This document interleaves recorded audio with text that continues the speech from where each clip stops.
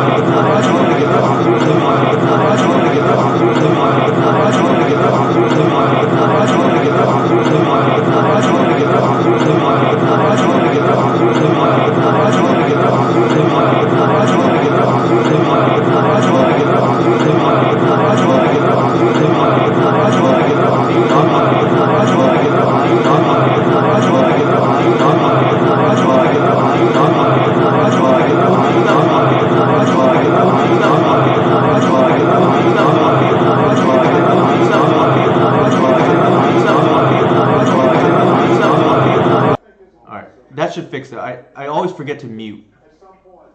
Let me know if this is still an issue, Yog. I always forget. That's my apologies. I know exactly what causes it. It just slips my mind to mute at the beginning. Alright, Hogak. It's funny, now this blog suddenly looks a lot better.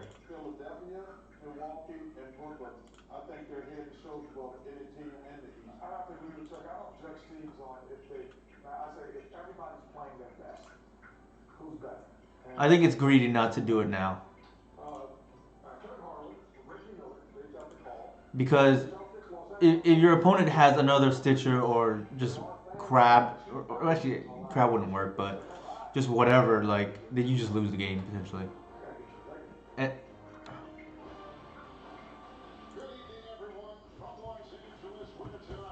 so unfortunately, I'm not running Leyline this league, and that's because I'm trying the 2 Force of Vigor. But you know, maybe leagues are just too degenerate. I have to run Leyline. Yeah, see, like they would have had to turn to Hogak.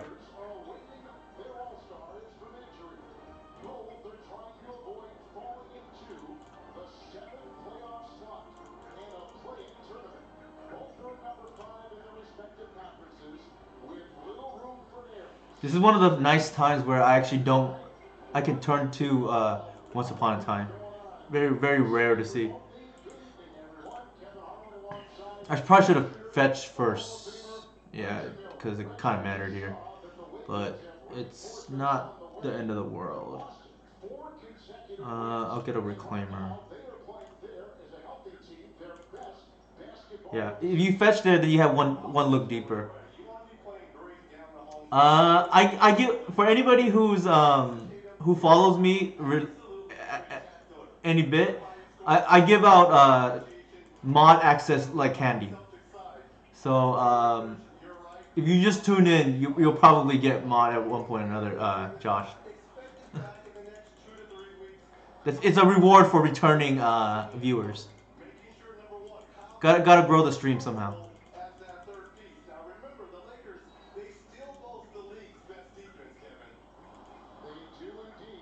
Alright, so this looks like the, well, they have bridge, so I was gonna say this kind of looks like the Mats Ole deck, but I think it's just your normal Hogak deck, but with Wayfinder.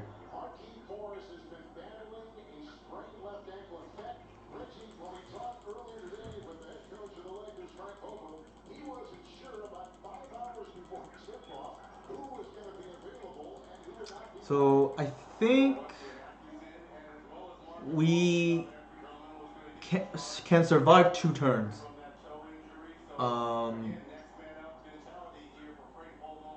So we have to play for a win 2 turns from now. I don't think we'll die next turn, so that's okay. I think. Oh wow, they have a natural Hogak from the hand. Wow. All right, so never mind what I just said. I think we might. Well, this means they can't attack at least, or they could, but.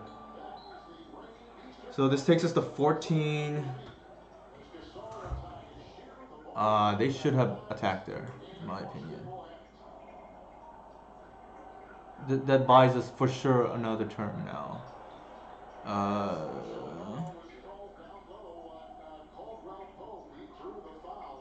Alright, so we have no choice but to go for it here.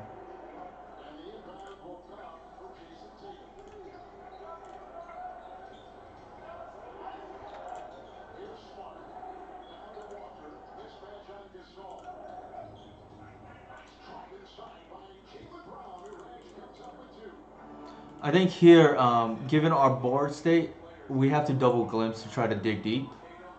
And you don't really get punished for it as well because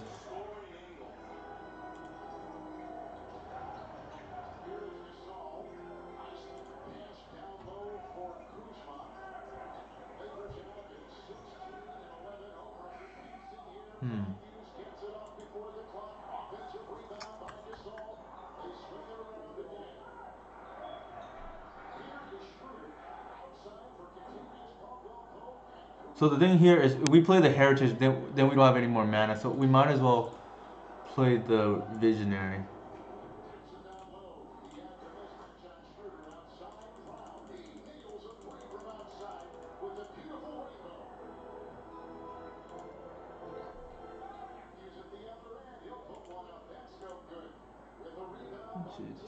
Okay, so we have to pitch one, probably pitch the land, grow the reclaimer.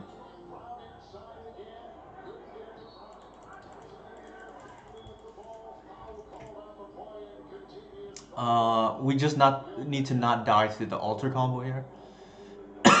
And I think we have the kill. And we have to dodge at the Cabal Therapy.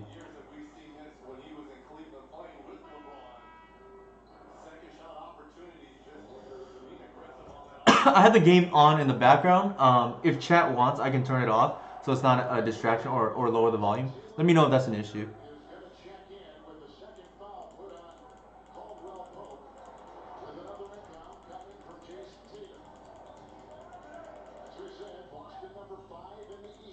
So let's see.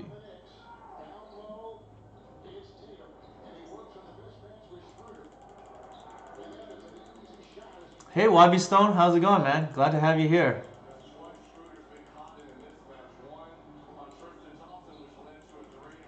Alright, so they're gonna pump the Vengevine. Sorry, they're gonna pump the feeder and then bring back out the Vengevine. I still don't think that's lethal. Let's see. 14, 15, 16, 17, 18. Alright, so we have to block 2 potentially. We definitely have to block the feeder. There's no use blocking the Hogak. And if we can afford to, we'll block one more. But one thing dies for sure.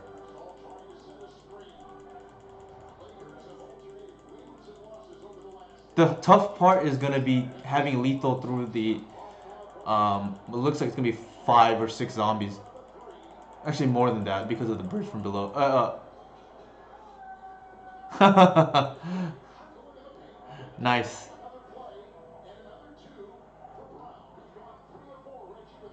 Ouch, that sucks, YB Stone. So we're gonna have 3 attackers.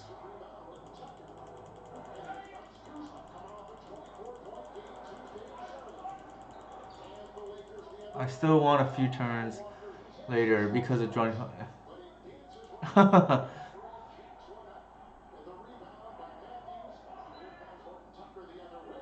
I'm glad you still won though.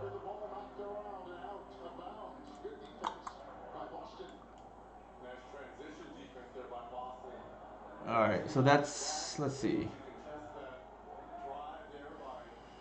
14, 15, 16, 17, 18. So we can take, let's see, 14, 15, 16. We have to block that. 12, 14, wait, 14, 12, okay, 10, 14,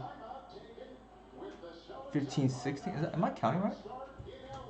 That doesn't seem right. 12, 13, 14, 15, 16. So I thought they had.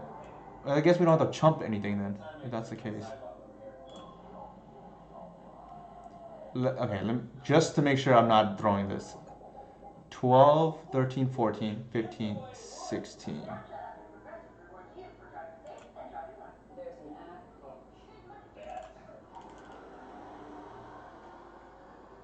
In hindsight, actually, maybe it probably is better to leave the visionary there and pump and.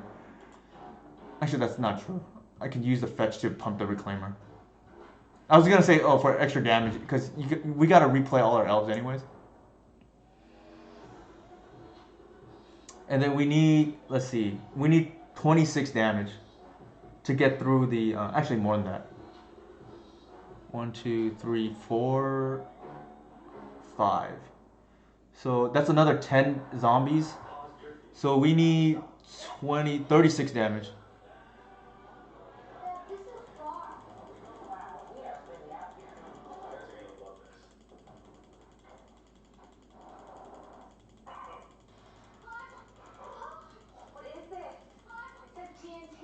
At least no Cabal therapy. Recasting Hogak? It doesn't, but they didn't go for that line. And but that's good. That's a good observation.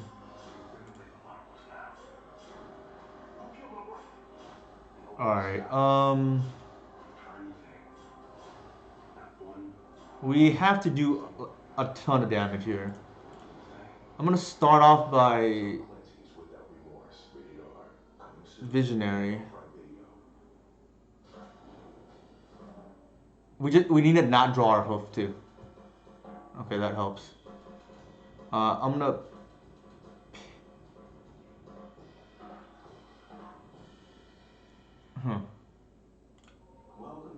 Extra damage here with the reclaimers are on 3-4. If I get a Bayou.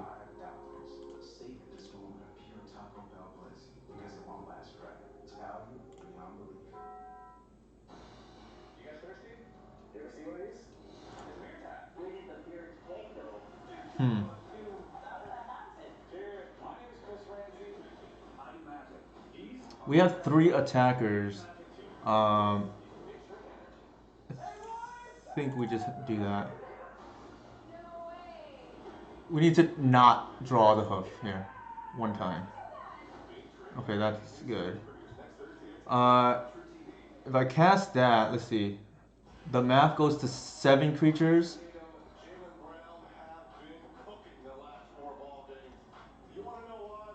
So let's see. We want to get Arbor here. Yeah, that's a good point. I was thinking we were gonna play the Heritage first and then cast this in response. But that's a good point, Josh. Hold on. We need to do. Okay, more than.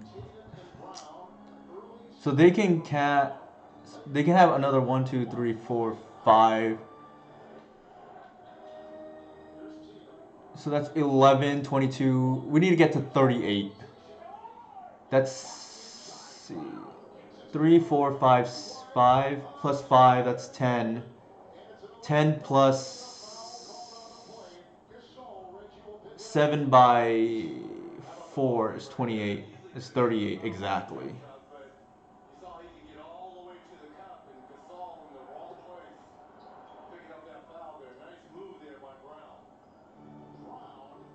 Okay, I don't want to screw this up. 1, 2, 3. Yeah, we do. My fear, Josh, is if we don't have to, I don't want to draw the hoof by accident. So 1, 2, 3, 4, 5. So yeah, they can each pitch each other. 1, 2, 3, 4, 5. That should be 11 by 20 by 2. That's 22. So 38. And I believe I have exactly 38 on board right now. Yeah, I believe it's lethal already, but I just want to make sure. 4, 5, plus 5 from the hoof, that's 10 naturally. Plus 4 attackers by 5. Sorry, 4 by 7. That's 28. So we have exactly lethal.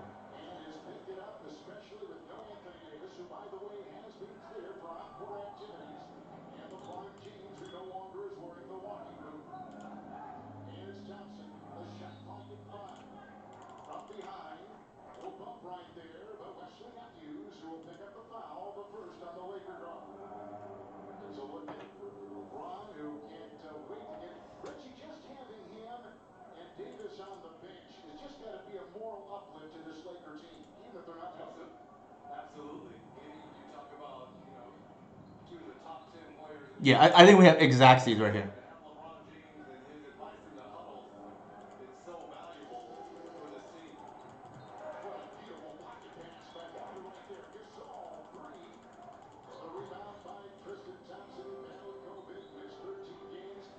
What up? Right in time.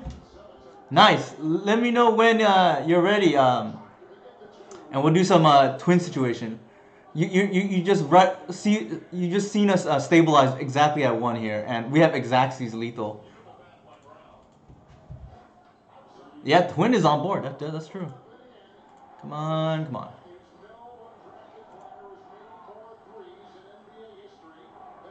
on. This is a to win situation.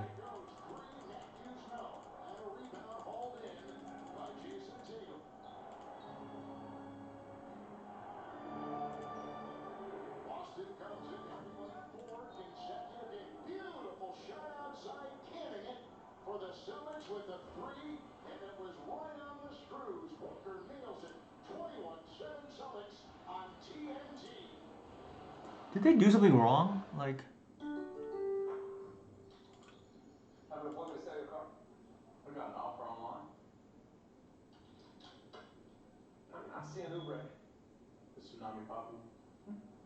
I feel like they should have. Oh yeah, okay, yeah, they should be dead.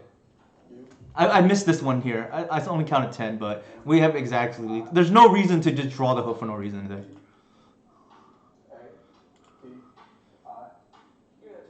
Yeah, they punted by not attacking with that Venge Vine for no reason the previous turn. I mentioned that a little earlier, Josh, to chat, and I think Josh astutely pointed that out too. For anybody who missed it, like that is the difference in the game right there. Because otherwise, I have to do another line. I probably still get there, but it's not as it becomes a little trickier. Okay, so I think they have altars on board and oof. Caracas for their Hogak. The crop, obviously. Don't want Archon. Don't want Visionary. Don't want Wirewood. So here, I think. Let's see. I don't have the ley lines, unfortunately, but I mean this match is like very winnable without it. I think that's it. Like, yeah, Harpooner I'm trying out. I literally have no reps with that card yet. But I do want to try it because I do think the whale is a problem for our deck. And if more people start playing the whale, even though it's not as good as Delver Mirror, we have to be prepared. It's not that we can't beat the whale, but you know, a nerf version of Dreadhorde Arcanus is still pretty damn good. I don't think this is gonna get there, especially on the draw. Oof. Uh, kind of a slow hand as well. It does have a turn 3 natural order, which is like appealing.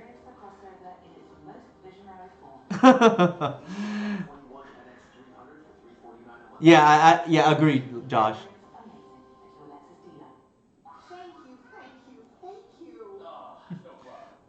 I feel like we can't go any lower than this. Like, they kept 7.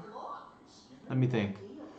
I don't. The thing is, I don't even think natural order on turn 3 is lethal, so I'm gonna try to go lower. Alright, we can't go lower than that, though. We're at 5 now. Just gotta keep. I don't think we want Glimpse.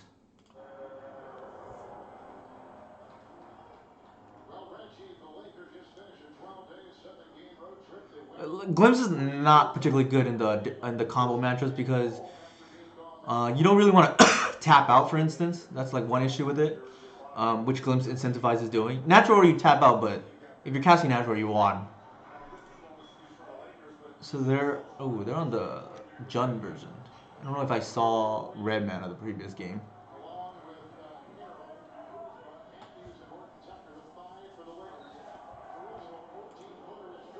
Like,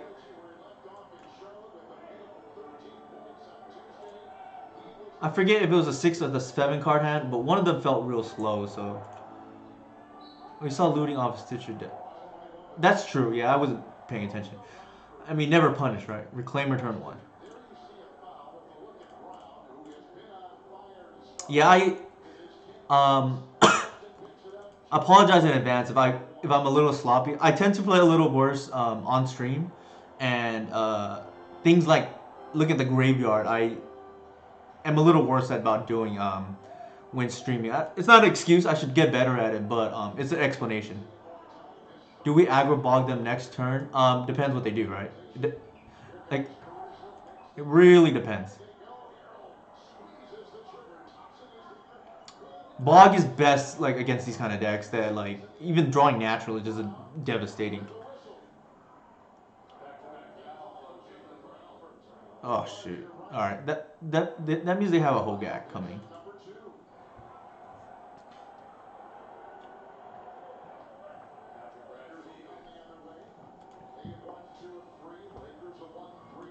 Oh, okay, so they don't have a Hogak coming. I think we aggro Bog then, if that's the case, because we don't want them to loot into Hogak. Or we can respond to the looting as well. If they go down that route.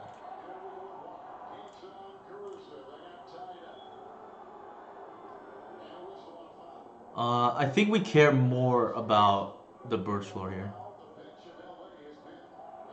Yeah, I agree. Like usually when we're on the draw, Reclaimer is not very safe. So the question here is whether we want to preemptively bog or not. I'm almost tempted to let them tap out for a looting, and just bog in response to that. And if they want to pitch like whatever they want to pitch, then I'm fine with that.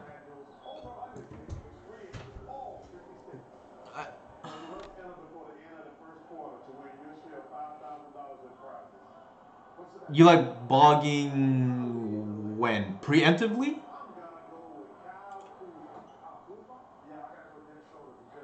Yeah, I'm not sure about that. Like, if they had Hogak, they would have played it. I don't think we're playing around the top deck. Um,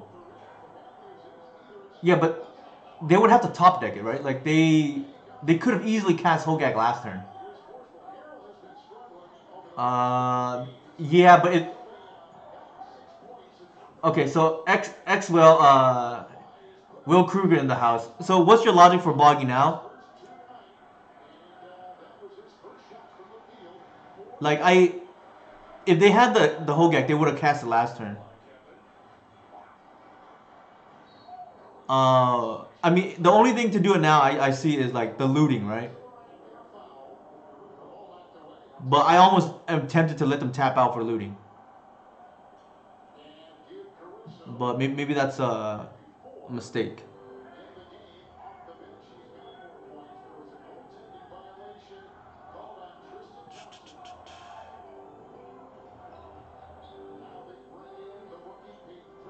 Oh, sure, sure. I see what you're saying. So if they cast looting, that means they have nothing left, right?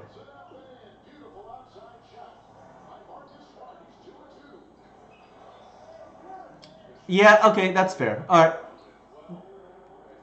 So if we do this, then we can have the Shepherd down one more. We can do it now, so that's fine.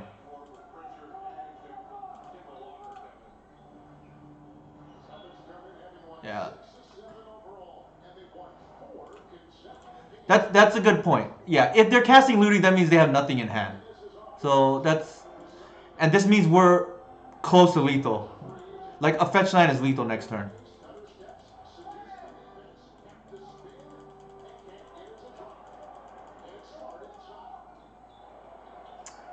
I always want to push the limits, but that's me like being greedy.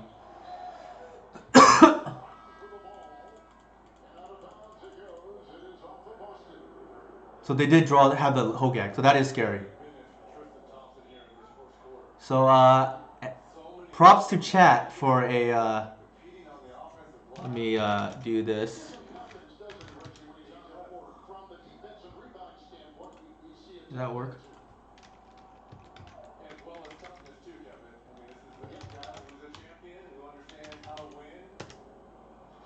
Okay.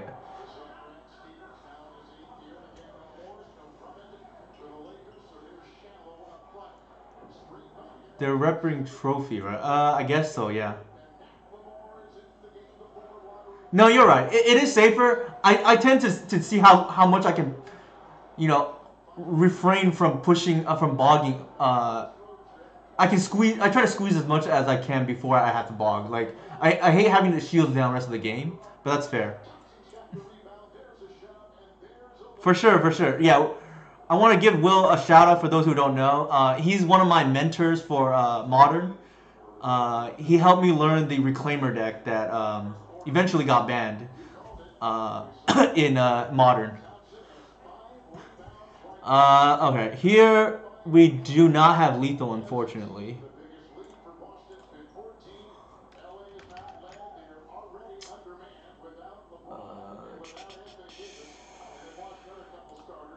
I think we want to get as much mana as we can. So I'm going to do this.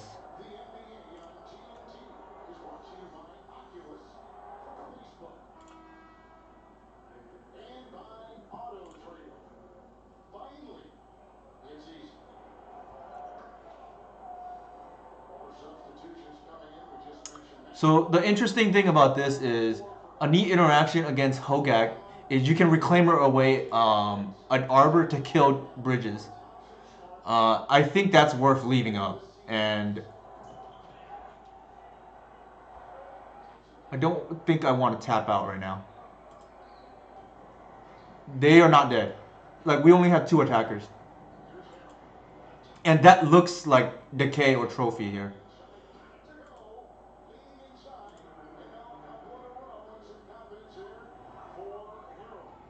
Is it? Okay, let's see. It's 5, 10. Yeah, I think it's exactly 16, but I feel like that's trophy that's up. Yeah, it's actually 18.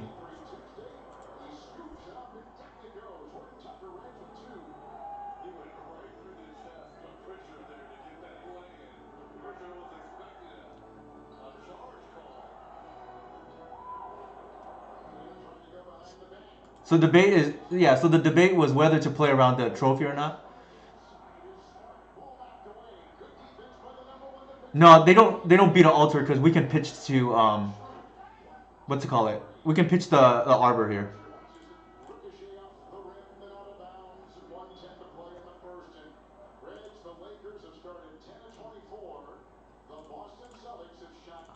I think we played it safe, and I think we probably got rewarded for it.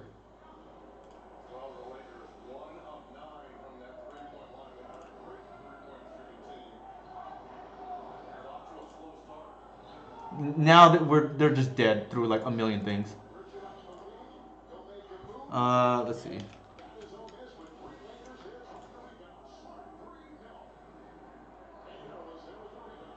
Yeah, now they're just mega dead. Yeah, like we have like a million things, like ways to kill them.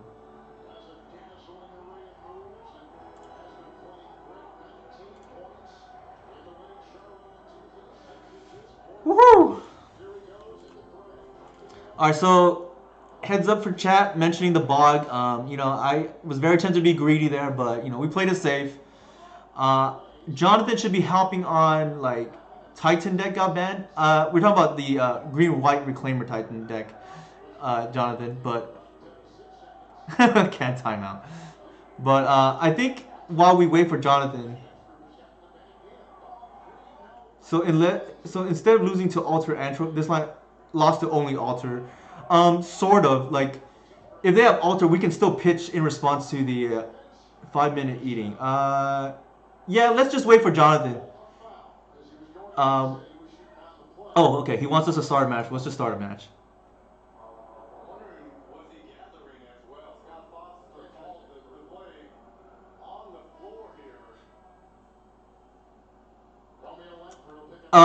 Yeah, you have a point there, Will. I just didn't even count the math, which I sometimes don't when I assume it's not lethal with only one. What's it called with one attacker. There's certain what's it called board states that represent a certain amount of damage. Like the numbers 16, 19, 24 are pretty common. Incoming trophy leader. Yeah, if I cared about that kind of stuff. Unfortunately, I don't. Yeah, at least in its current form, it's dead.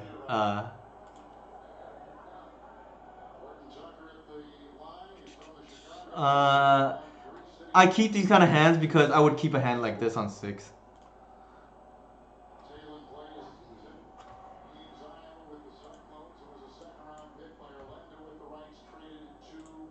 And I always lead with Once Upon a Time over the fetch, unless I know they're not on a blue deck.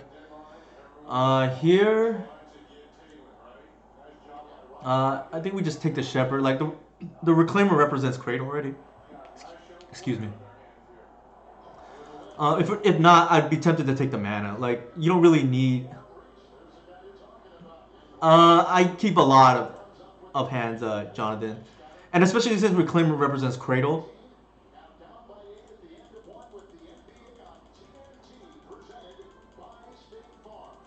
This is mana.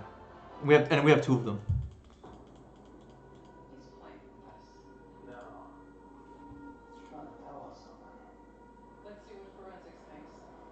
Getting Cradle, Jonathan.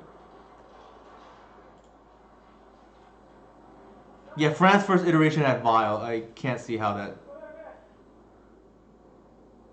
would be right.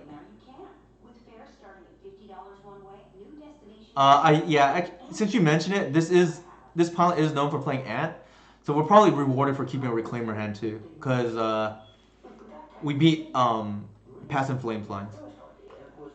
Like this user does look familiar, and then we just pass turn 2, and we just leave two Reclaimer the rest of the game essentially. There's no reason not to.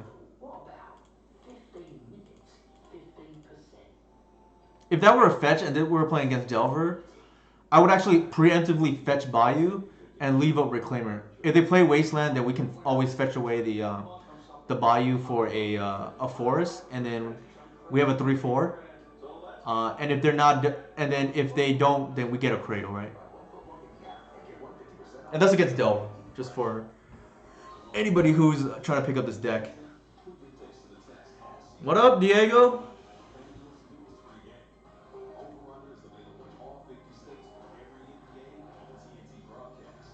Yeah, but I think earlier, They likely have trophy, but I agree with Will's line. If I bother to count the math, you probably just still go for lethal there. You do lose to Alter, unfortunately, though, with that line. Um, Given that we were pretty ahead, maybe you do that anyways. But it's debatable. Sure. Yeah, this smells like ant.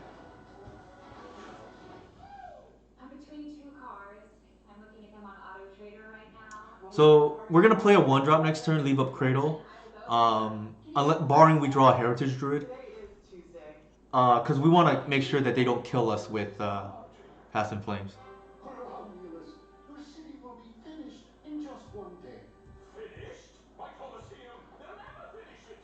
And then we're gonna rotate away the. Well, I guess it doesn't hurt. We can rotate away the forest. It doesn't really matter here.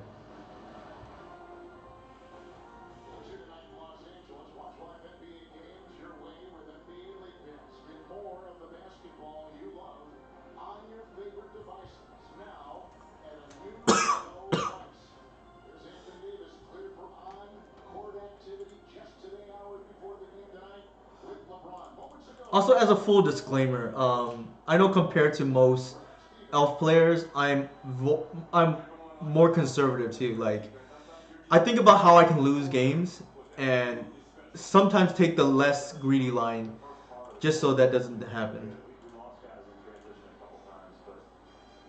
I think here, like the only thing we care about is the Thoughtseize. Reclaimer is a faster clock, so that's more reason to actually put it down here, I guess.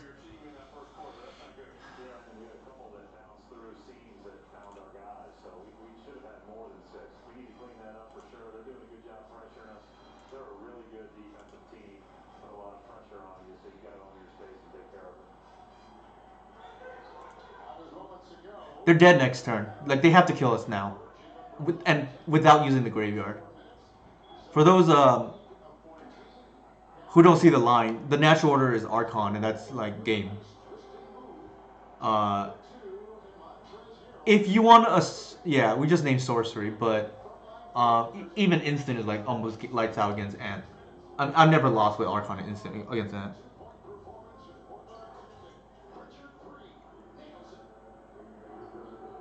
But I mean, if we want to play around Doomsday or something like that.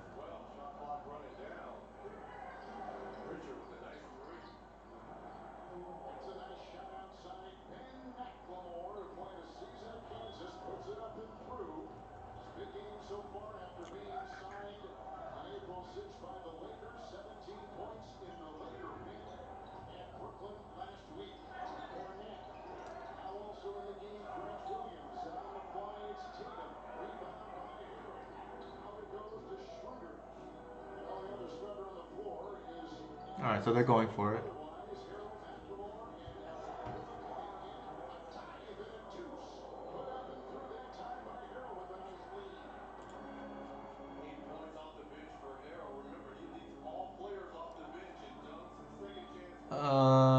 Okay.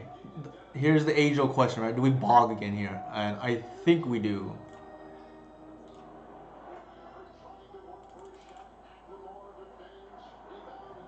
What do you think, chat? I think the answer here is to bog in response to this. I find it hard for them to be able to like combo through with 3 cards left in hand.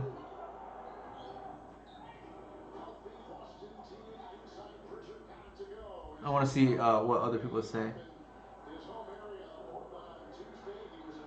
If they don't have Threshold, that's 8 mana, yeah.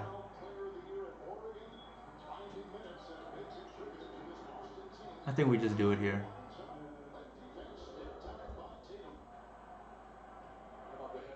Oh.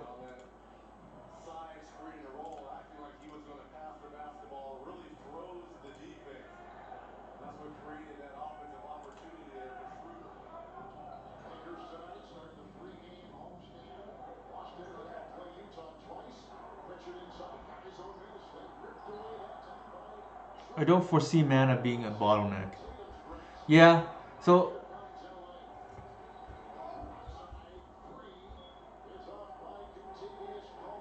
they would have had, instead of 4, they would have had 7 instead. 8 with this before LED.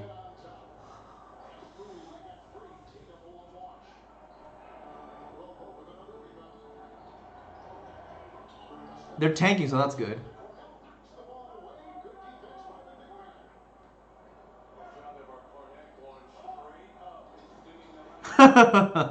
all good, Jonathan.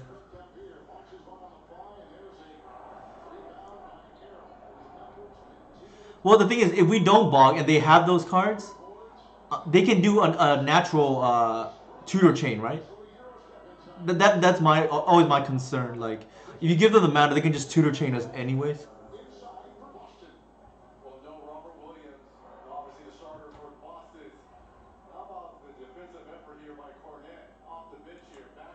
All right, so they had IT lines I done. Yeah, I think it's correct.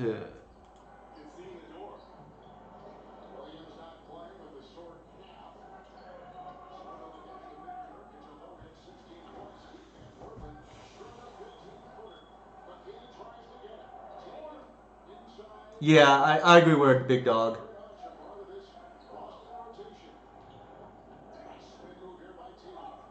Do they have red mana? Oh no, they reviewed LED. Yeah.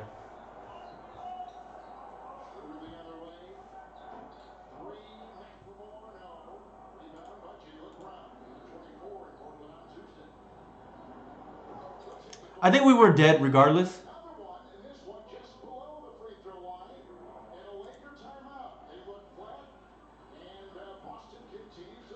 Oh, they just messed up. Oh no, they didn't.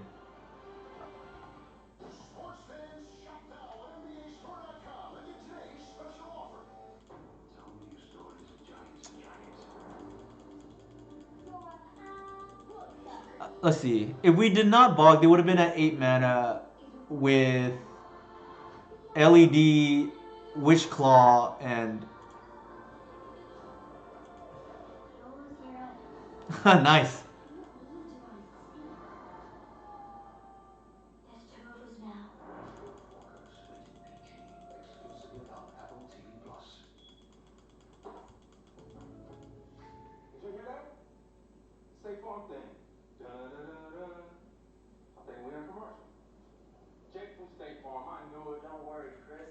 Yeah, so potentially we don't bog there, but you know, we wanted to see what it was. We wanted to see how it turned out.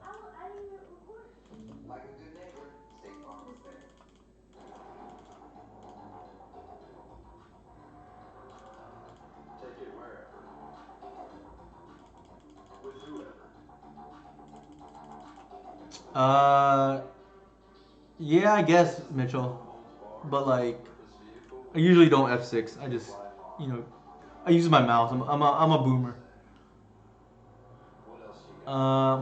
Unfortunately, Force of Vigor is not great in this matchup. I'm kind of really wishing I had that ley line now. I'll always punish for not playing ley line.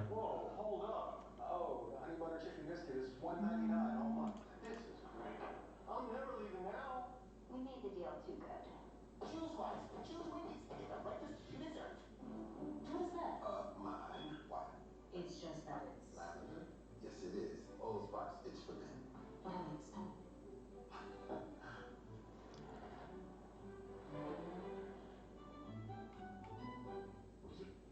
Sounds good for sure, Jonathan. A better service. Also because Spectrum Mobile costs what they say it costs. No taxes, no hidden fees, no contracts. Not lucky for us. Yep. Especially because we don't exactly have the best history when it comes to I DDoS. usually don't pass through the whole turn though, but yeah, I guess I can do that. How did we miss that? Why do Marty's hardwood floors picking? Sure got me. With Spectrum Mobile, there are no surprises, no added taxes, no hidden fees, and no contracts. It's a better way to All move. right. Spectrum So Jonathan's gonna hop on now. The thing that keeps us returning to Mercedes-Benz with Anaheim is just the exceptional service and the value that you receive. At Mercedes-Benz of Anaheim, your satisfaction means everything to Let me. me Mercedes-Benz of Anaheim start will a offer you call with him. and all the features that I want. The sales consultant's always very friendly. Yo, what's up? Thorough, all the Yo, options and can you see my screen yet? Keep coming back to Mercedes. I can now, yeah. Sweet. I think we keep this. Like this has graveyard hate. And So like I would guess that from the ant side, we definitely do are mindful of the bog as well as like bring some chains. I think if I was going against elves, I'm mostly afraid of the oof or turn 3 goldfish line, I guess, or discard plus like a turn 5 kill, I guess. Just like mm, from the experience from the ant side. mm-hmm. So I didn't pay attention to the rest of the cards, but I think we were dead regardless, right? I think so. Yeah. I think the best you could have done was restrict the mana so that they only have one black to start with the ad nauseum, which it's not a 0%er that they lose from there. So I think it was fine. Mm-hmm. If I did the math, I may have I think if I recall, their last two cards before they. Okay, interesting. it was like Wishclaw and like Duress, but like I'm not interested in what they had as much as I'm interested in what they theoretically could have had. Right. Yeah, that's fair. I think given I think regardless of what happened, they had to kill regardless. Like even if we didn't bog, I feel like they win anyways, right? I think so. I think getting on like a 4 outer for them to die from ad nauseum is totally fine. You know what's kind of crazy? In one of my first legacy events, I top 8. I was the 8th seed. This is like a paper event. I was playing against Ant, which is the number 1 seed, and I forget the guy's name, but he's like kind of a known Ant player. He like did pretty well at one of the like SCG Vegases, like back when SCG used to be on the West Coast. Okay. But he died from 18, which is kind of unreal. Dude, you have no idea, man. Just like dying with 0 floating from 20 is a thing that definitely happens.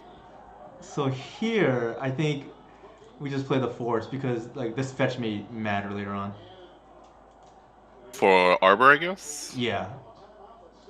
Also, like the life, right? So I guess we're real. Go ahead. So I guess we're not really interested in just like building our board here. I mean, we don't have a quick kill regardless. Yeah, life does matter though, because like if you're gonna restrict their passing flames line with the Reclaimer, with the other angle is to attack their life total for the ad nauseum. For sure. But taking one turn off so your future turns are like extremely like remarkably better is probably fine. Ooh, oh, I think I like this. So instead of playing the Arbor, I'm just gonna play 2 elves here. Okay, and then pass, hold up bog. And hold a bog, exactly.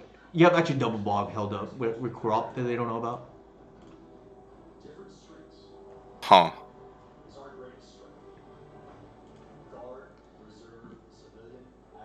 Wait, Mitchell, I saw you on the leaderboard just today. What do you mean you've been off of it? Unless that's not you. Yeah, the harpooner is pretty good, Diego. Oh my god, that's the former Notice standard staple. The Craw harpooner? Yeah. Yeah, I came to realize like a nerf Dreadhorde Arcanist, which is the whale, still pretty damn good. It's so much harder to control, have agency over how good it is, though, isn't it? I haven't played it myself. I only theorized it. Like I haven't played Delver in a while, but I suspect it's very good. It's probably just not as good in the mirror. It's not really respected in at least to a few legacy recs I've talked. Like Jarvis is totally not a fan of it, for example. Yeah, I mean, if Jarvis is not good, I would trust what Jarvis says, like about Delver. Yeah, and Gold Ducat. It just happens that card's insane against me, though. For sure, yeah. I mean, Gold Ducat. I don't think he plays the whale either. No, actually, he's trying 4 now. Gold Ducat. That's interesting. Yeah, Daniel's trying 4 whales. Like, his lists have been all over the place though. So like, take that with a grain of salt though, because I know he was trying Stoneblade, and then like now he's playing Delver, and he said he doesn't like Stoneblade anymore. So I mean, after he won GP Niagara with it, you know. But he likes the whale now, so I don't know. I know he's trying to list with. I think this could be a little greedy, but he's trying to list with 4 whales and 2 mandrills. So that's like a lot of Delthers plus Euro. Like I don't know if he can support that, but I guess it's better to test the limits than to be conservative initially. Yeah, if you're testing for sure. I mean, he also popularized Hex Drinker in Modern. I mean, I know a certain somebody here, aka Twin Identifier, played Hex Drinker out of sideboard at Neoform first, so there's that, right? Yeah, the thing with Modern, yeah, I mean, Modern combo does not have Xanthid Swarm or Silence or well, it has Silence, but it doesn't have like a good enough anti-combo card in green. I actually tried Legacy Neoform. It's actually not bad. Which Like, one is not bad? Legacy Neoform, because Summoner's Pact and act as a Force Negation, Force of Will by getting the Shepherd as well. Mm-hmm. And you have 8 of those because you have Xanthid Swarm as well. Right. Yeah, Xanthid Storm seems better, right? Like, because I don't... What do you have to cast is not green? I forget. Sorry? Green. Sorry, you're casting Xanthid Storm, right? You said? Yeah, Xanthid Swarm. I Is tried that- it in Legacy Neoform. So double Cabal Root. I wonder if this is a come on. natural. My dog is, like, bothering me right now. This smells like an ad nauseum, and there's really nothing we could have done if that was the case. Yeah, it might be a natural. No, we'll see. They got... Yeah. What did they get? They got double. They got double. Okay, so it's Cabal Rit, Dark, Cabal Rit, ITO, Cabal Rit, ad nauseum. Unfortunately, We let's just let it go, right? let's think about it here. So let's say we deny them. So that's 4, 5, 6 ad nauseum. I think we We just bog here? I think we bog, right? Because so if we bog now, they get 4, and then another Cabal Rit is 5. Petal is 6. That could, if they have, I mean, if they have IT as the last card, this line doesn't work. But they're also not forced to have gone this turn, so it's weird. Their last card has to be ad nauseum, but I would still pop it for the bog, mostly because like you don't have a better opportunity to do it. That's fair. Yeah, because I guess they're scared they're just dead next turn too, right? With this, there's a lot of power on board. Are they actually dead? Next turn? Yeah, this is So- lethal right here. Especially with the okay. crop, right? We just activate, that's like 15, 16, 17, 18, 19 damage. Well, they don't know about the crop rot, right? So it's 4 GG, so we can't activate it at face value, right? Oh, I think what I should have done was pop the crop in response. Yeah. Okay, I got distracted by the dog right now, unfortunately. I distracted you, so my bad. no, my dog is like bothering me. I think they would have had threshold regardless. I need to recount the turn. So IT. Okay, I think the time to have popped it is during the first Dark Grit, right after the IT for Yeah, shit, we could have won. We could have won this, I think. Yeah. My bad. I distracted you a bit. That's my bad. No. I got distracted by the dog. Like. Dog. I know that's grounds for getting canceled. You know, complaining about the dog, but. Yeah. They haven't gotten there, but they also have 9 life to go. Is there? Wish Claw might. So 1. They're certainly not there yet. They need more black mana. Ooh, we are getting close. They need an IT and a mana source, I think. Oh no, yeah. So they have Dark Grit and LED right now. Oh, if they stop, that's not good. Yeah, I think we're just. Okay, they revealed another LED. Do they have a Inferno Tutor? I don't think so. I didn't see it. No, we punted this game, like. Yeah. Feels bad, man. Yeah, my dog was like bothering me.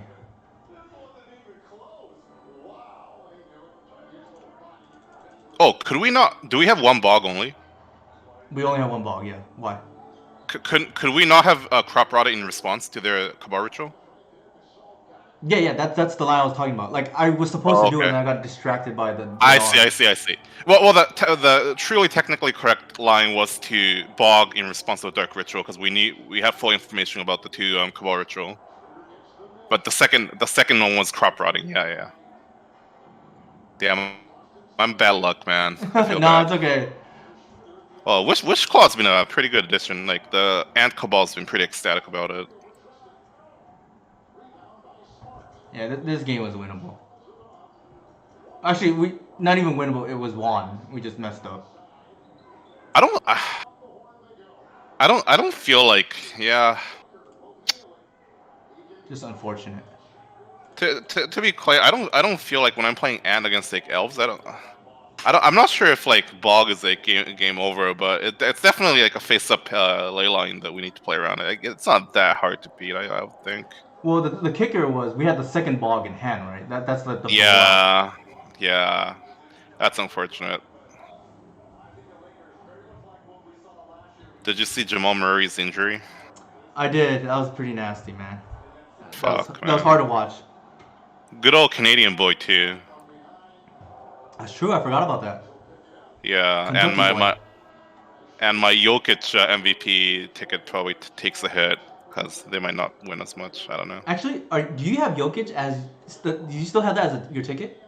Yeah, I bought it for $50. It's current. I can currently cash it out for like $1,000. I don't know if I would cash it out. I think he's gonna win it. I'm definitely holding.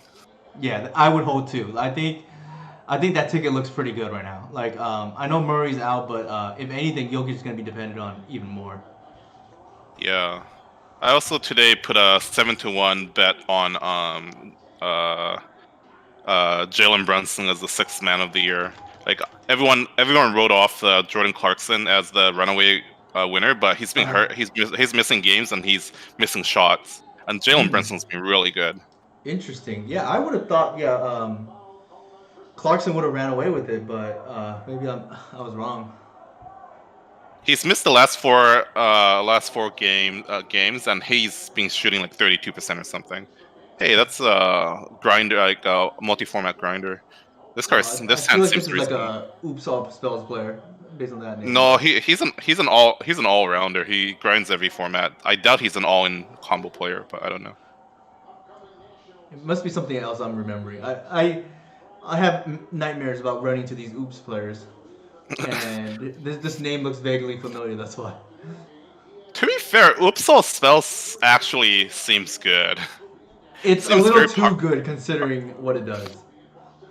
For turn 1 deck that has resilience against turn 1 Force of Will, I feel like it's like too good, yeah. That's what I mean. Like, its Force of Will matchup is not that bad, and it destroys like every other deck that doesn't have Force of Will.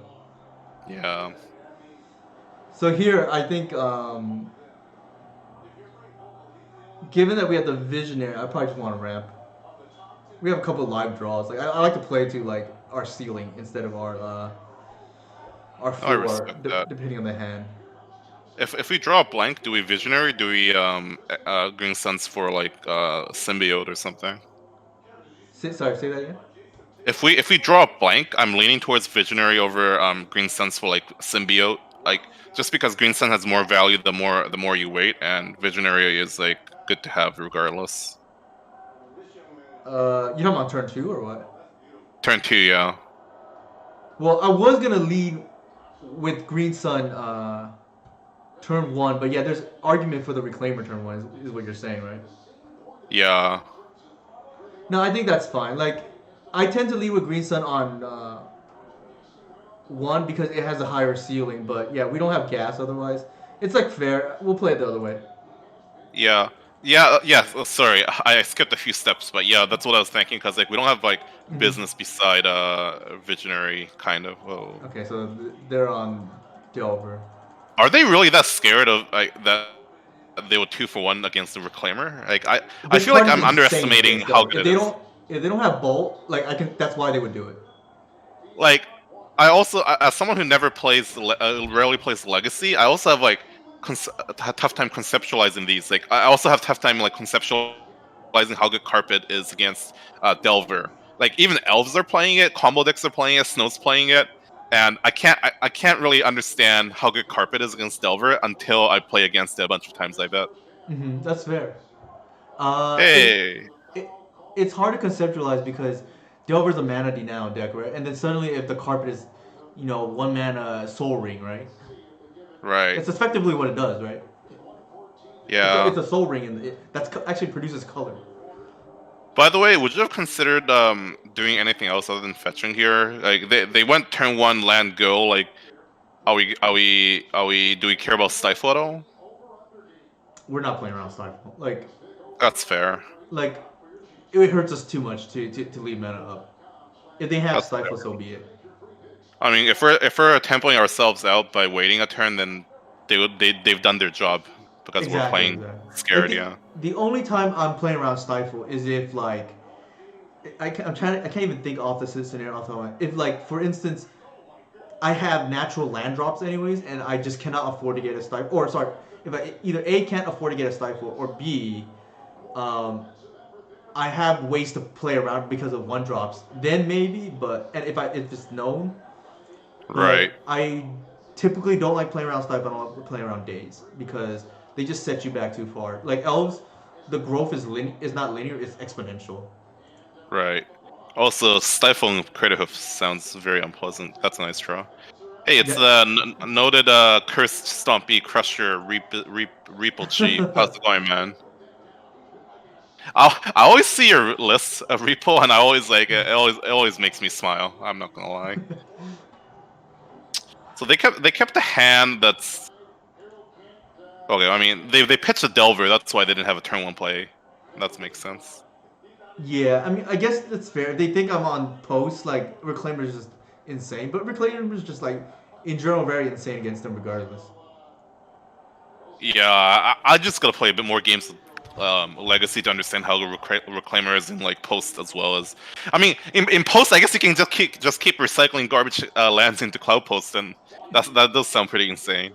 Yeah, I mean, like I don't know if you've ever played against post. It's like kind of miserable. You can't really do anything, and they just go fish. That's fair. Do we green sense for Symbiote here? I think I have another line that I like first. Okay. Given that this is protected, I'm gonna go ahead and like green sun for Heritage. And then wait, is this protected? Oh, right now for this turn it's protected. Right. So I'm gonna green sun for Heritage for mana. And then green sun for Wirewood. Okay, I like that line a lot. Like don't mind me, Chad. Don't mind me, Newton. Like I'm still very new to Legacy and especially Elves, so I'm pretty sure I'll ask pretty dumb questions here. Well, at least I got right that Symbiote's good card to get in this spot. Symbiote's also kind of just nuts against what's it called? Yeah. To protect the Shepherd, and we got another one. So, I mean, if they want to waste us, they can waste us here. I think we've already won this game. They're like miles behind. Right.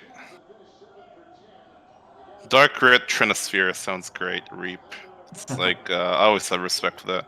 To be fair, I've never played it on the Delver side, but too often my opponent will just accept the trade with Delver for one of my 1/1s.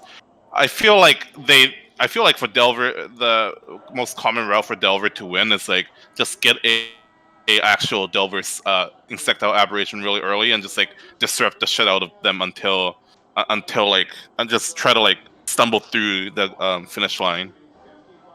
Barely. So they chose to kill our target our Shepherd and our Visionary. I think we just let the Shepherd die. Like that's fine. Damn. It already did its job. Like. Well, Shepherd's not worth it, huh? That's interesting. I think the Visionary is worth more, to be honest. Oh, you have a live Symbiote, yeah. Why did they kill the Symbiote? That's weird to me.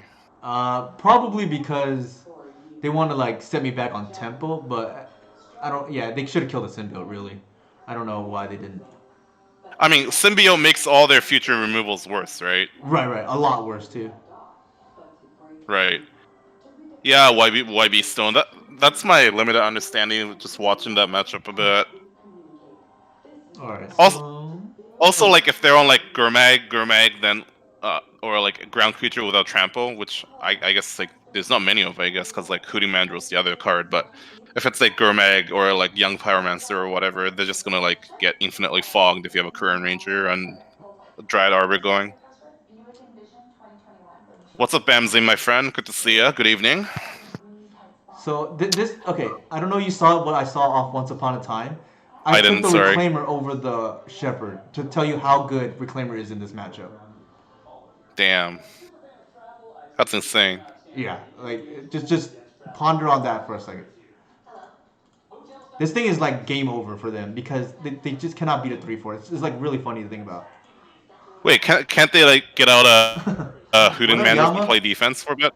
Well, if they get a Hooting Mandrels and play defense, then we just have infinite time to draw anything, I guess. If they're playing defense, they've already lost. Like in my opinion. That's fair. Yeah. I mean, Shepard's pretty insane this spot too, but like they can't bolt a Reclaimer. That's like really funny. Yeah, it is if you think about it. Don't get me wrong, I love my RV, but ensuring it Yeah, I don't know. I feel like The insurance goes with your. I feel like you just need to kill Symbiote in that spot. Yeah, their big misplay. I mean, there's like, I don't know their hand. It didn't look like they have an answer for the Reclaimer, which is maybe why they forced the first one. But they definitely should have killed the Wirewood a couple of turns ago with a Fork Bolt. Like I've had other Delver players who I respect force turn 1 Reclaimer, so like, it's definitely not unexpected if that makes sense. That's fair. I mean, from this spot, they have one card, and you're just gonna beat them down with your Dork Squad. It's actually really funny when Reclaimer like bashes, like if you have like 2-3 Reclaimers out, bashes for like 6 or 9 a turn. Right. I guess you're just gonna fetch for Dryad Arbor. Yeah. So you get to actually do some cool things here. Ooh, cool things. Wait. Wait. Oh, you untap the Reclaimer, I guess. Yeah, I'm gonna untap the Reclaimer here. Since the outbreak of COVID-19 in the United States, Wait, does that matter? I want to thin out my deck. Oh, okay. Okay, I see. Is that worth 1 life from this spot? So typically here, you care about multiples of 3, right? Because the Delver attacks. And So- bolts, yeah, sure. So you can fetch twice actually. Ruh-roh. This thing is like a trained Armadon against us. Train Harmadon. I So mean, here- they're not gonna win this race. Yeah, they're not gonna win. I agree. I don't think we want to fetch twice, so let's just do this. Oh, is Newton known to play like Peatland? Wait, say that again? Oh, YB Stone was asking if you're running Horizon. Horizon I'm not Lands. running a Horizon in this build, unfortunately. Do you usually? I have in the past. It depends on the build. I don't have Oh. it at the moment. Oh, that's what you mean by thinning. Okay, that's clever. Right? You can do it multiple times, like I just did there, and then. That's kind of neat. I respect that. I think here we just might as well do it anyways. Let me think. Yeah. The thing is, you don't want to go to like a multiple of 3 is the awkward part. Yeah. Wait, do you not fetch the Dryad Arbor at this point? Yeah, that's Or what I'm no? doing. Oh, okay, I see. This is a sad true name that can't really attack. Yeah.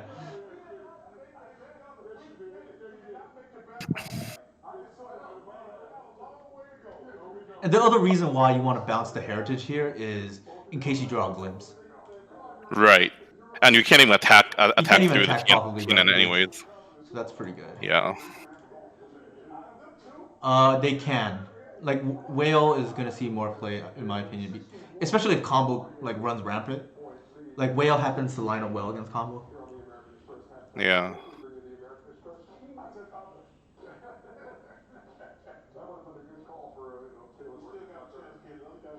So, all right, they're just really dead now.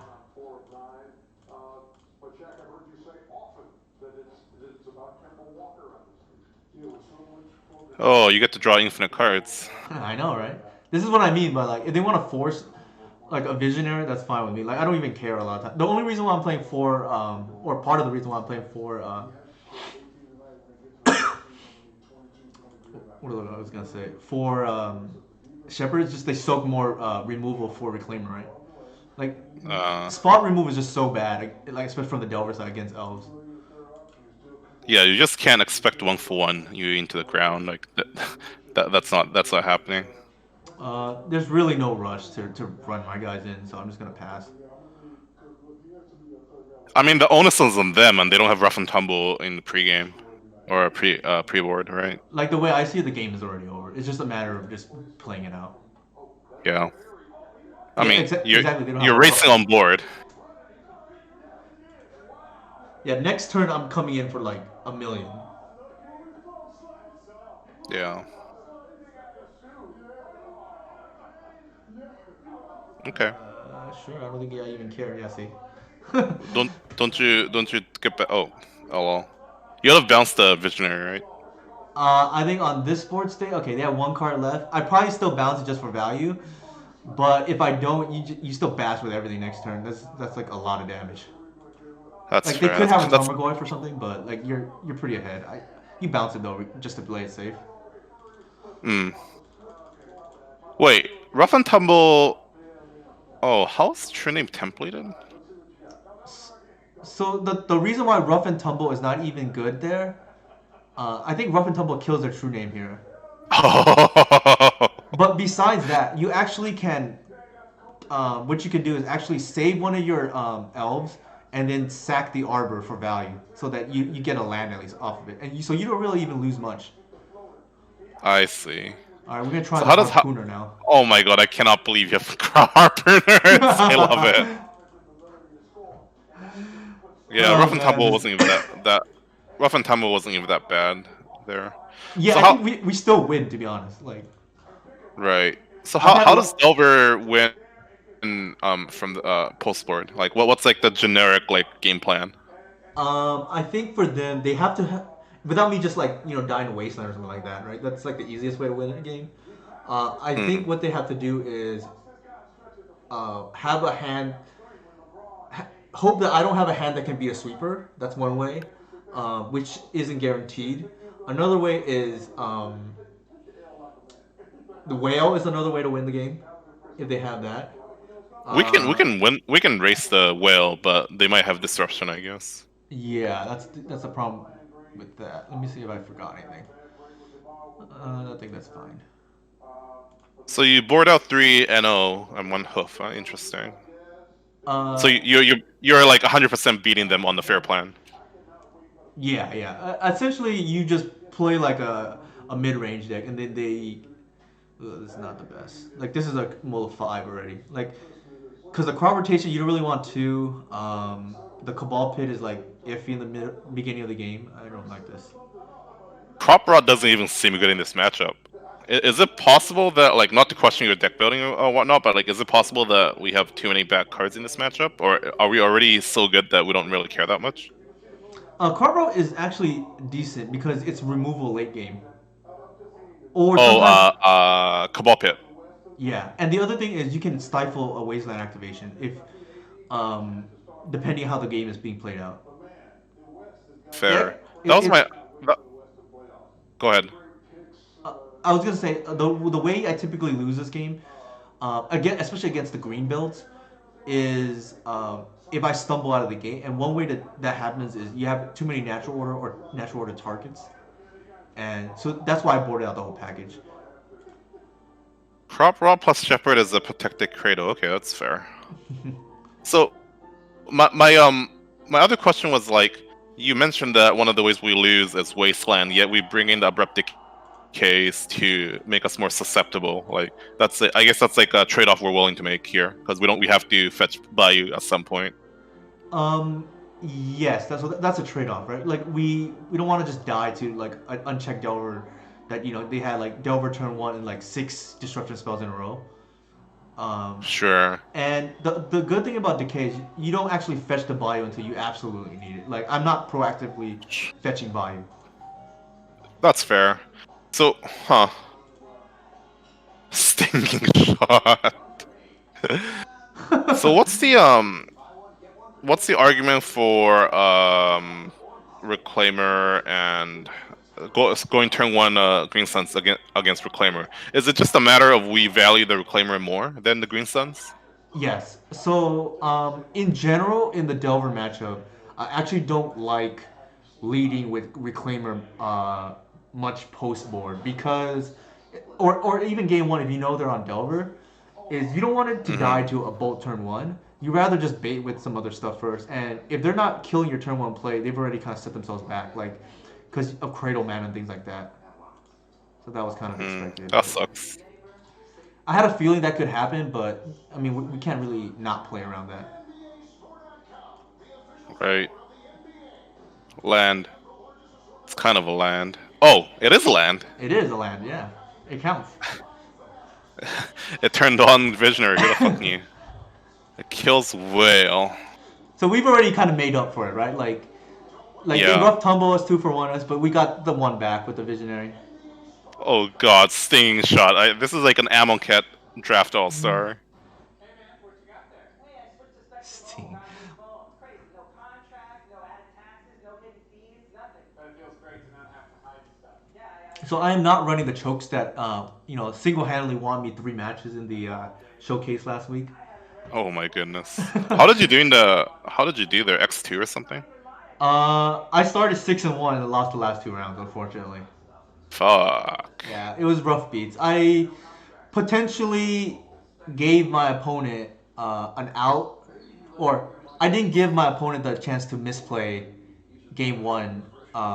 They were on Dredge, and they actually ended up actually it was kind of bittersweet because my last 2 opponents both made top 8. Damn. Jeez. I know people. I don't. Fuck. I know people make arguments that that's like the consolation prize and all that, but I don't give a fuck, man. I don't. I just want to win. I know. It doesn't really matter at that. Exactly what you mean. Yeah. Yeah. So that's kind of. So they have main deck Forkball. They probably even have 2 if they're running that card. I don't know. It's hard to say. Damn. This is what I mean, right? Natural Order is just very dead at this point. Imagine drawing Natural Order right now. That's fair. I mean, they've certainly kept us off balance. Yeah. This is the blueprint for them winning, right? Yeah. So the good thing And is, then, at least they didn't start with turn 1 Delver. That would have been a disaster. Like we'd be down to 8 Right. or something by this point.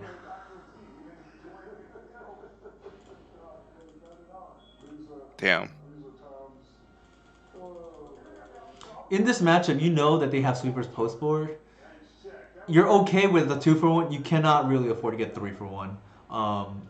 The exception to that rule is if they already have Delver on board, then you have no choice but to play more aggressively because you can't afford to get clocked 3 every turn. But Yeah. for instance, you kind of noticed the one turn I had 2 creatures. It was because I just wanted to get going, right? You want to if you untap with Reclaimer, you probably win. I see.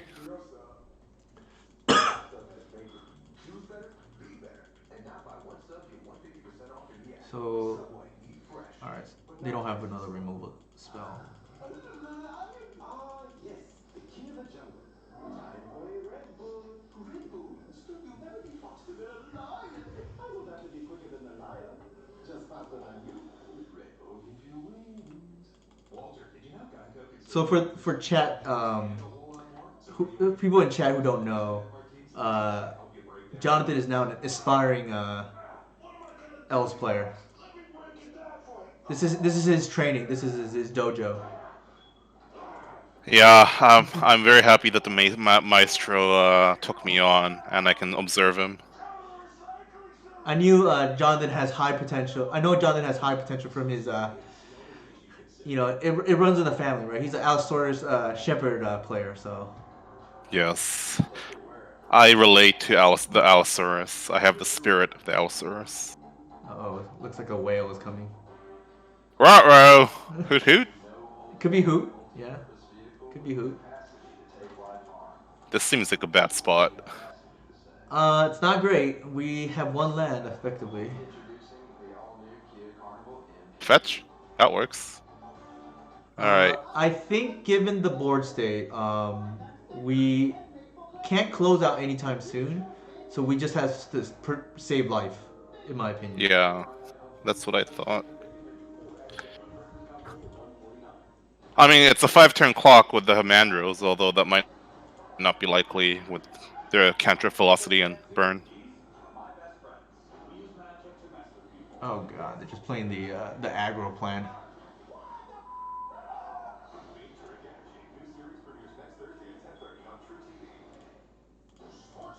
That seems like bad news bears. It is. We needed not to have a second threat here. The good thing is, like, I feel like the shields are down. I mean, we cannot beat any shield anyways. So how do we come back from this spot? I wonder? Scavenge use is one way. Ooh. Okay, so that's... Do we cycle? No, we don't cycle, right? No, we don't cycle here. Because Visionary does the same thing. I think we just want to commit to the board. We're not going to play Okay. around days here. Like, we need board presence. Fair. So we don't have a kill off the best glimpse chain without Craterhoof, right? Ugh. Oh yikes! Now we don't have a way to instantly win off of a good glimpse chain, right? Now that we don't have Craterhoof Behemoth. We sort of do. Like, if we glimpse and can generate a lot of mana, we just ooze for like a lot of life. Okay, fair. But I think we are in a lot of trouble. I think we would have been able to stave off, like, by time if it was just one threat instead of two. But now we're in a lot of trouble. The best draw here is like what, Shepherd or something? Yeah, that's game. Most certainly not that one. Something I've been debating too, and I forgot to change my list, is to try instead of decays the trophies, because I expect there, because elves is real popular at the moment. I expect there to be a lot of a lot of forager, and that's like kind of one of our soft spots, and just delve threats in general. I think we're okay with the way it is. I see. I'm getting a little bit punished for not playing the ley line, and then in this matchup, not having the choke. But I think the ley line would have been more relevant the last two matchups. Would we bring in Leyline of the Void against Delver? No, I think that's like too narrow. Well, this is an awkward hand. It is, but I think this is a keep because of the two. What do you lead? What do you lead on? I think you play it safe and Verdant into Forest into Green Sun. That's fair.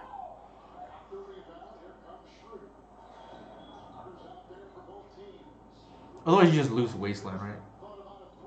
Yeah. It's also telegraphed too. If you that you have Decay in hand and you fetch for body. Like that's if any Delver player who knows that Elves matchup will see that coming.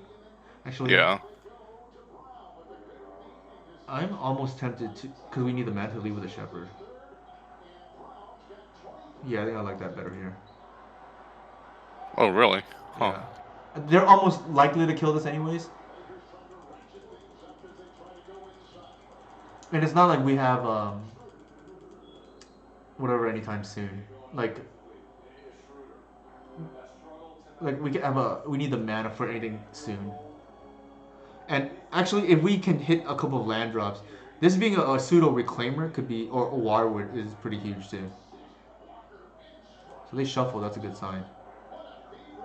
Oh, right.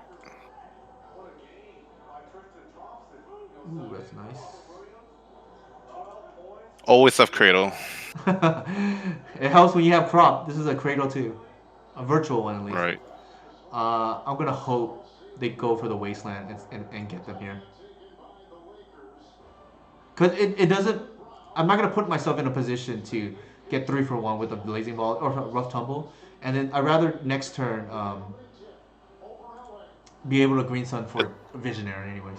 Is Rough Tumble 2 damage? Yeah, so if I Green Sun here, you know, I just lose my whole board, right? Right. So your rule of thumb was 2 for 1 is acceptable, 3 for 1 and over is not really, unless you're in dire straits. Unless you're under pressure, right? But you can't afford a 3 for 1 if you're slightly ahead on board. So they're not killing the Arbor for some reason.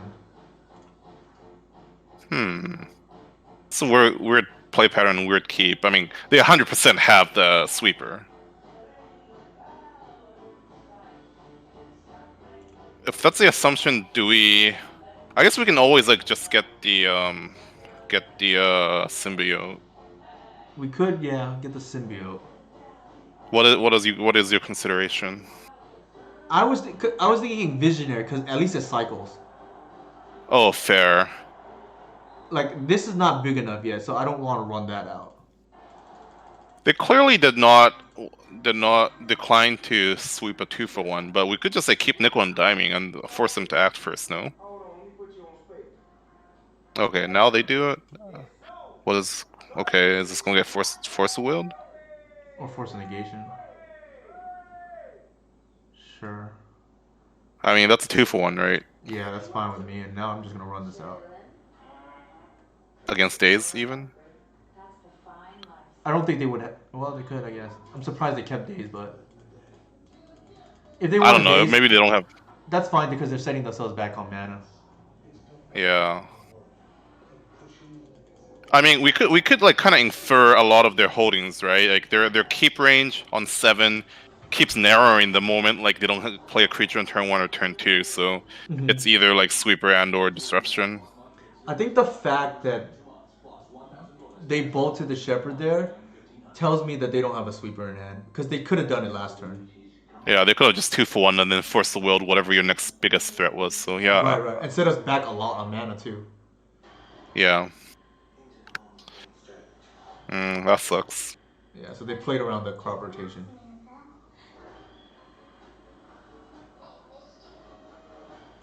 I don't think I'm not slamming Reclaimer there, like given the circumstance. That's fair. I mean, it wasn't gonna be bulletproof for a while. That's funny.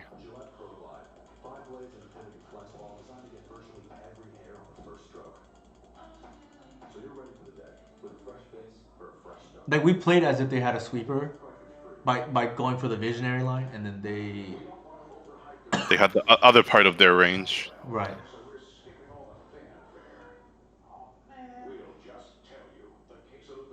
Sure. The way they're playing is like making it kind of awkward for us because they're not they're not like what I'm saying. They're not running their wasteland or removal into the crowd rotation. I guess they're expecting it or whatnot, or just by chance. I mean, I think Portanto is a good player, and if he's aware of it, he's gonna try to do that. I don't think they would ghost if that's what you're implying. No, I don't think he's ghosting. I was just thinking like, it could be coincidence. That's fair. I'm really hoping they try to bolt the Reclaimer here, but I don't think so. Like, I think if they've been playing around the crop already, they would continue to play around the crop here. Reclaimer is 3 lands or more? Yeah, so it's just like the perfect number right now, right? Yeah. Wait, is it? Oh, wait. How do we get 3 lands in the graveyard? With the crop rotation in hand. That's 2, right? Oh, Dryad Arbor. Fuck. Well, we can pitch any land, doesn't matter, right? But well, no, the Arbor in the graveyard is land. Oh yeah. That's what I mean. Yeah. Arbor has to be one of the worst design cards out there. It's like so frustrating. Is it a green card? Is it a land? Is it a creature? Is it all of the above? That seems reasonable to me. That's a very good draw. Value? There it is. You receive. Ashen, you shall receive. Do we still prioritize murdering the Delver in this spot? I think it really depends. Let's say they don't flip. What would you do? If they don't flip, given that we have 2 decays, I think we save damage and get rid of the Goyf. That's fair. Days on the draw seems suspect, but maybe they don't have enough good cards to bring in. It's possible, yeah.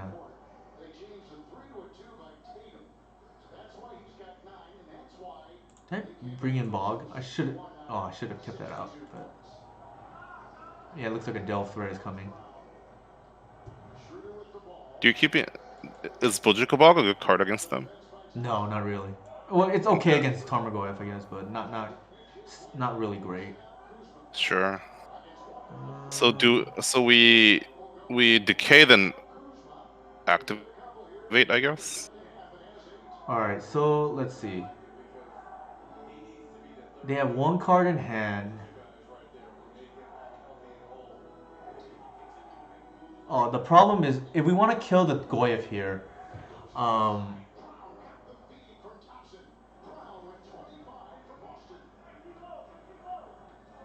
we can't do everything we want in the same turn, unfortunately. Because then if we bog them and get the Tormorgoyev off the board, let's see, it's a 3/4 right now, and our Reclaimer plus Visionary would kill it, but we get blown out by an instant. Can we do it with decay protection? No, the mana phases don't work like that. Well, we can. Wait, can we block first? We could block first and then see if they react and bog them. Yeah, that seems okay, right? So we declare block, they pass priority, we bog them, and if they have an instant, we decay the Goyf. The issue though is down the road, we don't have a way to answer the Mandrills. Is my issue.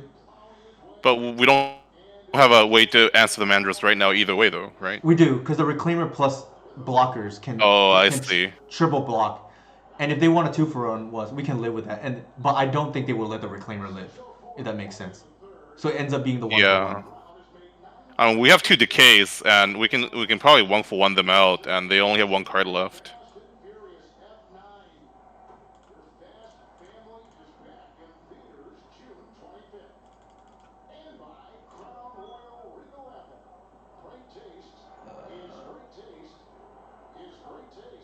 I think I get this right now. Ooh. They shuffled away the days, right? I'm fairly sure they did. I think they did, yeah. It seems pretty bad. It'll be asinine to keep that from this spot. Not to mention here, it's like real awkward for their Mandrills, right? Yeah. Well, that's a good draw, although it doesn't help against Mandrills. It's a hell of a draw, yeah, that's for sure. But it is a very good draw. Thank you, Duchess. Oh god, I thought we were dead. No, where there's a will, there's a way, right? Force the will. I think here we might as well just use the mana. Do we Cabal Pit it? So next Tarmogoyf. Oh, I guess Tarmogoyf's like forever like fog. Yeah. I was just thinking whether we should save the Cabal Pit, use it now, or save it for later. The Cabal Pit? No, I think we save it. Yeah, because I mean, it can help us actually kill them at Mandrills without actually trading. Oh, fair. Card Cabal Pit. And I think we just pass here. Doug's on Twitch is in the house. This card is actually pretty good, believe it or not. It's not 2 damage, it's -2/-2, I see. Yeah, so actually our Reclaimer lives through it and we just trade a land. Right. Also, we gotta be a favor from this spot now, I think. I imagine that we're like miles ahead at this point, with the Visionary and the Wirewood. Right. Ooh, they are taking a chance. Huh. I mean, even a bolt is a 1-for-1. Yeah, it's a 2-for-2. I mean, worst case, we can bounce our Reclaimer too. Yeah, they have to target the Reclaimer too. This is instant speed, which is the nuts part if you think about it. It was like applicable. This smells like a shame scoop. Okay, what does this mean?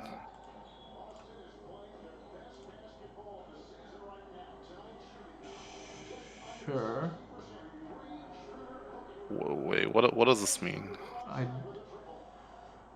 don't know. Maybe they have a second removal spell? Huh. I mean, a forked bolt kills it, I guess. I mean, never mind. JK! They're just way behind now. Yeah. I think they didn't see it. Yeah, there was a pregnant pause Yeah, when you activate the I know 12 hit. exactly what you mean by the pregnant pause. Yeah. Yeah, I agree If with you're a Rising combo Stone. player, if you're a startup, situation better than Barbarian. The Well, I guess elves play submerge, which is pretty obnoxious. Sorry, Delver does. Submerge is very obnoxious against us. Yeah, it's one of the ways they can actually deal with a reclaimer. Like they have me like fetch or something, like similar to how they would deal with Knight of the Reliquary in the past. I know that's a card like on the Right. other side of the spectrum for you, but Yes, it's a boomer fair card. The two things I don't really care for. I mean, I'm well aware because Eighth Augustus terrorized standard, historic, pioneer, and modern. So Eighth Augustus is pretty unfair. You gotta watch time. Maybe if you feel pressure for time, just like don't talk. no, I think we got it from here. Like I'm not concerned. I think so too. That's kind of funny. Whoops, whoops! All Kratos. This really is Oops All Kratos. In these spots, do you bounce the Visionary on their turn? Yeah, you never know, right? Like 1, 2, 3, 4, 5, 6. It doesn't change the clock.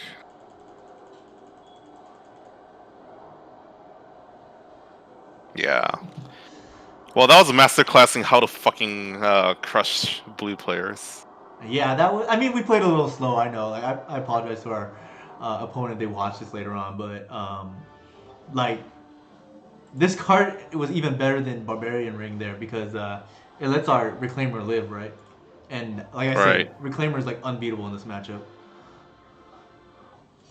I'm starting to buy into the Church of Reclaimer. Like you know what I mean? It's just so hard for them to get it off the board that they just like force it or like it's just really awkward for them. I'll put it that way. Like there's a lot of pressure, similar to how Dreadhorde Arcanus would put a lot of pressure on other decks just by being played on turn two, even if it didn't untap yet. Reclaimer, same thing against Delver and like graveyard decks and whatnot. So I'm gonna use the restroom real quickly. Sorry, I'll be back in 30 seconds. Is that okay? I'm gonna get an apple then. I'll be right sounds back. good. Be right back, chat. And mix or match it with your favorites for an extra buck. Go ahead. Use zero. Buy one, get one for $1. Your way, way better. I'm between two cars. I'm looking at.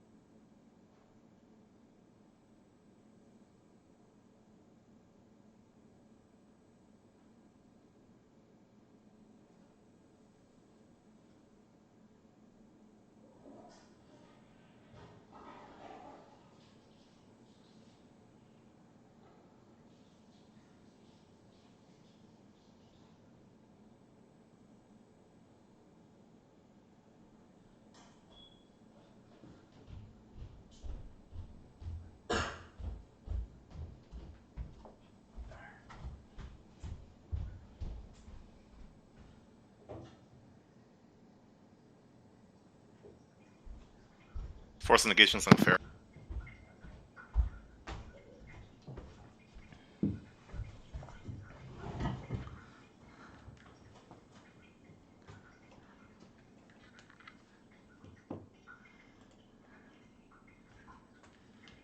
Alright, I am back.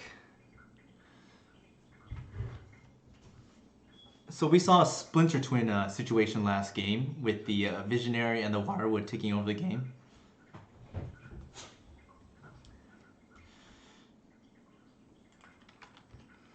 I'll wait a second for Jonathan, but I gotta remind everybody this, since we have him on.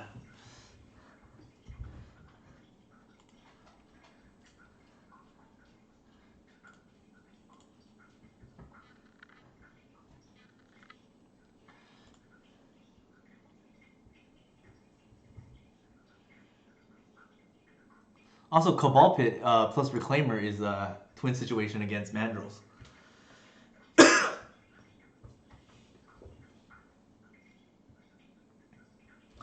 We are currently 2-1. We should have been playing for game 3 here in match 2, but don't cancel me, please, Twitch. But the old Doggaroo got in the way and distracted me.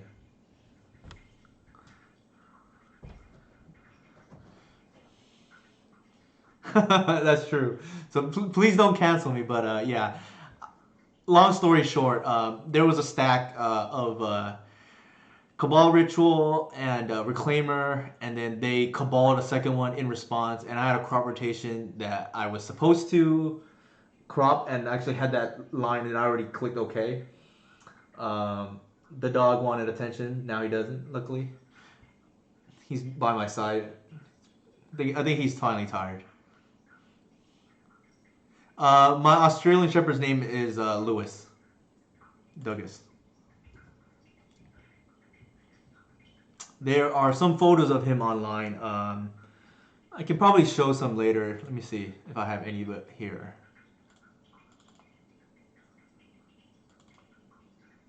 Yeah, this is my boy right here.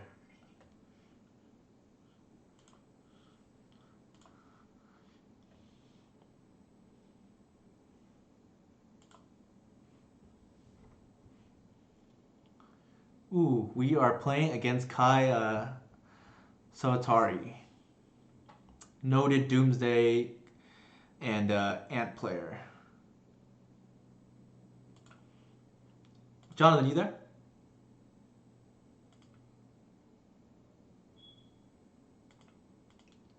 I know Jonathan went to get an apple, so. Alright, I think Kai is on Doomsday.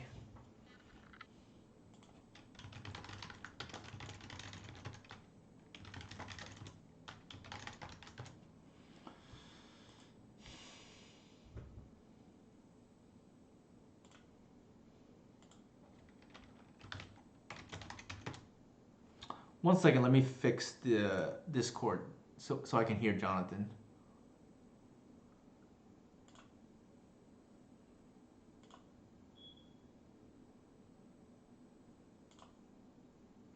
Hello, Jonathan? Hello?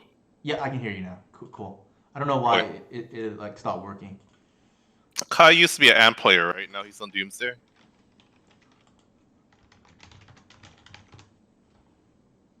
Yeah, I mentioned earlier, I don't know if you could hear me or not, that... I heard it, yeah. Okay. It's all about speed, but they also play Force and Days, right? That's kind of obnoxious for a combo player or a combo deck. Yeah, for sure. Show and Tell has those advantages too.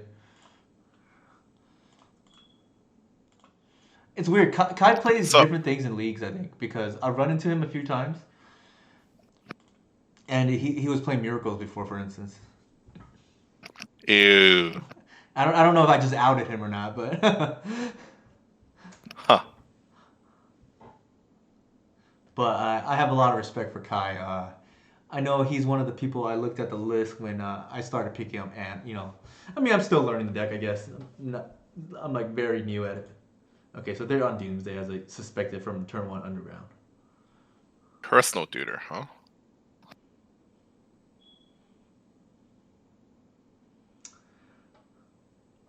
I think we really need to hit a land draw. Ideally, Cradle. We need to get a Cradle right here.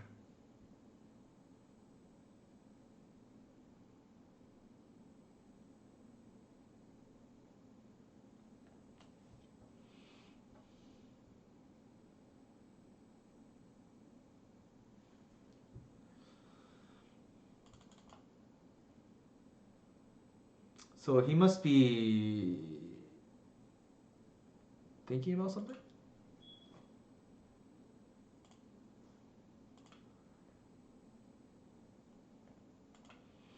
Hey, one and only. How's it going, man? Jonathan, can you hear me? I think maybe you cut out again. I can hear you. I can hear you. Okay, wasn't sure. How's the apple coming along? That's good.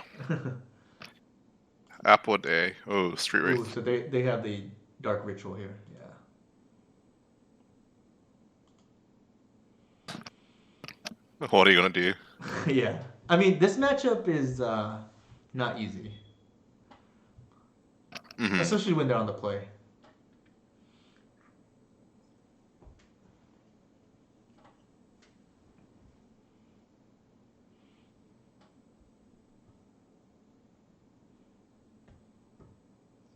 I think we're gonna be dead regardless, but we'll see.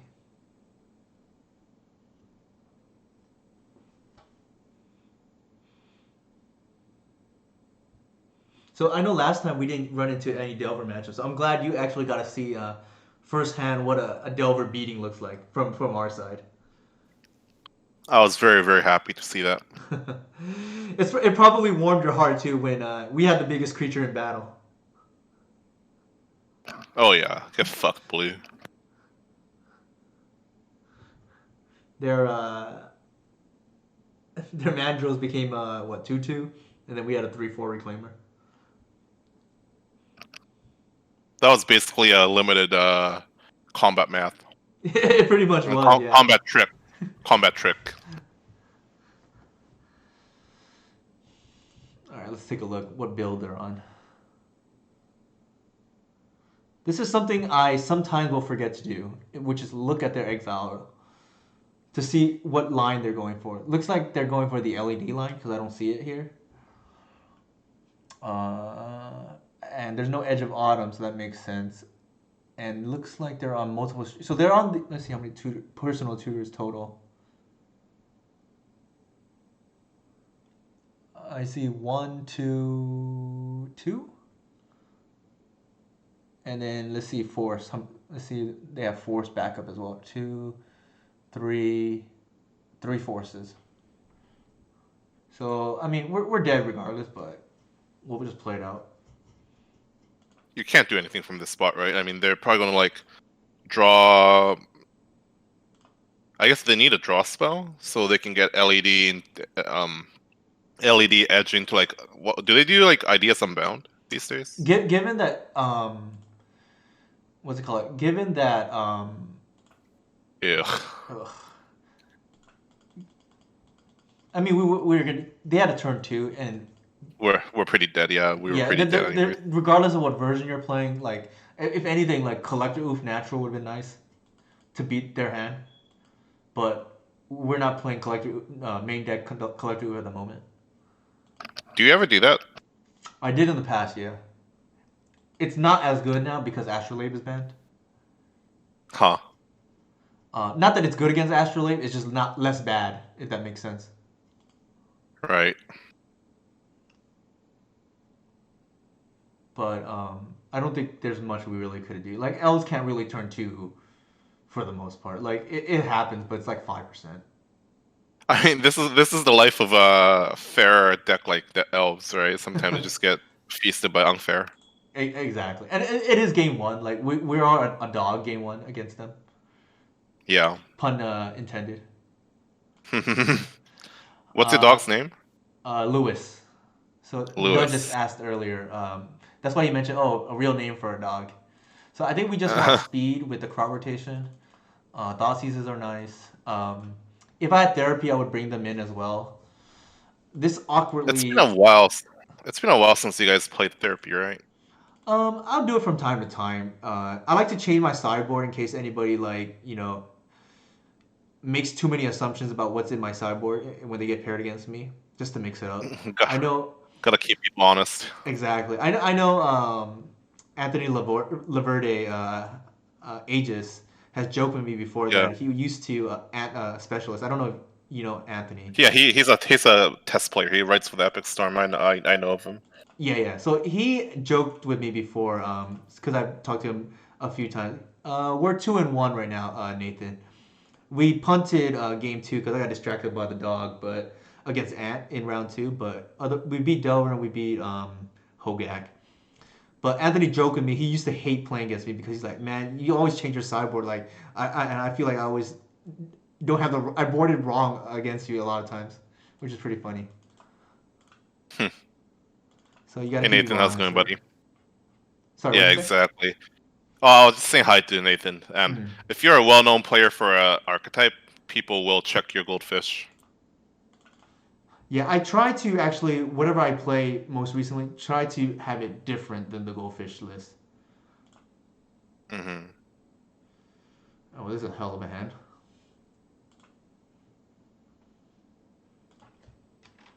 Depth seems like a hard matchup for elves. Doomsday, yeah, it's because No, it. dark depth, dark depth. Oh, Dark Depths.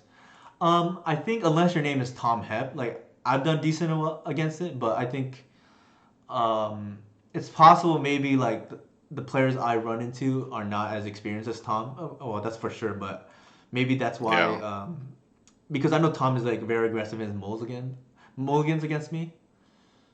Right. That's Bye easy. bye brainstorm. Yeah. Wow, that brainstorm made the hand infinitely worse. Well, that's why you thought turn one Sorry, Thoughtseize. Kai. Wow, that was a gross Thoughtseize. Holy shit.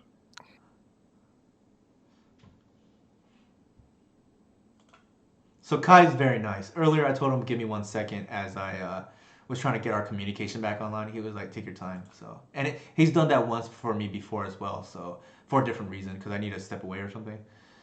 Fair. So nice guy overall. I want to give out shout out to Kai. I always wonder why they play more than one Street Wraith. I guess in Legacy, it's hard to punish it because like there's no burn type decks. I think it's mostly because what does it call it? They want to play Street Read just to max it, like this version, especially with personal tutors, so you can just draw into the kill. Sorry, this version with what? Personal tutor. Oh, I see.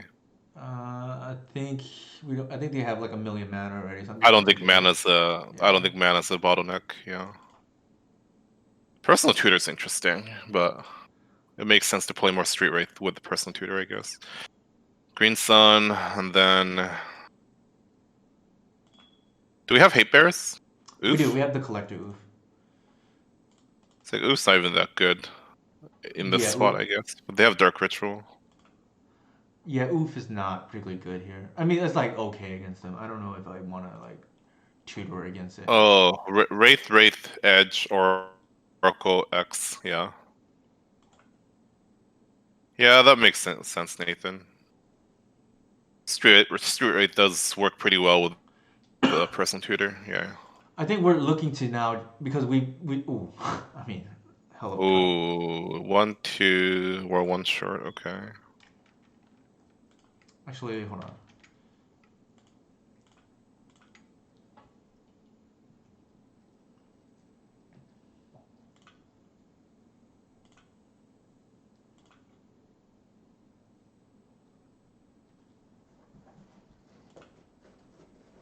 I assume this is our natural order for Archon and Sorcery. Yeah, I'm debating whether to use the green sun or not because if they draw days, the greens we can't play around it. I think that's fine though. There seems to be real merit to that because like that's one of the ways like they actually beat us from this spot, right? Probably that's a good point. Like they could have force, but and like dark ritual into force, but I guess we can just bait it out here and see. I mean, Dark Ritual into Force is still a 2-for-1, although, yeah.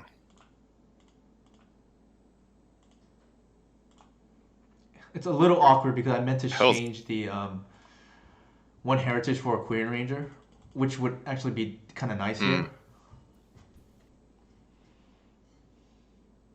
Your haterade for Korean Ranger is well documented. Well, Queen Ranger I think is fine. It's just that I want to push the boundaries of the deck in terms of power level now, and I think it's a glue card that we can afford to live without. If that makes sense. Yeah, you've told me about it. I'm just giving you shit.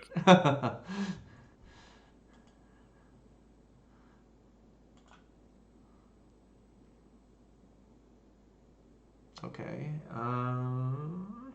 They have one unknown card. Yeah, so we're getting a little bit punished here because if we had been able to get the Korean Ranger, we'd actually be able to protect our natural order kill here. With Shepherd? Yeah. Oh, then Shepherd, then tap tap. Yeah, okay. But let's see. I mean, I could totally see him having Fluster or Force Seer. Oh, I mean, one thing about elves is you can't not jam if you have that opportunity. I love jamming. Don't worry.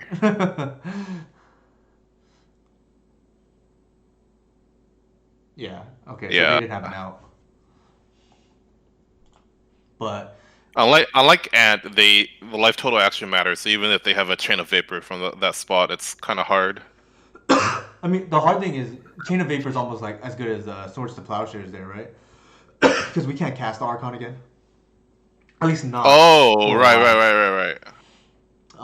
One Huh. awkward thing is. Oh, go ahead. Why did they scoop though? Then, if they could draw into Echoing Truth or whatever. They probably Second? been boarded in, or they don't have it. They probably have other kinds of hate. Like I know Kai's list have run like Plague Agent or things like that, or like what's the 2 mana -1 like nausea type cards. Ugh, Yeah. that's nasty. Oh, so according to YB Stone, he has 0 outs to Archon on board, I mean, which is fair because they have like their nausea. out is right. Their out is like Daze Fluster or Force Will. I think we just run the same thing back. Like, if I were splashing blue, I'd probably run, Ipnu Rivulet. Oh yeah, I can't believe you played that. That's I've actually blown out like other Doomsday players, including Kai, with it in the past. I think we have to keep this. We can't go to 5. turn to Oof could be worse, I guess. It's not the best, but like I don't believe, especially since they have ways to stop these lines. I don't believe in just molds of Thoughtseize against Doomsday.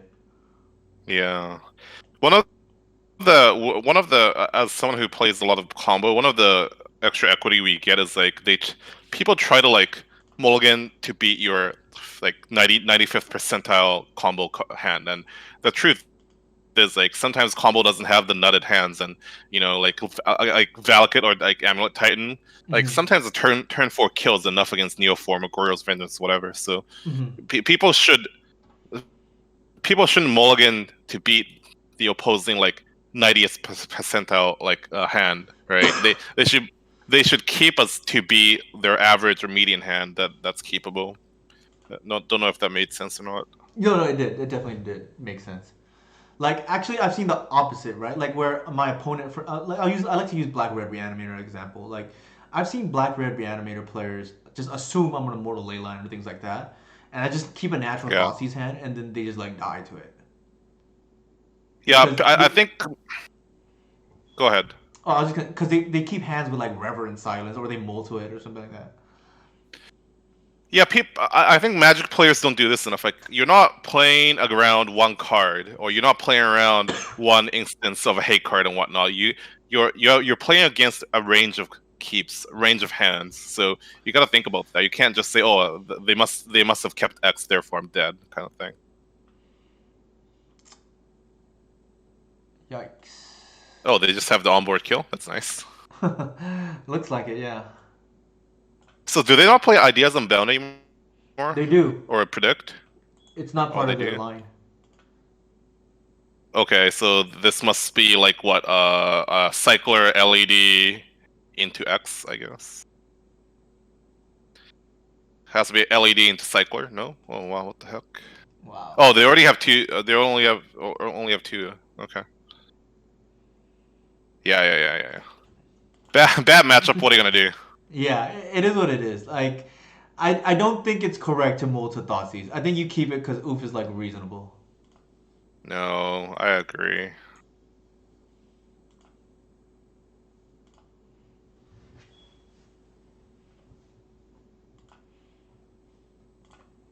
So we are 2-2. Lost to 2 combo matchups. I think Leyline would not have mattered here against Kai, but would have helped here. We should have been playing for game 3, but who knows how that would have turned out. I don't know if I told you this before, Jonathan, but against Ant, I typically feel favored post board. Like I expect to be slight dog game 1, and then Mhm. win both post sport games. So like, in general, I like the matchup, but didn't work out for Interesting. us. Yeah. It for the way it's played out for me, I usually win 2-1 is like the common the mode is probably 2-1 if that makes sense, or the mean either way. I would suspect that if two competent players play like 100, like Ant would probably win 60%, but I think not that, that confident about it. I think it depends on the players too, and the builds, because the build I always complain before that man, this is not a good hand. I think we want to go 5. Yeah, Bog is already a mulligan, and then Double Glimpse is already a mulligan. I think this is Keep, Ditch, Valor, Archon, and Shepherd, I guess. Yep, that's exactly what I would do. The reason being is you don't really need 2 because you just really want 1 for the combo turn, right? Like Right. sometimes it dies, I understand that, but like I don't think it's better than Reclaimer. Reclaimer can be good in multiples, but Shepherd will not be good in multiples for sure. Exactly. That, and the other thing is that sometimes gets overlooked is Shepherd doesn't do anything by itself. It doesn't actually pressure unless you have 6 mana, which if you have 6 mana, you probably already won, regardless. In Right. most board states, I would say. Not always, but usually. Right. Is this like Snow? I think it's probably Omni, Ugh. but that's just a guess. I'm not 100%. Everyone just comboing in this economy? It could be Snow, but I haven't seen. Why be so like? I feel like yeah, like once you know that your opponent has your elf's opponent has Mindbreak Trap, like I don't think it's that like I don't think it's that hard to beat Mindbreak Trap. I think how good Mindbreak Trap is against combos like being vastly overstated in general. I think, yeah, I agree with that. I think Mind Trap is a terrible card. That's why I don't like to run it. The problem is if people know you don't have Mind Trap, they can just go for it without fear. Is the issue? Yeah, it smells like miracles to me. Or I guess it could be blue white Omni. I guess. It could be, but I think Nathan is like one of the few proponents of it. If I were to guess, I would guess Miracles now. Okay. We Wait, don't why really didn't why have- don't we why don't we Good point, Nathan. what's the reason for not turn 1 Dryad Arbor? Is it because we want to keep Green Sun as a business spell? Exactly. Like I think against a Prismatic Vista deck, we need business. Like if it's either Omni or Miracles, I think we want a Cradle here. Like, Okay. like we're not really accelerating that much by playing these out. Yeah, good point, Nathan. I guess like if it's Omni, then they're more likely to preordain or ponder, just in general as a blue combo deck.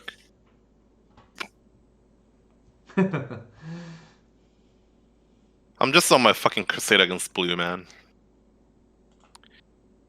Now that they've robbed me of my favorite format, and now that I'm sorry. without a home, I'm a vigilante.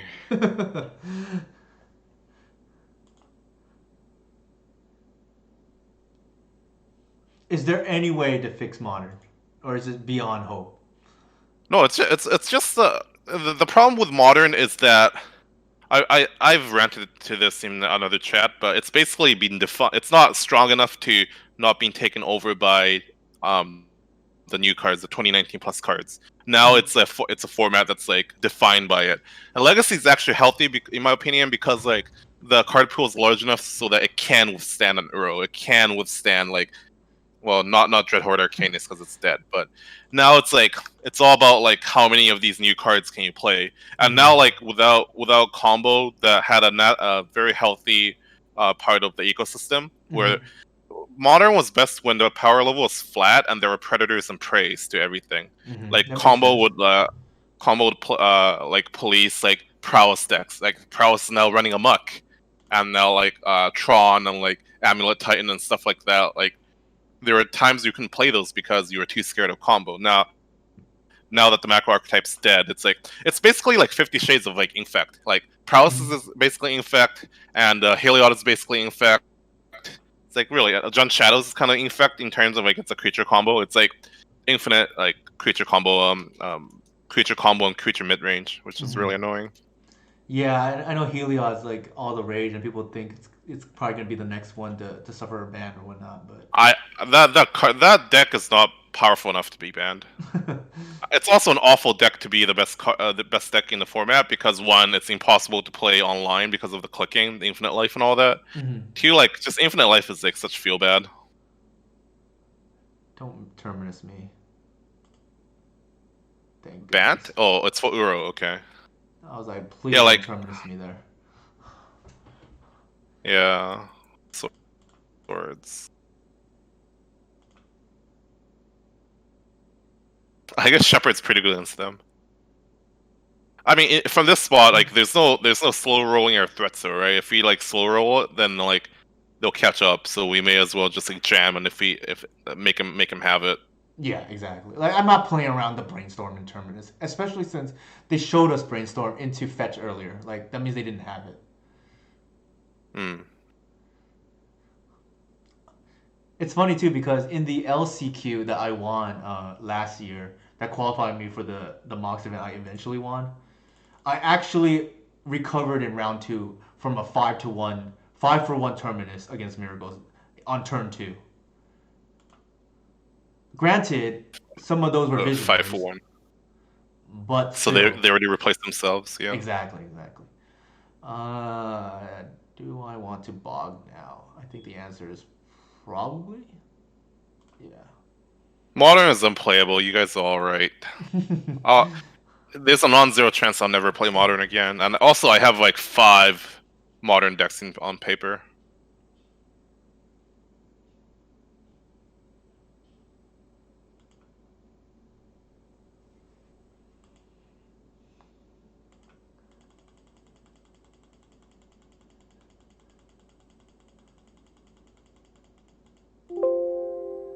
I could have gotten I was debating whether to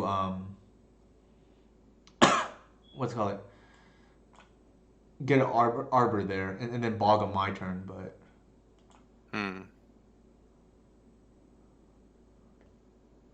You said this matchup is like good, right? Or you felt it's good? I think so. What's the play here? Like try to nickel and dime them to not like walk into Terminus, or just like try to set up the one big turn, I guess. Yeah, pretty much. Like the whole match is ooh, interesting. Were you gonna get a visionary there?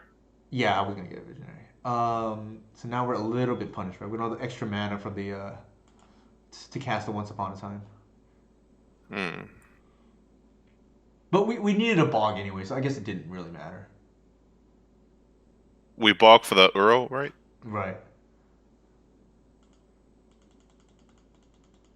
Like the line there was get the arbor. They swords the arbor, then it's essentially the same. And then we just have 3 mana up here potentially, but we still have to bog the Uro. But they would be starting with 0 cards instead of 2. Is the difference.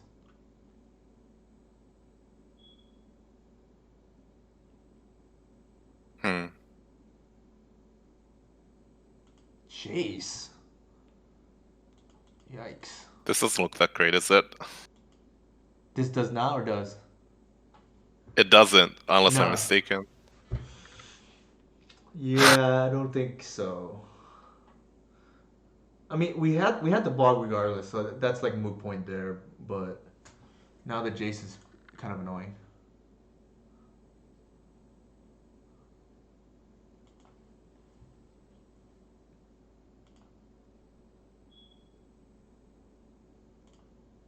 Yikes. What's even our best draw here? Probably Visionary. Ugh, that's all bad. Seems like a lost game, unfortunately. Might be, yeah. There is a natural order. I think we want to potentially shuffle that to the top. So I'm just going to take the fetch. And then we're going to double fetch, essentially, for Arbor. 2 Arbors coming up. There's no point in running that. Actually...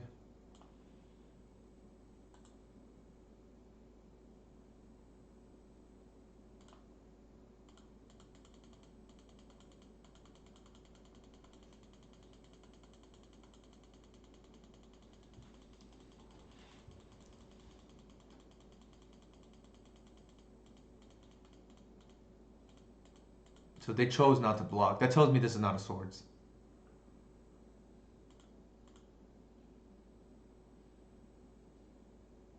Because they can just easily deal with the Reclaimer by swords and just trade with their heritage. That's what I would do, at least.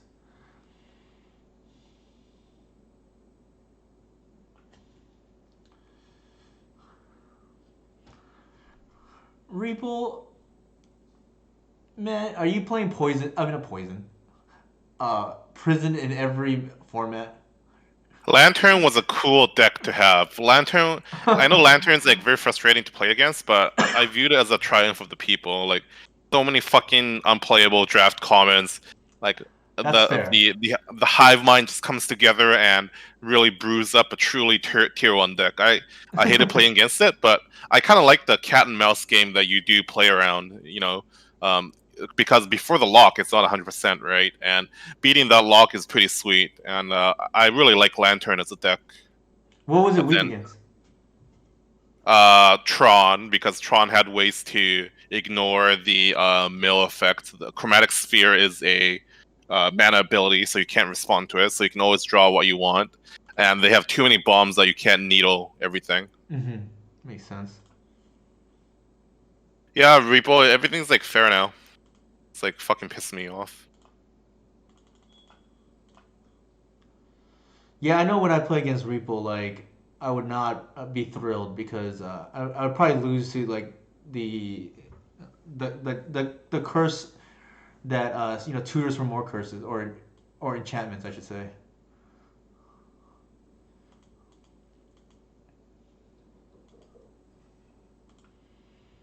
Damn. I think we are probably natural order off the top is pretty good here. Natural order? Not quite. I think here we have to try to take Jace off the board.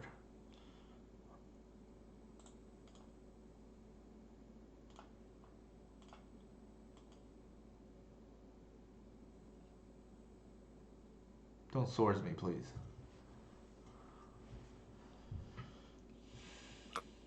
But I hate playing against blue anywhere. The 9 Plague Engineer deck confirmed good again versus elves. Ew.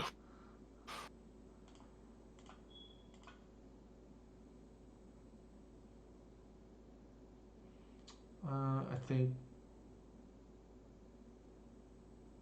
we just run everything out. Like the Earl's gonna hit the board next turn. I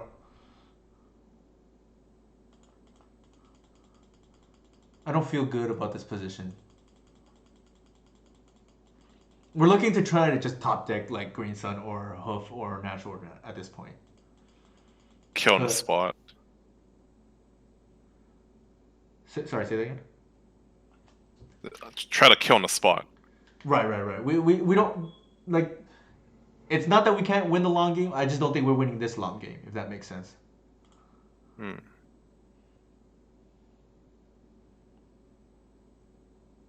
That's almost good for us, right?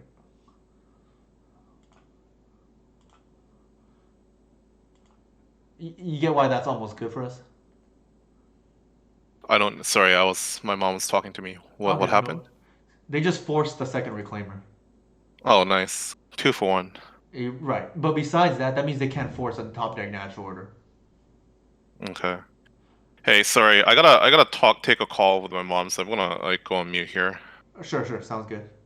All right, later. Later.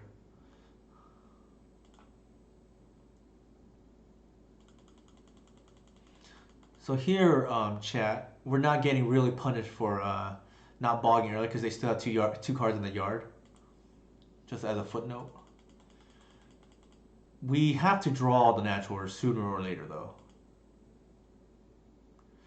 I mean, I get where you're coming from, Repo Cheap. Like, I totally get that for sure because especially as somebody playing elves, like I gear towards my sideboards like at least 10 cards usually for the unfair matches.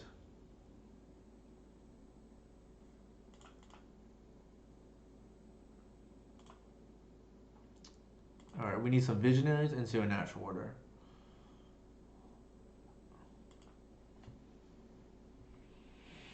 I think Visionary into Green Sun or Wirewood. Oh, this is a lost cause, I think.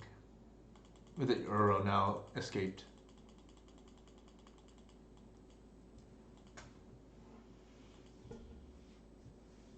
Yeah, I definitely hate. That's one of the things about elves. I hate being cheesed by unfair decks. And we've lost to two of them this league already.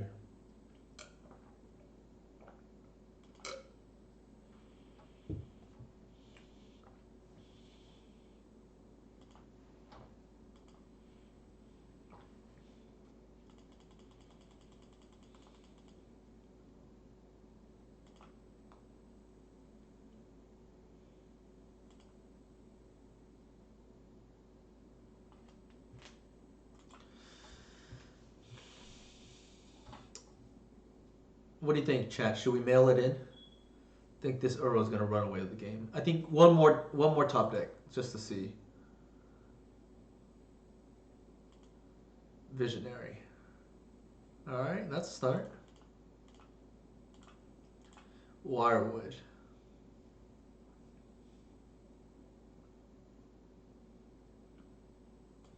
They've used 2 forces already. That does oh no, that's a third? Alright, that's game.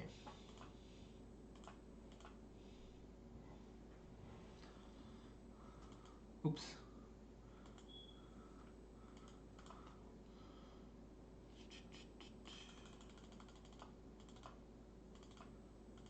Boo life game for sure. Yeah, I think we're pretty behind. I think we needed to hit Visionary plus what's it called, Wirewood pretty soon. Oops.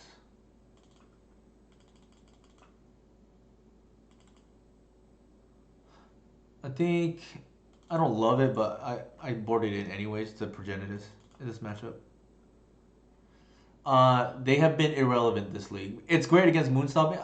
I actually wish they were a Leyline because it would have been relevant in our first 2 matches against Ant and against Hogak and then against Ant. We beat Hogak anyways because that's a good matchup. But I mean, it could help.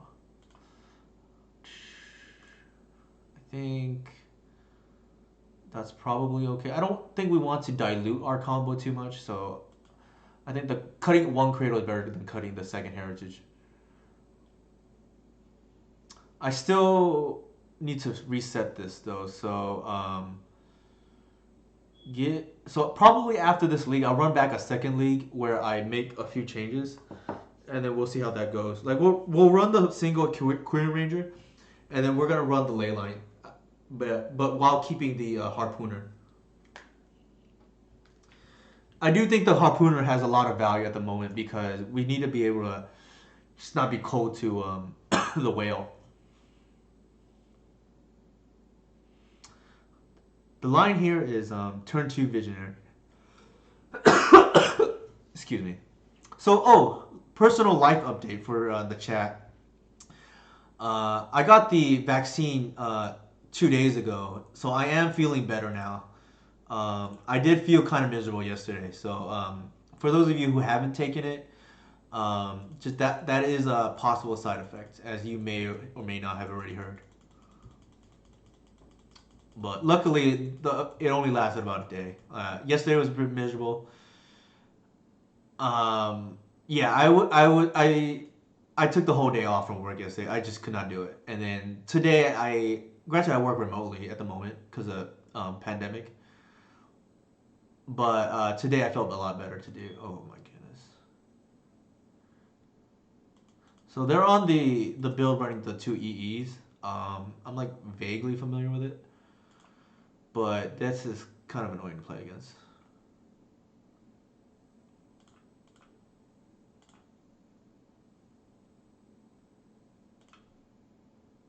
Oops. If they want to crack it 2 for 1, like, be my guest. Like, we can't really play around it.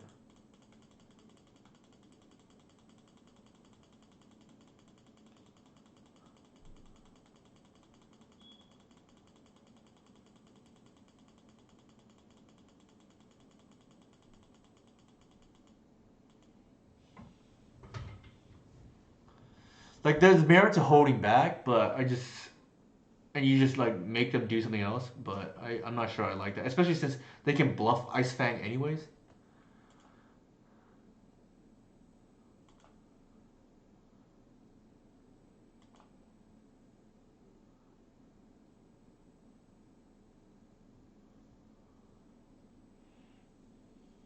Sure.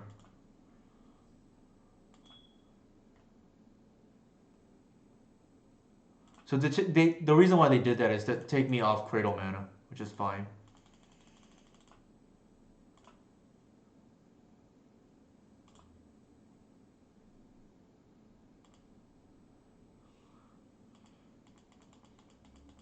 That's good, YB, so I'm glad to hear that.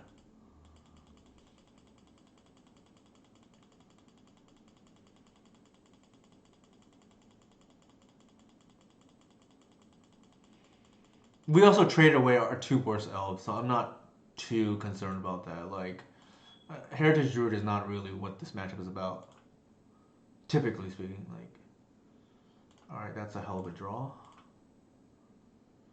Don't Hope Reacher me, please. Alright, they have the Hope Reacher. Unfortunate. Unfortunate.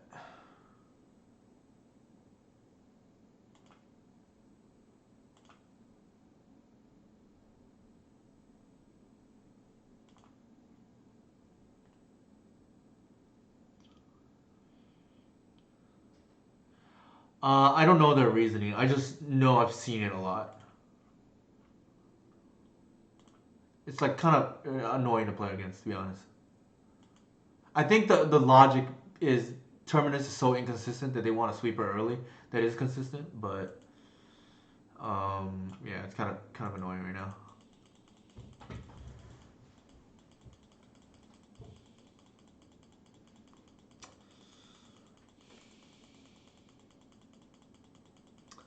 So now I regret,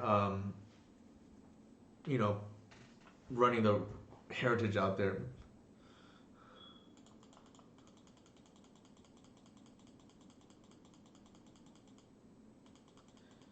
Yeah, it could be like I don't know what the difference is between Jeskai and Bant, but Bant has oh my god.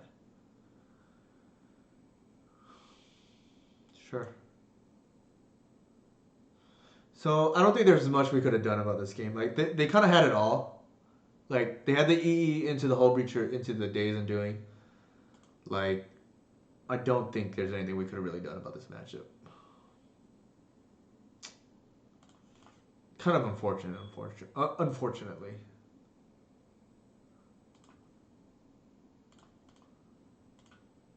I think we've already lost, but what can you do, right?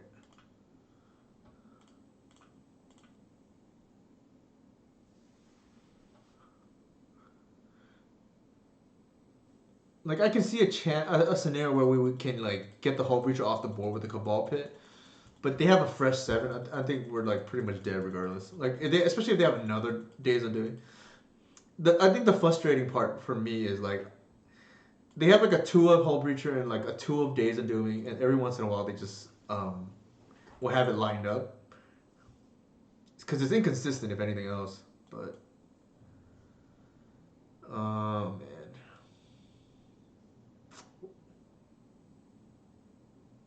Yeah, that's that too, right? Like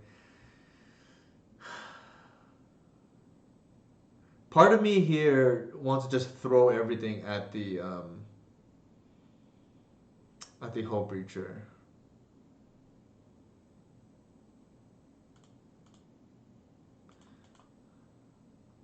I feel like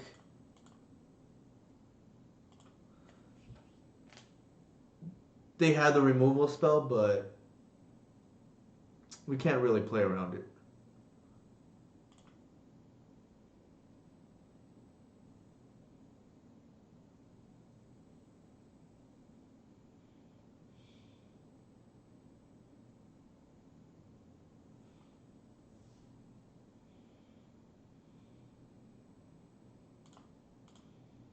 Why are they...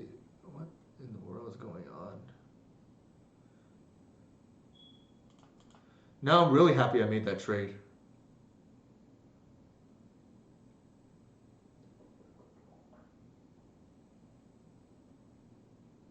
I don't understand why they would do that.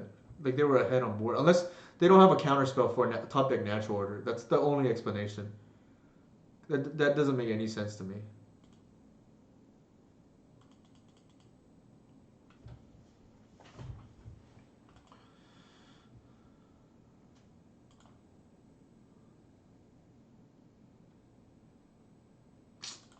Ugh, I gotta cycle.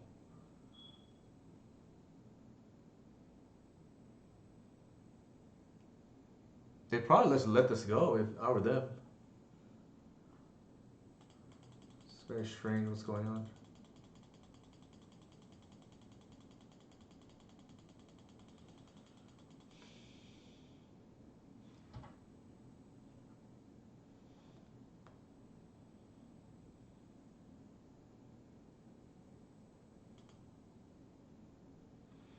Yeah, I know, but it's just very confusing to me what's going on because I feel like they didn't even need a supreme verdict there. I mean, I guess maybe they don't have the force in hand, but they should be very well ahead. Like, not sure what's going on. Like the only thing I can think of is like, yeah, they don't have the force and they're scared of a top deck natural order, but I'm not sure I'm playing for that. Maybe they feel like that's the only way they can lose the match.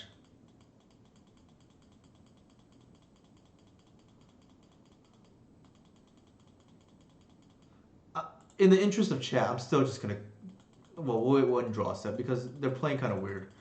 But I guess maybe they just want to clear the room for the Sharp Typhoon.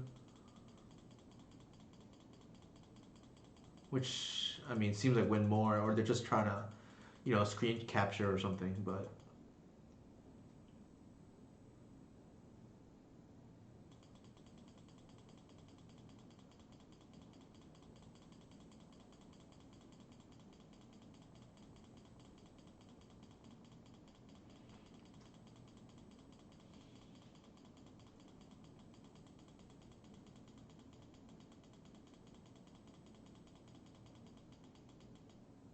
Maybe, I don't know. Like it just seems like, yeah, they are just BMing me, if that makes sense.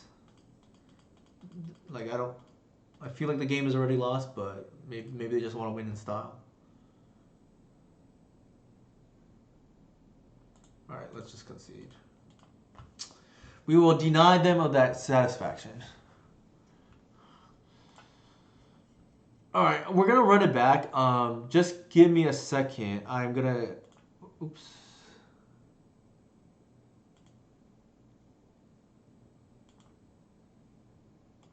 Okay, I just saw. Just give me a second, and I'm gonna make a quick change to the list.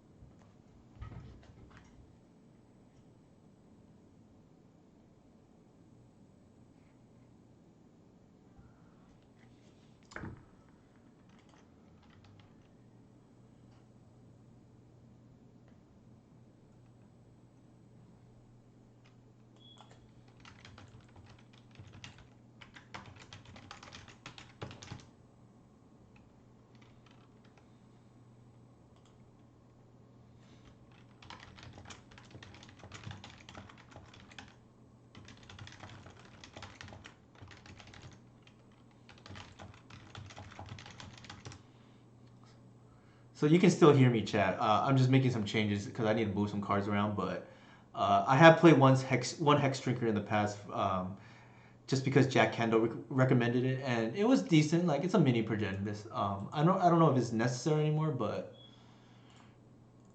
it does do things. Namely, it makes it awkward for your opponent to tap out. I have a 5-0 somewhere with it, but I don't know if it got posted or not.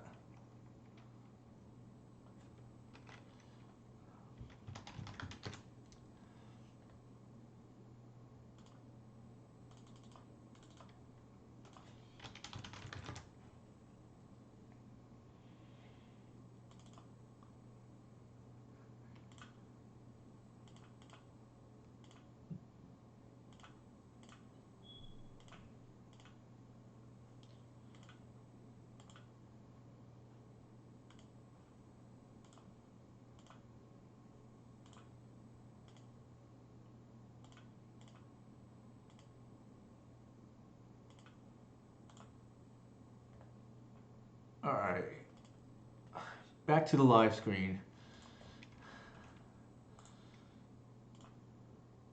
Let's get these out of there, and let's play the one Korean Ranger.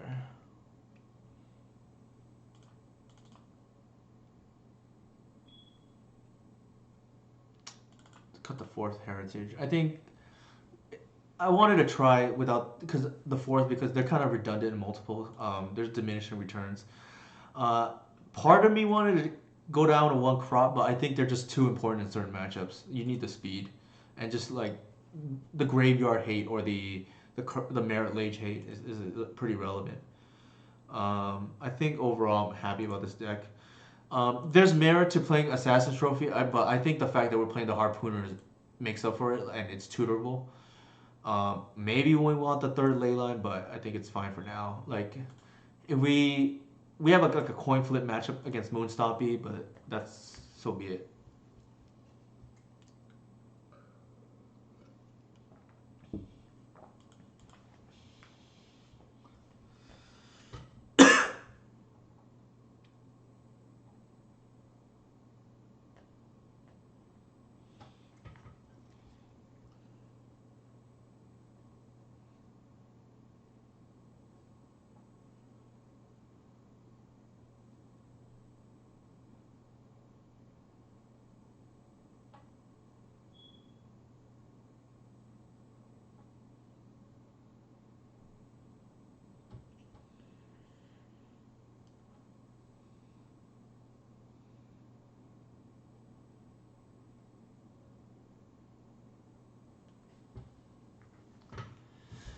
Question from chat: have you been keeping track of how many games Progenitus has actually won you lately? Not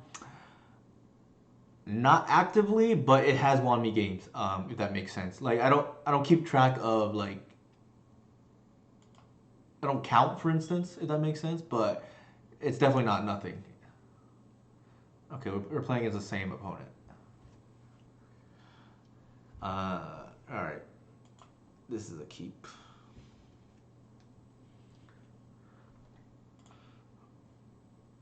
Our opponent seems to be a pretty decent player, for what it's worth. I don't know about the Supreme Verdict, but maybe they were just trying to have fun or whatnot. I'm going to try to play a little tighter this game. What is going on?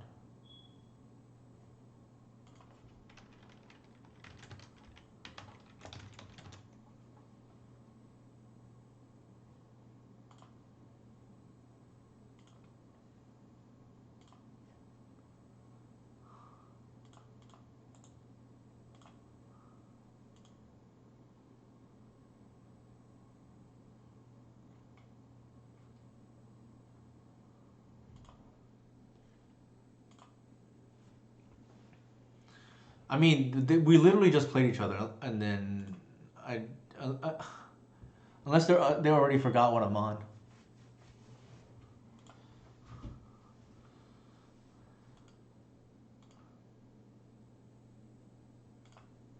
Here I'm gonna lead with a Shepherd because I want to glimpse the following turn. I'm setting for turn 3.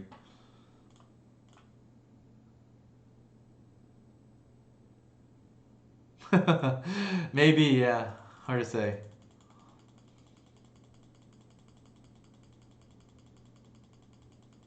Oh god.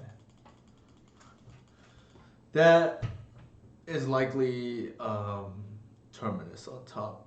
Hopefully I'm wrong, but that's what I think is gonna happen. But better now than later, I guess, if they have it.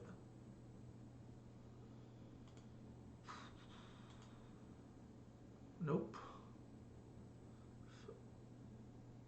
Alright, so I don't know what's going on, but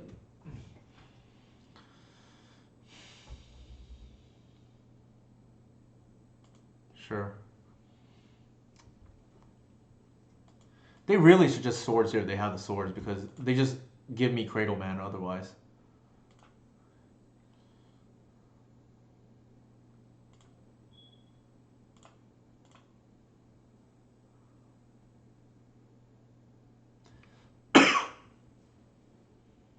Nope. That doesn't work.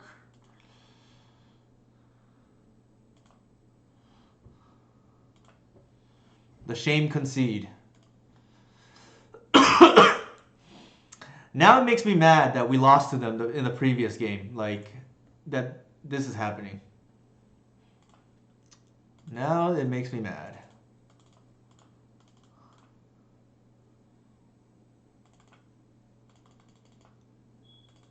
I think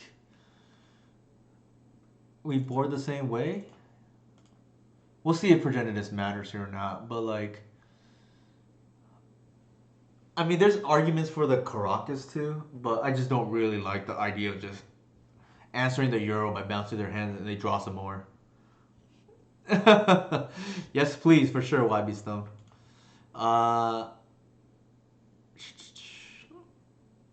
What was I gonna take out? Is that right? Yeah, I think that's right. Yeah, 3 cradles. That's good enough.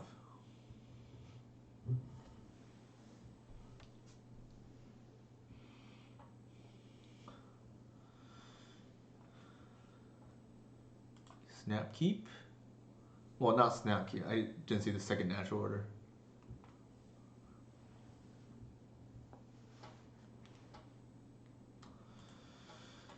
Could be worse. Not great though. The second NO makes it a lot worse. Okay, so they're going again with the turn 1 EE. This time I think I'm just gonna play it differently.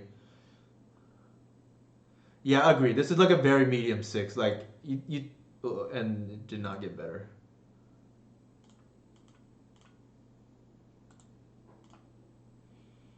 We're gonna bash and then let's see what they do.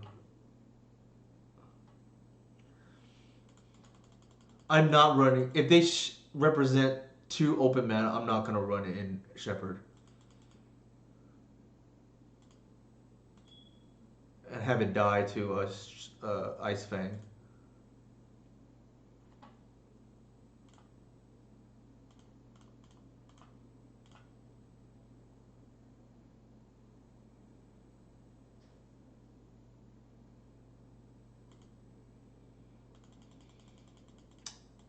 We are drawing really poorly. We do have a natural order next turn, which is nice. But the hand's kind of shaky for sure. Ice Fang. Yep.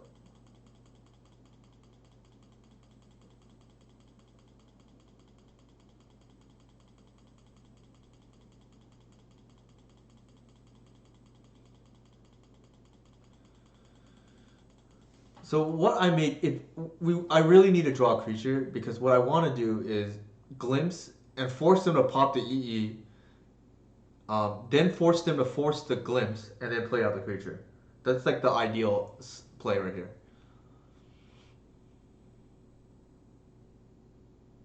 Interesting.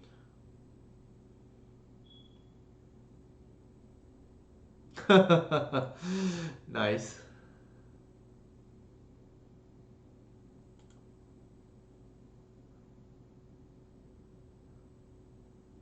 Two, three, four. No, we're so short mana. If they want to him themselves here, I'm like fine with it.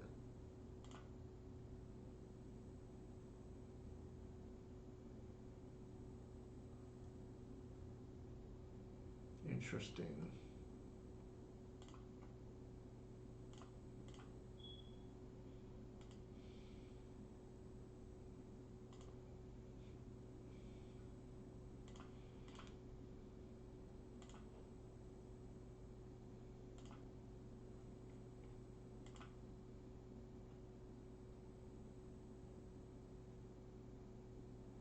We have a lot of mana. I'm gonna save that for a Wirewood.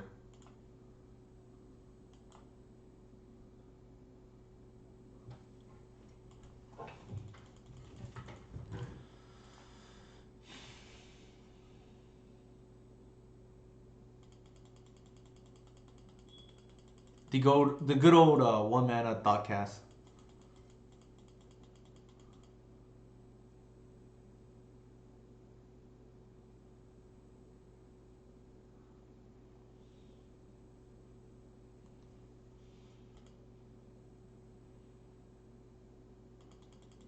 Alright, they're gonna sweep. This smells like Supreme Verdict.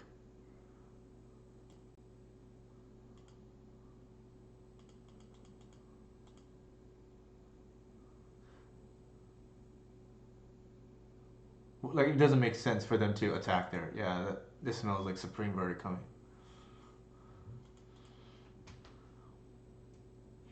So they're running EE Supreme Verdict plus Terminus, which is like really strange.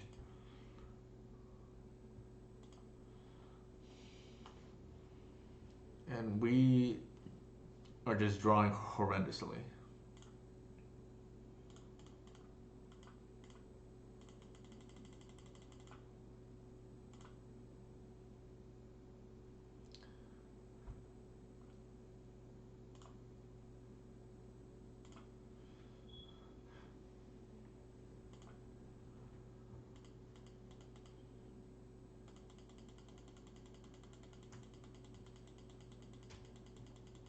Depending on what they do here, that affects how we approach the natural order.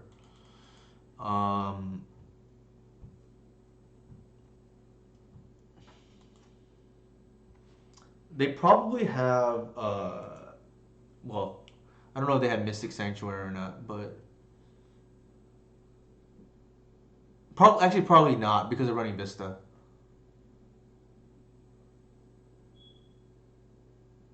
Jeez, sure.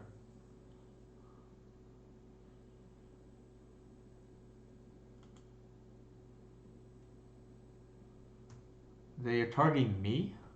Okay. I'm almost happy about that because now I can take the Jace off the board. We saw Terminus, I believe, in the other match. That's a pretty good draw.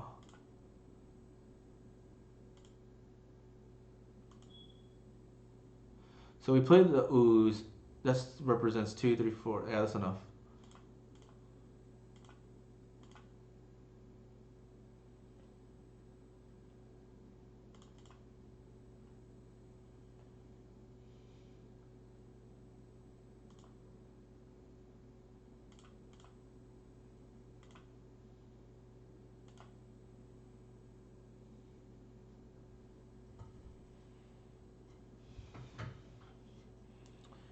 I gotta take the Jace off the board here. It feels bad, but it's the right play.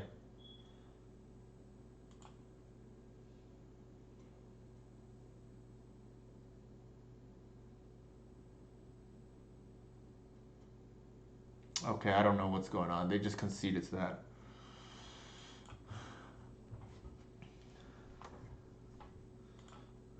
It's very strange. Like, actually, the correct play might have been just not to play the Ooze, and then attack the Arbor.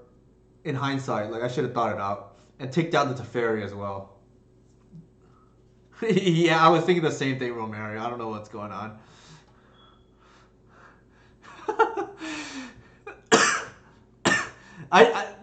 I did not expect a concession there, to be honest. I know losing Jace feels bad, but I think we saw 2 shame concedes in game 1 and game 2, like running the Force into the Shepherd and then losing the Jace there to an overgrown Behemoth.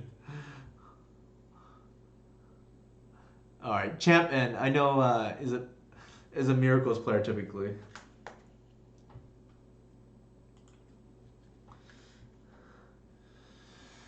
All right. Typically, I don't like to slow myself down, so I pitched the second Once Upon a Time. Well, I mean, we'll take it. Like, we could use a break every once in a while, right? All right, they're on Delver.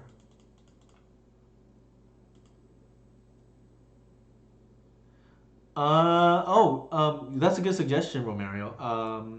I will think about how to do that. Like, just so people can find it. I'll ask you more about it later on off stream, Romario. Thanks for the recommendation. They made Days here, but I don't think they will. Yeah. I think the Ooze is real good. Well, they're on Delver. Maybe we just want to hit land drops. Yeah, let's do that. Growing the Reclaimer is pretty good too here. Like, I'm going to lead with the Wirewood into the... so it's protected.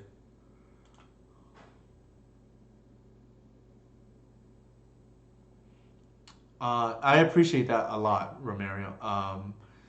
So you're talking about as one of the tags, right? I'm assuming. Like I know my stream is the real. How should I say this? Very primitive, but yeah, we maybe you can help me out afterwards. I don't want to do this with the stream, and unless stream doesn't mind, but I would imagine people don't want to see me fiddling around with this in real time, but. We can take it offline for sure, but I appreciate that a lot, Romario. Thanks for the heads up.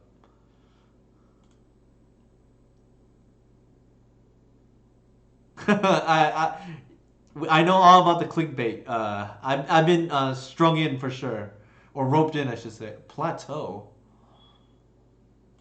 Sure.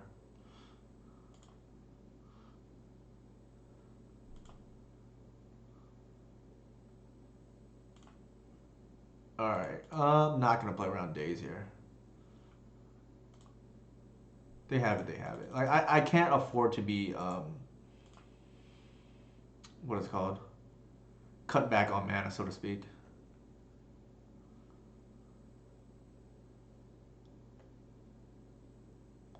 The best duel, I love it.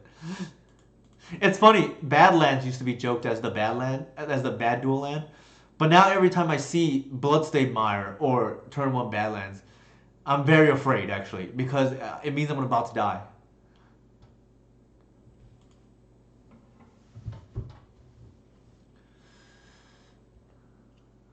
So it goes. So it goes. We're just going to vomit our hand this coming turn. Yeah, I know what you mean. I don't want to see Taiga either. Like, this thing a lands opponent. But Bloodstained Mire is probably the scariest land for me. So this is good, right? Like, against Delver, you really just want to hit your land drops. It's awkward that we fetched twice and now they flip bolt. Alright.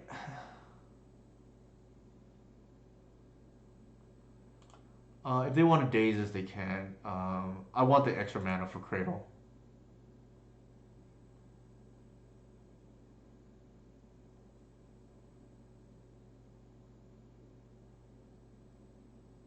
Sure.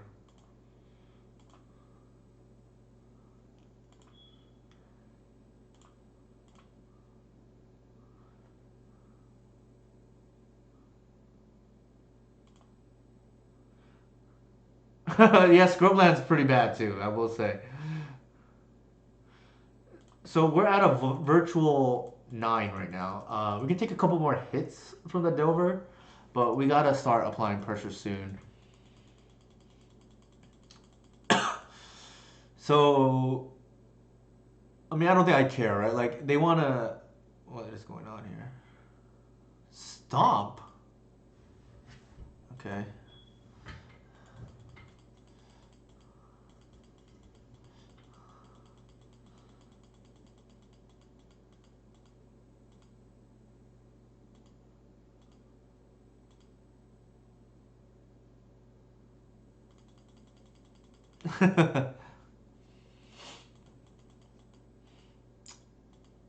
Yeah, we wanted to gain one more mana out, and we got hit by the days.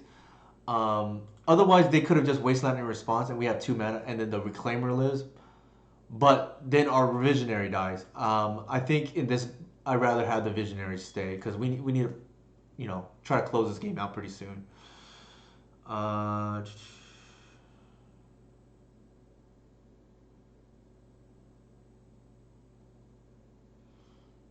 Three. Okay, they could have more.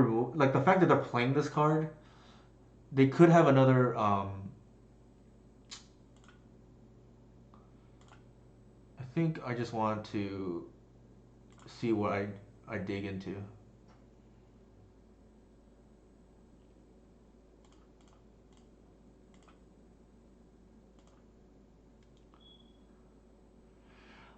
Not as far as I know, Romero, but things could change.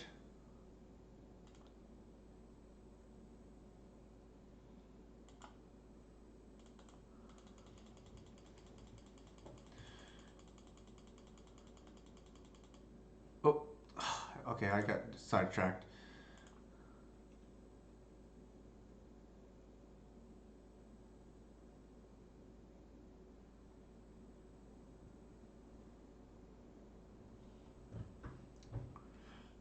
I should have attacked these two. It may probably doesn't matter to be honest. Um, but what happens is, yeah, they would be at 16 instead. They should have.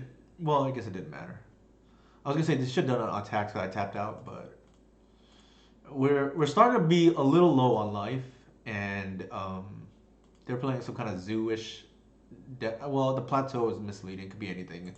Maybe with just white sideboard cards.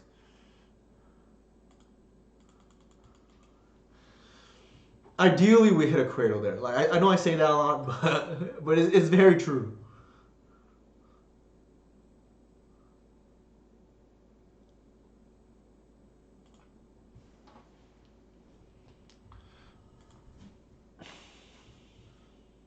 I mean, action you shall receive.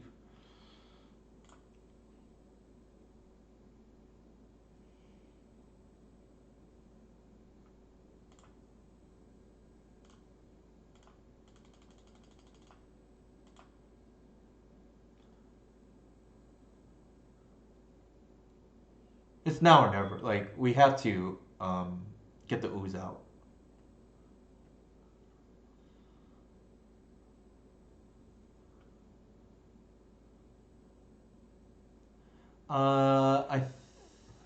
I feel like they played it normally, but I could be wrong.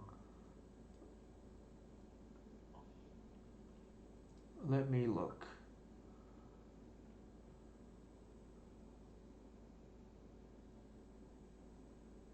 Yeah, I think they fetched it. I don't see the. I'm looking through the log. I don't see anything that represents.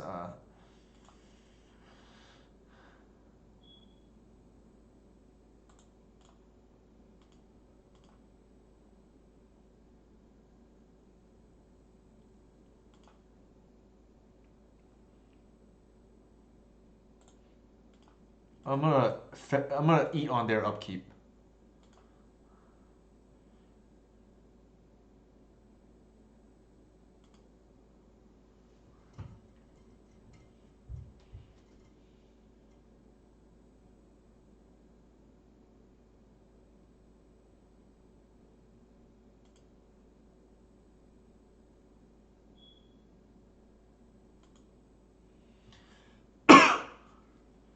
Rip apart.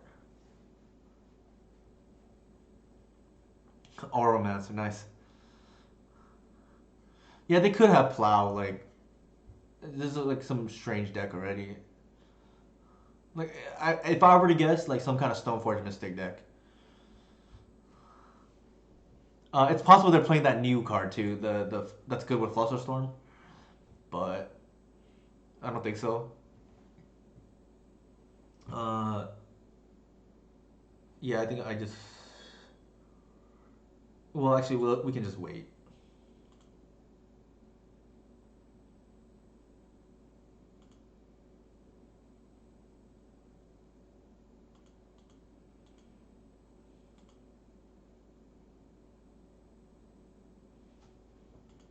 Yeah, if they have two bolts, they have two bolts. Like, there's nothing we can do about that.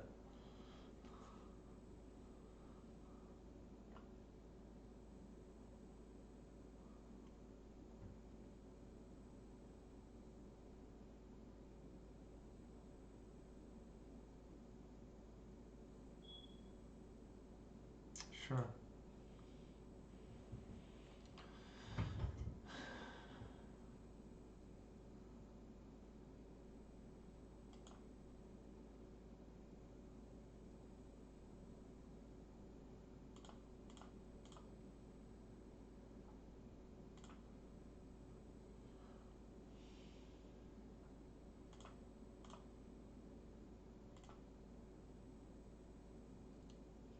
We have 2 more creatures, so that's fine. I don't think I want to bounce here. The life matters too much.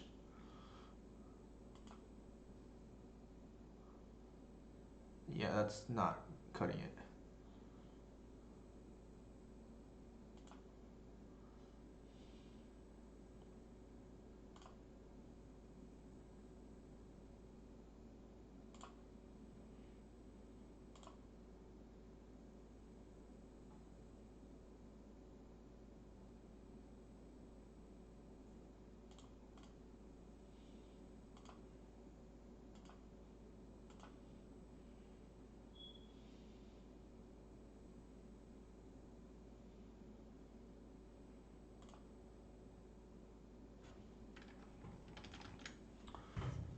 Uh,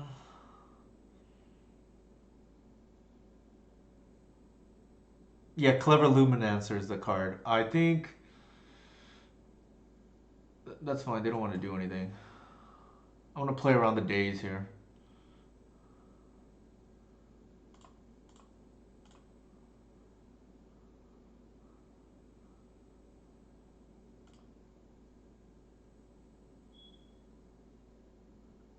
We can't beat. Well, we can beat another stomp, I guess, but we can't beat a bolt. But I think we need to apply pressure.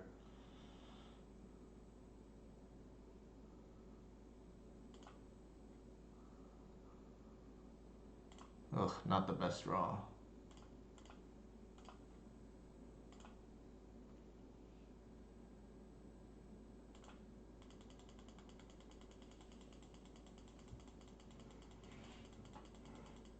My logic is we're dead to bolt anyways on the following turn. Like there's unless we draw a cradle, I guess. But then we would have the mana if we had done it that way, even with a drawn cradle.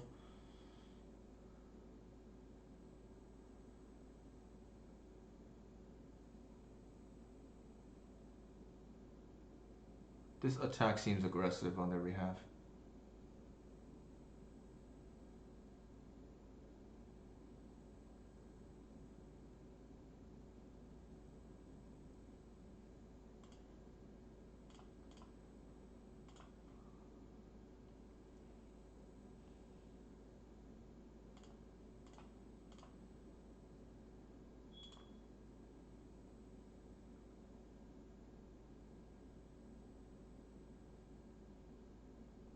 I mean, we would have been dead anyways.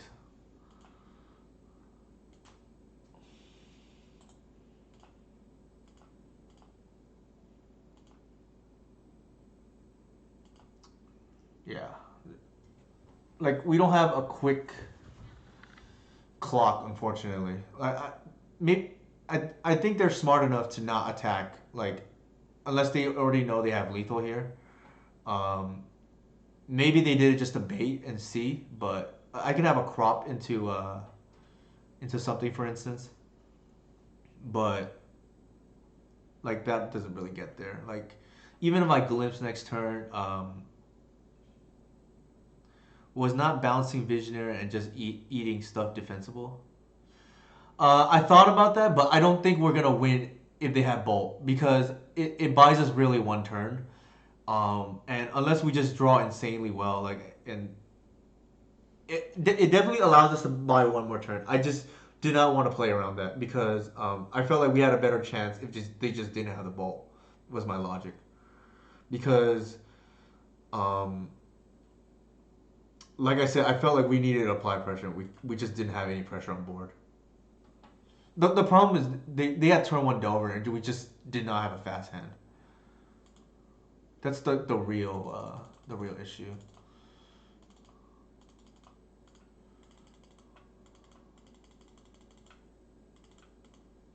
So we're gonna try this mid-range plan again and see how it goes. The problem with eating stuff too, YB Stone, is there was only 2 creatures left, so like we were gonna run out of life eventually.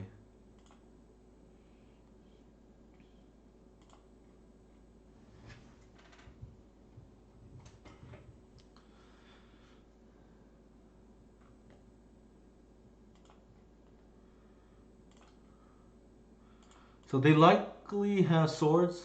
I'm just gonna run what I think is the weakest creature out there. Let's see if they respond.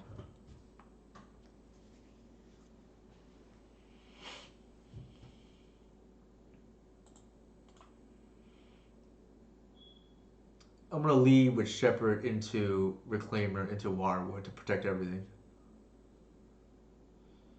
It doesn't beat Rough Tumble, unfortunately, but I mean, you can only play around so much.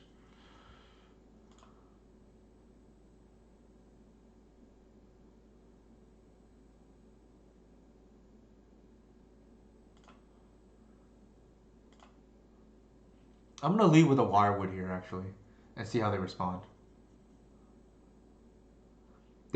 This kind of forces them to swords in response, and they don't really want to swords a Wirewood. Now I can just play everything out.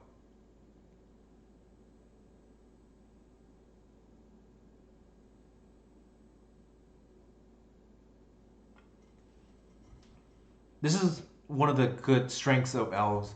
It makes sequencing for your opponents a nightmare.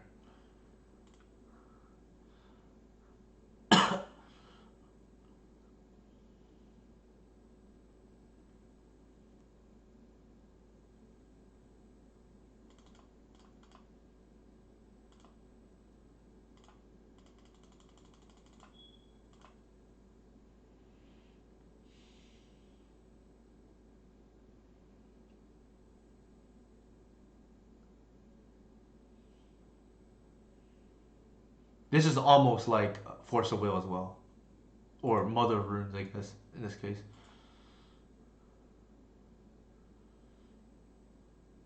Nice, that's a hell of a draw. Yeah, the psychological warfare is definitely... They're gonna probably hit the Alistar Shepherd, and I don't think I care. It already kind of did its job.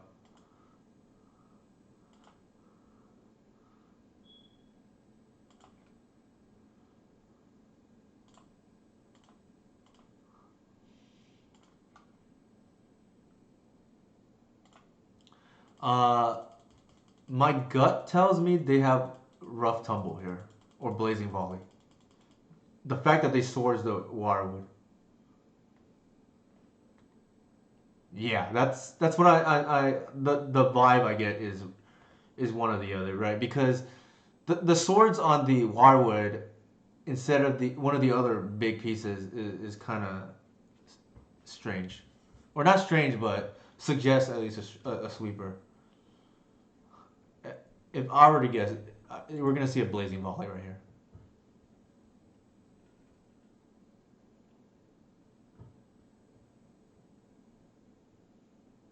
Nope. Okay.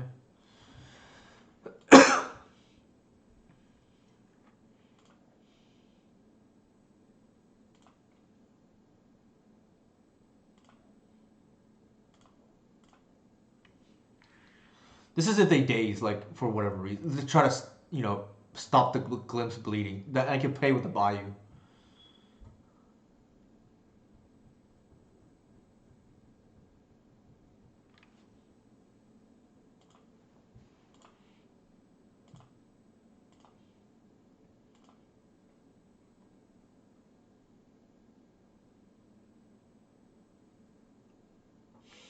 Okay.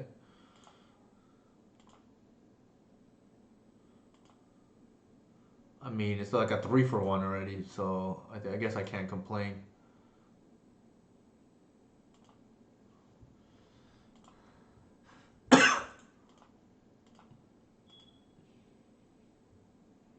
And they just like set themselves so far back on mana.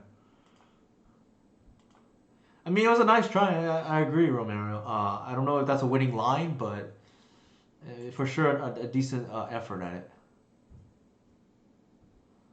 Yeah, double time walk is the bigger thing. Like you can 3-for-1 yourself, but that's the bigger issue, right?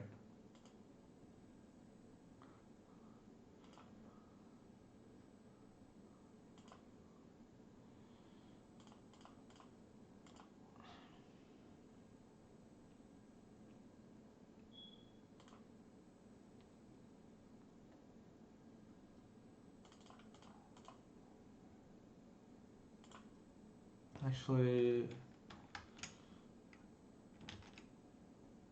undo. How do I undo?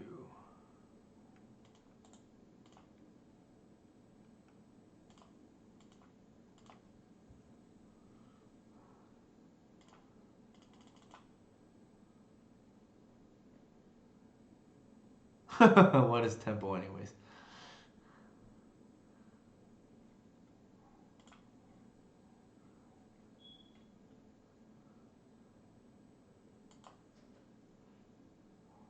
This is kind of neat. If they go for the rough tumble, we actually have the hedge against it.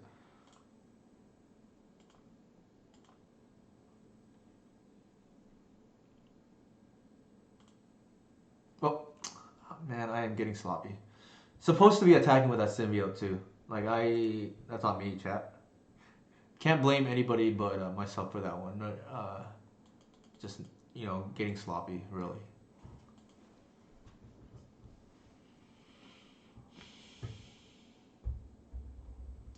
So for game 3, I consider this already a won match in my opinion. I think we're just gonna run it back and then what is this?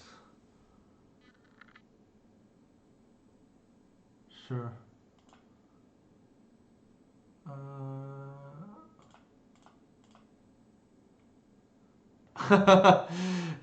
Nice. Yeah, you did call it. I was not expecting that. That's for damn sure. Oh. Ah. All right, I gotta start playing more carefully. Like that was just really bad.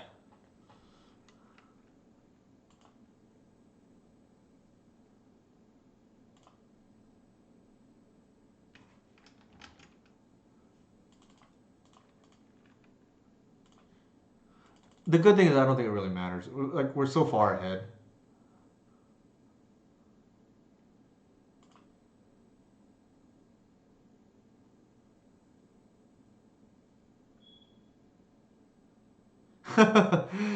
Yeah, I guess so. Yeah.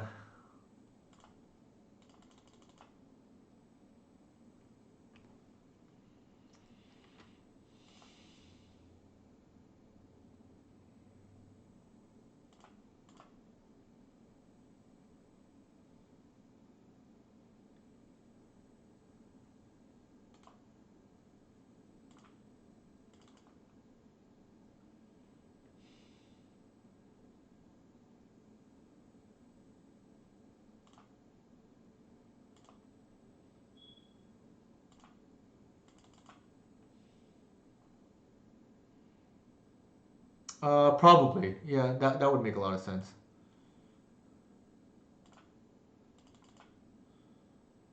Oh, that was a slight mistake. Yeah, I mean, it didn't really matter. We're so far ahead that game. Like, I almost feel bad. It's almost like we were BMing them. Um, I don't think we assume. Well, I mean, maybe they have the Stoneforge Mystic, but I don't think we assume it otherwise.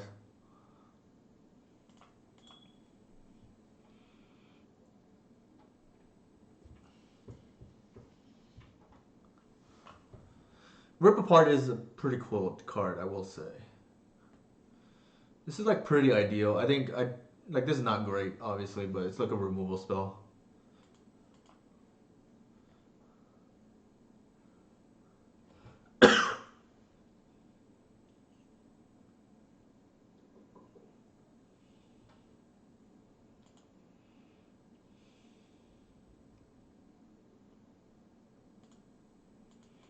Ooh, they might have. Well, probably just bulk, to be honest. I don't think this doesn't feel like a stifle deck, but maybe I'm wrong.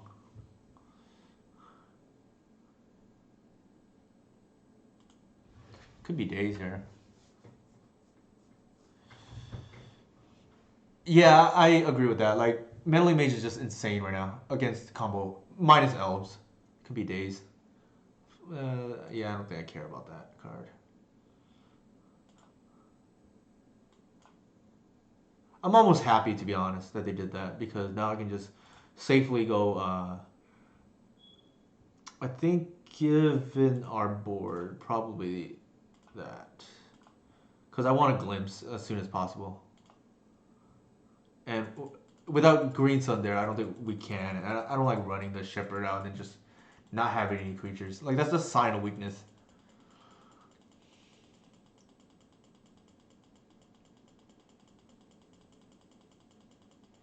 But yeah, Meddling Mage, real good against Doomsday. Good against the Omnitel decks. What am I missing? I mean, people playing that Chain, Chain of Smog deck, which I don't think is good, but I think we want to play the Bayou, and then Once Upon a Time.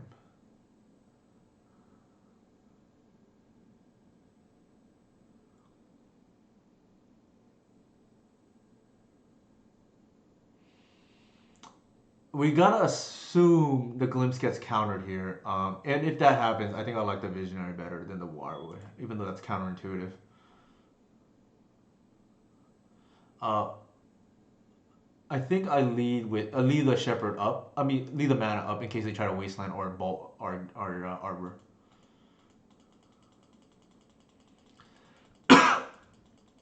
There's merit actually for Once Upon a Time on their turn there, because we were likely not going to do anything.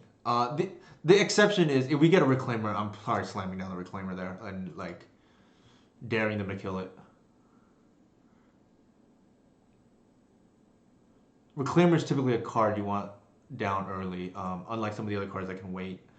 Shepherd you can wait, Visionary you can wait. Cards you want down early, things like Landlord Elves if you have it, Elvish Reclaimer if you have it. Queer Ranger tends to be good early.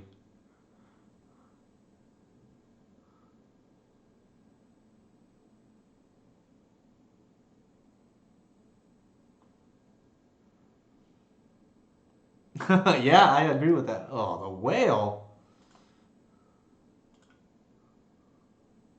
Yikes. That's annoying. The good thing now, though, is they tapped out, so I'm just gonna... That tells me they have a force, because why would they tap out otherwise? I'm just gonna leave with a Shepherd and try to go nuts.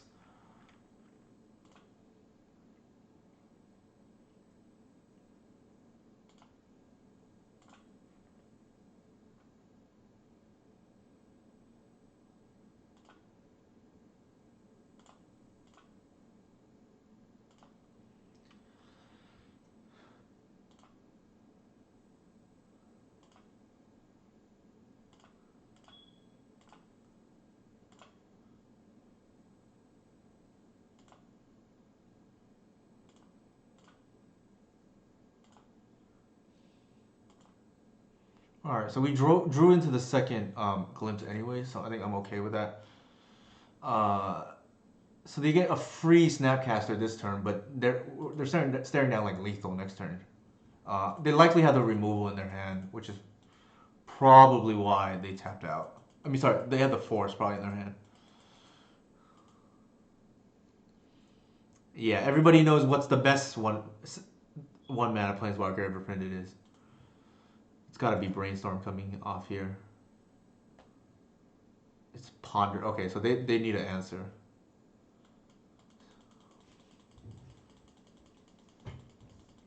Goblin Welder. Nice one. Yeah, that definitely was what was on everybody's mind. Not the single mana, make mana, one mana, make mana, drain or gain life card. Very good with Aquarian Ranger, very good with Wirewood.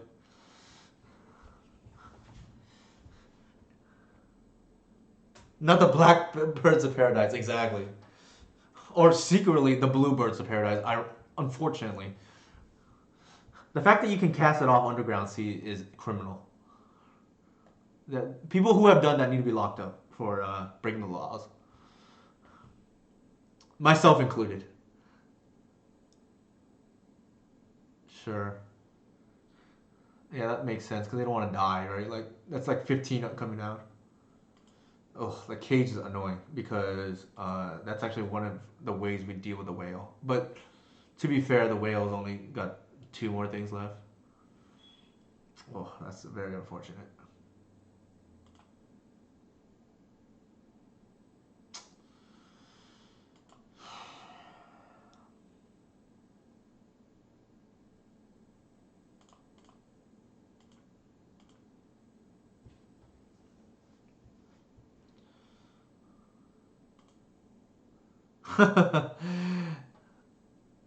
Yeah, this thing is kind of laggy, Nathan, for sure. That's what Nathan is referencing, chat. That there's all kinds of bugs. Yeah, this Grafdigger's cage is what is the other thing Nathan's talking about here. Lavinia's bugged as well right now. Nathan unfortunately is on the wrong side of that because of the he plays Omni, blue white Omni, and that's in his sideboard. Jeez, that's brutal, Nathan. How you time out with oops is like kind of insane to me. At least there's comp, but like it's just not even worth playing.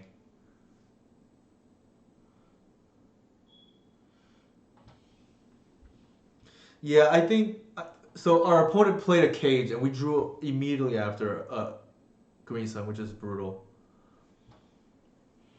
Yeah, I know. Jax will frequently remind me.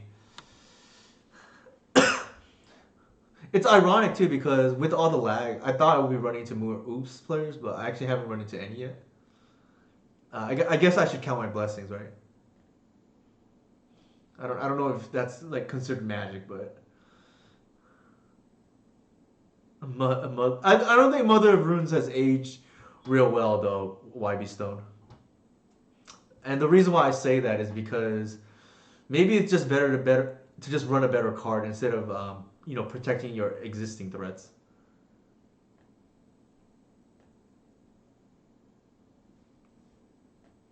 Like, yeah. I mean, in decks like D&T, I guess you need more 1-drops, but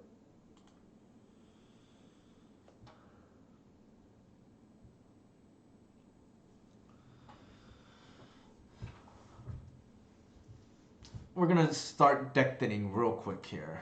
I'm gonna fetch for the Bayou, shuffle this away. Yeah, I would agree with Nathan's sentiment. I think it's still good. I don't think it's the monster it once was because the issue is turn 2 Thalia or turn 2 Stoneforge Mystic isn't what it once was. So I think the better the 2-drops, the better Mom is.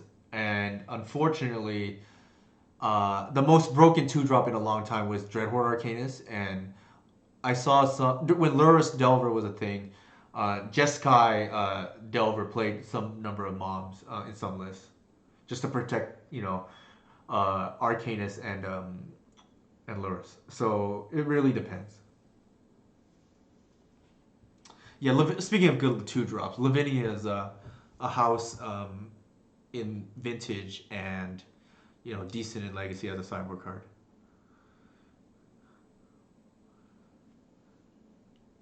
This whale is starting to take over the game.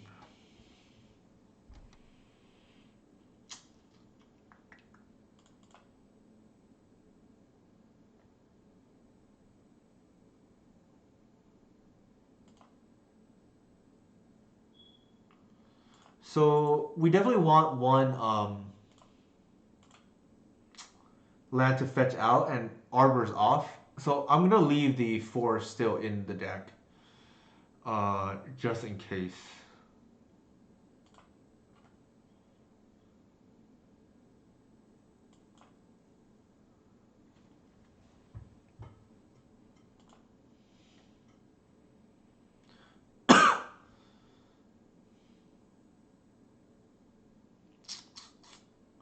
Ooze could be pretty nice here. I think I have no choice. Well, man, I can't say that for sure, but I think I just wanted to hit the table.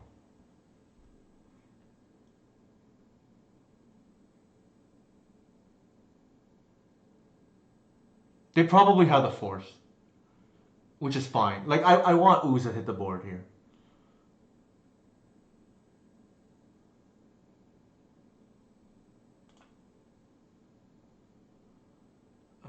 I think we play the pit, but let me think about that. We definitely fetch to play around the graphic to play around the submerge.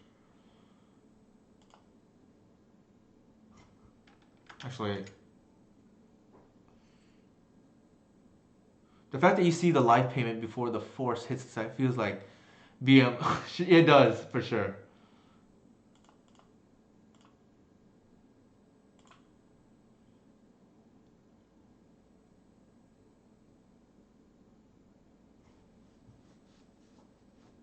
Wow, they have two forces. All right. There's nothing to do but to attack here. Maybe we can race. At least there's only a Flusterstorm left.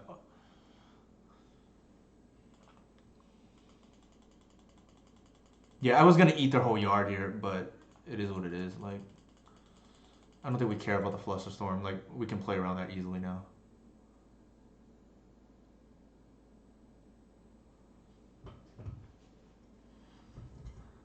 This game is a little closer than I would like. Oh my god, it's another whale.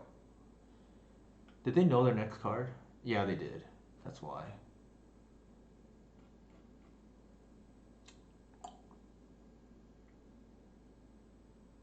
That is kind of insane. Yep.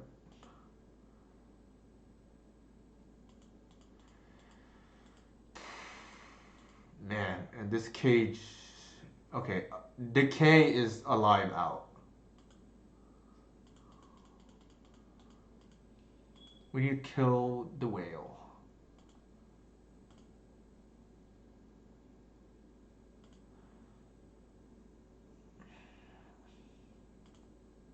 Decay. One time, please. That's pretty good. That's not quite it, but that's pretty good.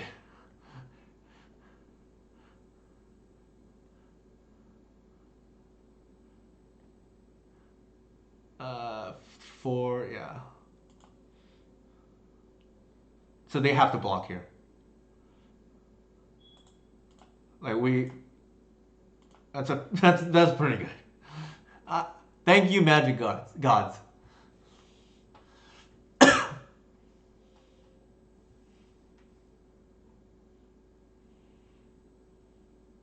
So we know that card is Flusterstorm. Like we're not scared here.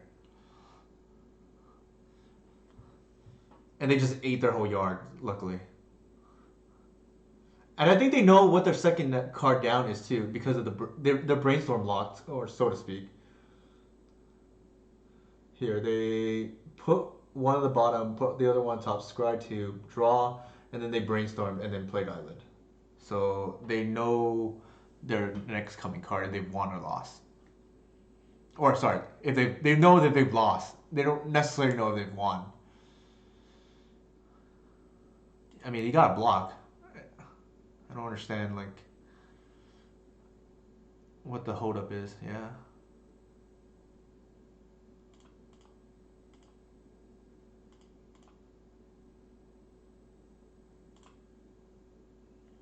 Just to reduce the clock here.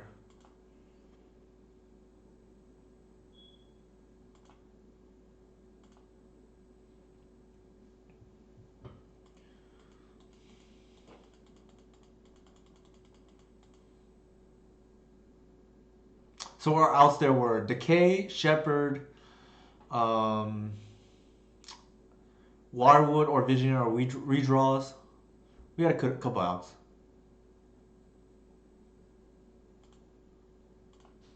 That was pretty insane though. Magic Gods came through for us.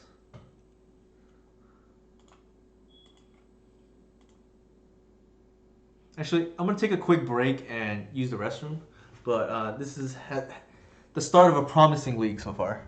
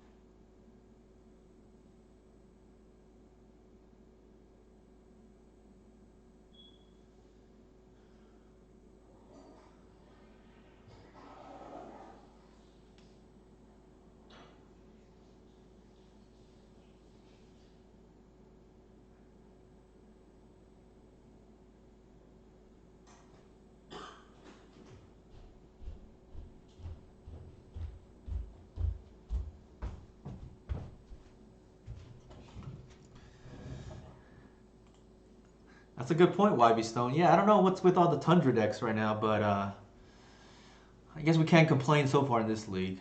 2-0. Tundra decks will forever be my arch nemesis. It's counter to, you know, I've died too many times to instant speed terminus to forgive those heathens.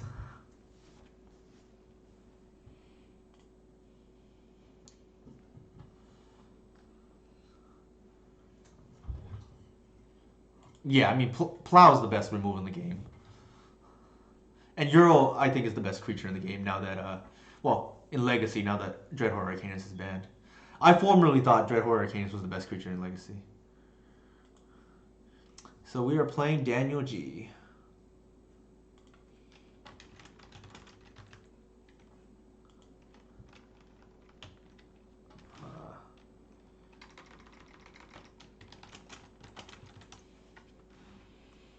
I think this is fine.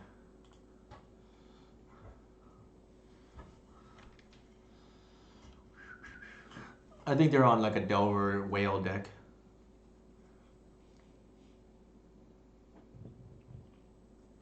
Yeah, Whale's like everywhere now, I think. It's the new Dreadhorde. I mean, not nearly as broken, but, you know, a nerf Dreadhorde is still pretty broken. So they mode 5. I think they assume that I'm playing Elves. That's why they're mulligan so aggressively.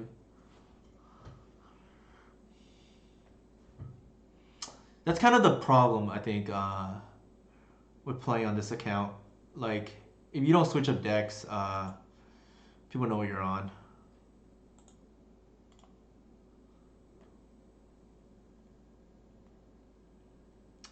Visionary is pretty good.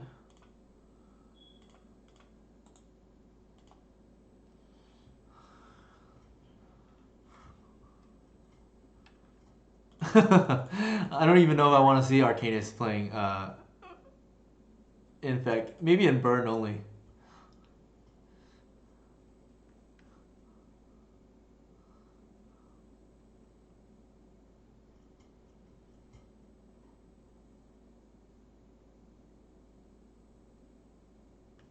Painter. I mean, maybe if we get top to Cloud Post.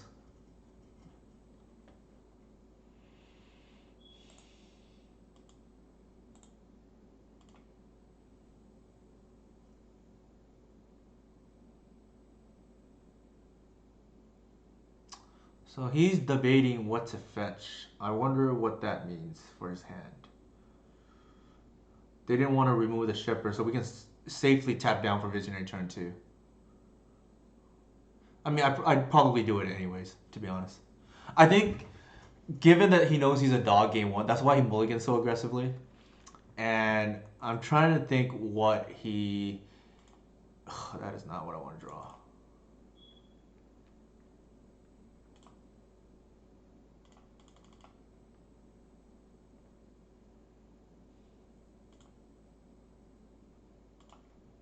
Also not what I want to draw.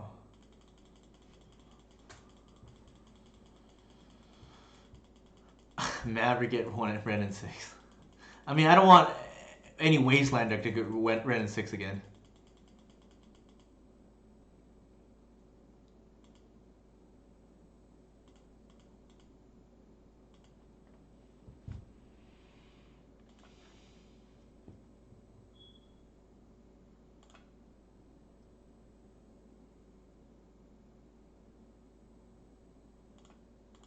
I want to do this first, actually. See how he responds.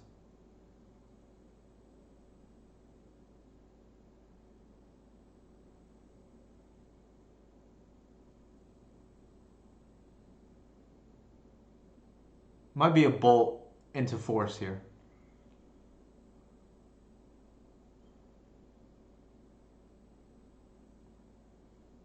Yeah, that's what it smells like.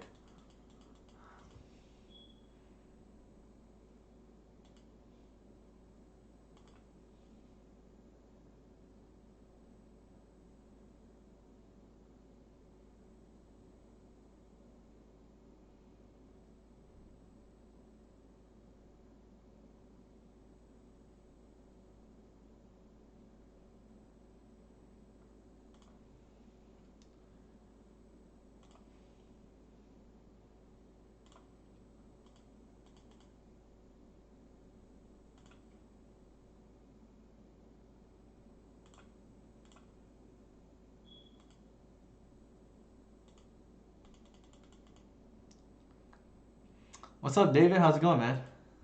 We're playing against GP winner here, Daniel G.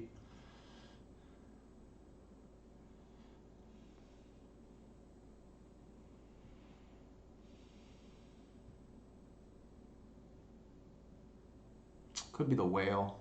God.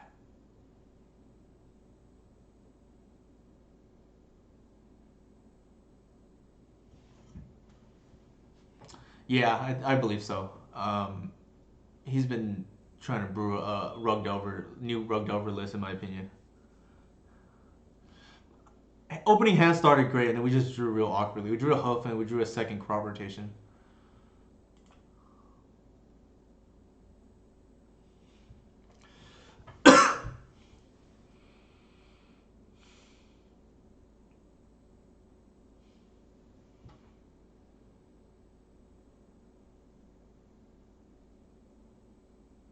Bolt.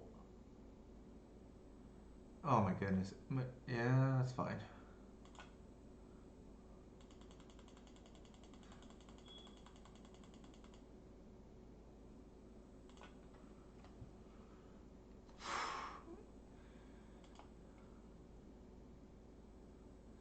I mean, this is like kind of crazy. Like, we've drawn so poorly this game.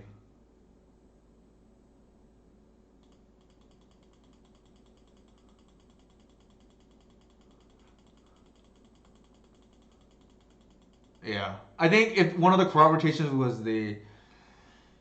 another heritage. Okay, so there's... Maybe we should just bog there because,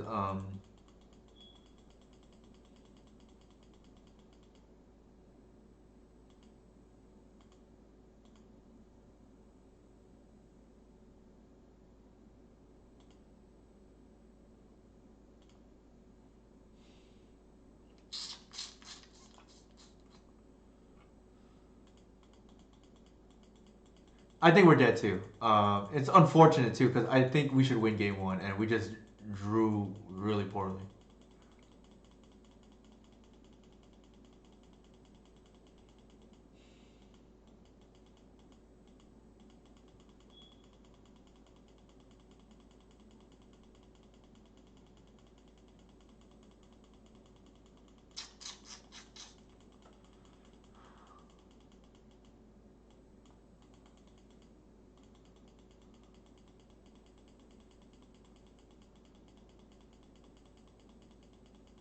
The whale is like is pretty good. It's like a nerf Dreadhorde Arcanus. And I know he's playing 4 whales. Like I saw his list earlier today, which is obnoxious against us.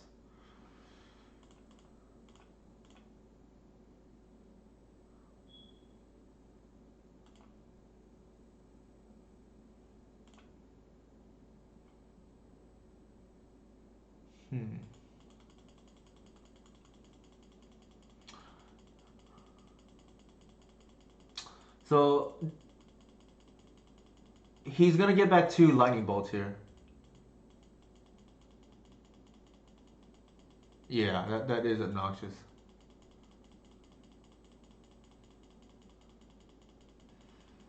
I don't think there's a route to victory here, but it's. I think we just needed to draw creatures and we would have won this match pretty easily. And we just drew the well. There's 5 cards in this deck you don't really want to draw, like given that, and we drew 3 of them.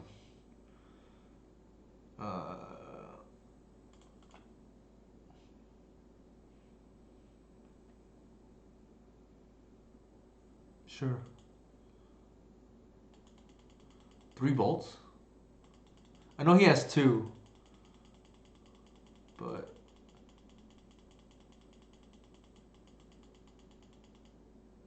sure.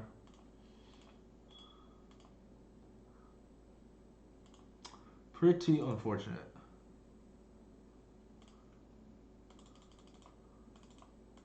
Our decays don't line up well against the whale too, but it is what it is. I'm tempted to keep it natural order, but I don't think that's how you want this matchup to play out.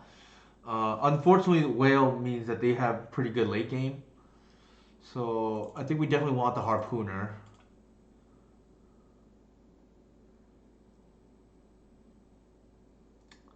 No, I think that's kind of like, I think that's like a trap to play the ley line game. What I'm debating is whether we want natural order or not against this kind of build.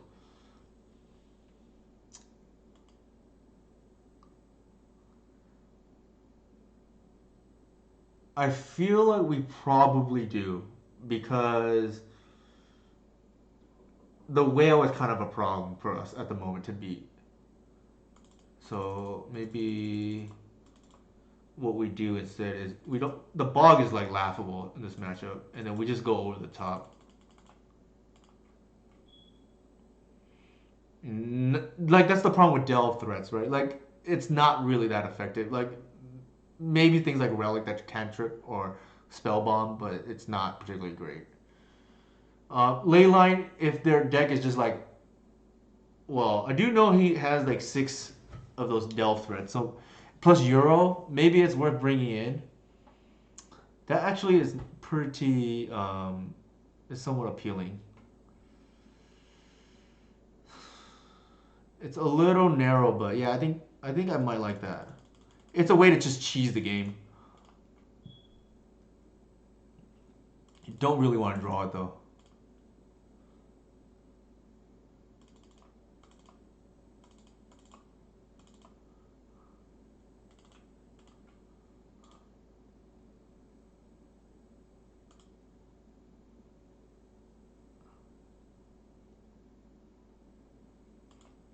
Yeah, Rip hurts us too, right? Because our reclaimers are suddenly in rough tumble range.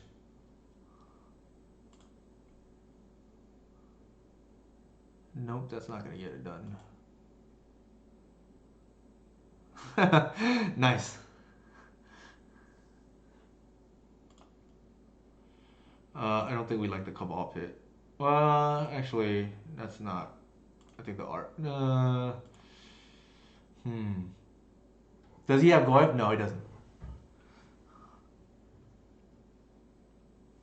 I think we give up the Visionary there. We gotta hit land drops. Well, the Arbor's not even great, so there's that.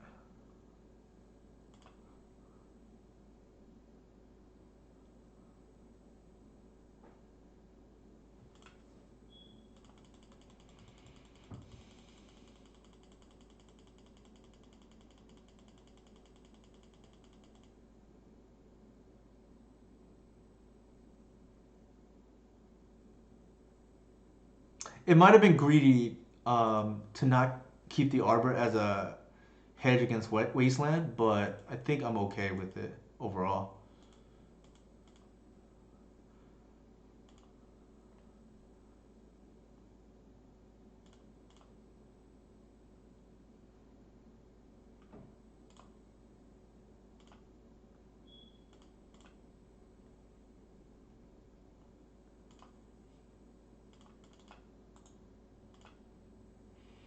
See if he dazes here. I don't think he will.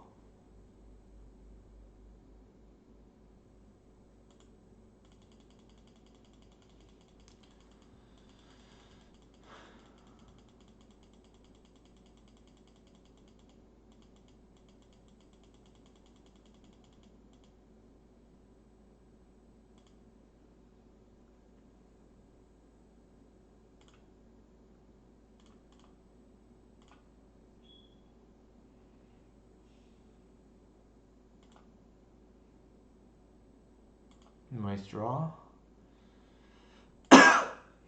So I'm tempted to think he has a sweeper because he hasn't done anything.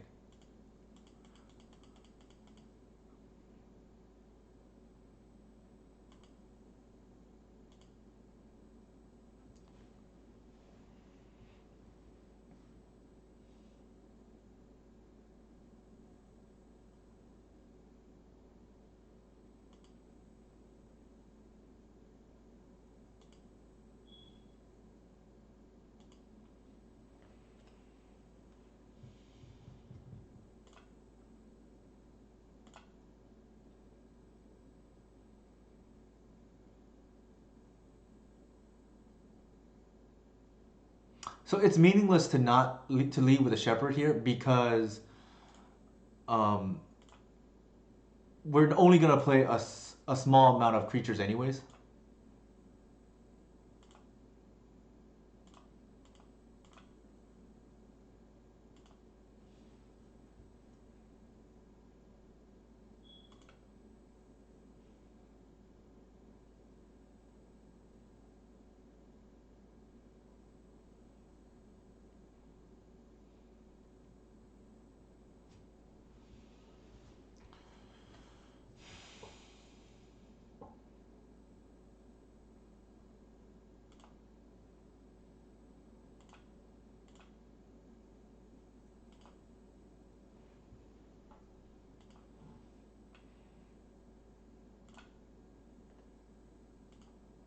All right, so he's gonna have a decision to make here because the water ward protects the shepherd now.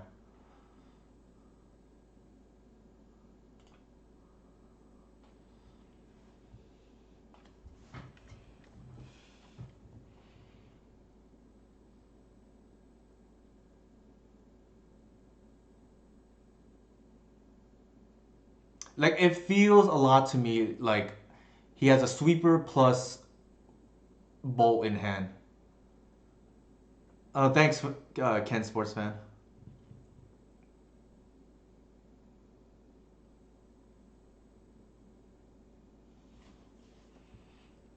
Like this Wirewood is real problematic now because it's a draw, it's a +1 draw, and it saves a creature on the sweeper that's likely looming next turn.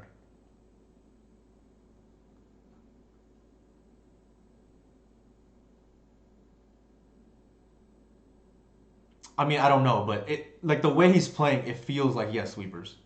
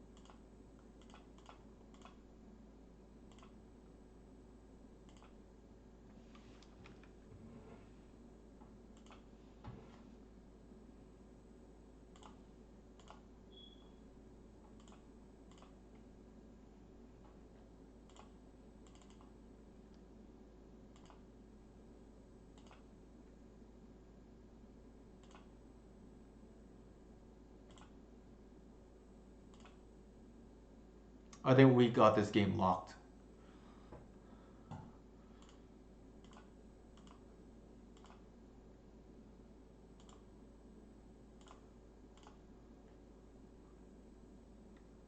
I like he posted it on like one of the forums. I didn't see the exact list. I just saw it was running 4 whales.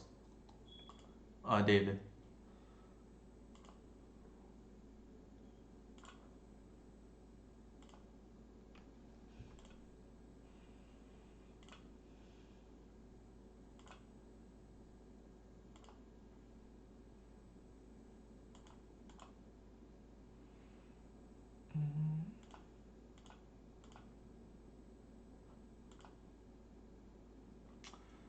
I guess what we can do here is play the harpooner.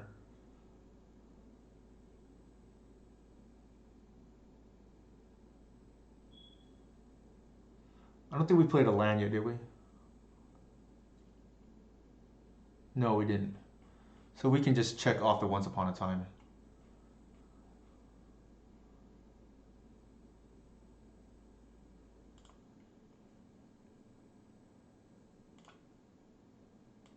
Actually, I guess we did play a land.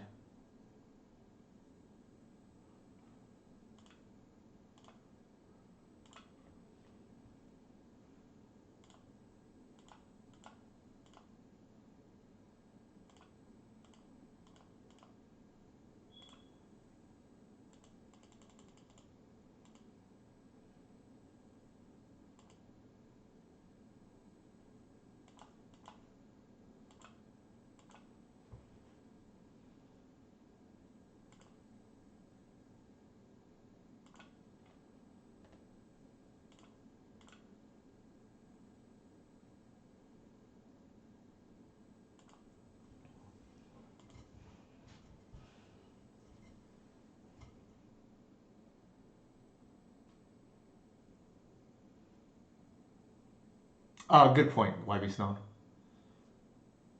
Sure, that's kind of expected. Let's do this correctly.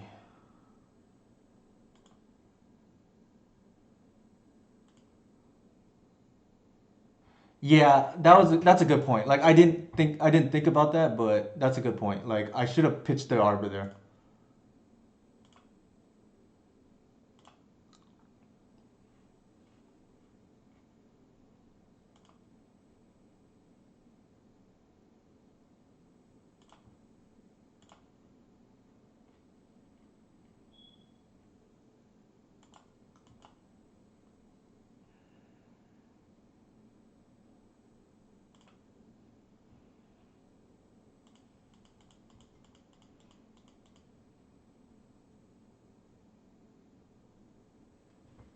Hey Yuha, how's it going, man?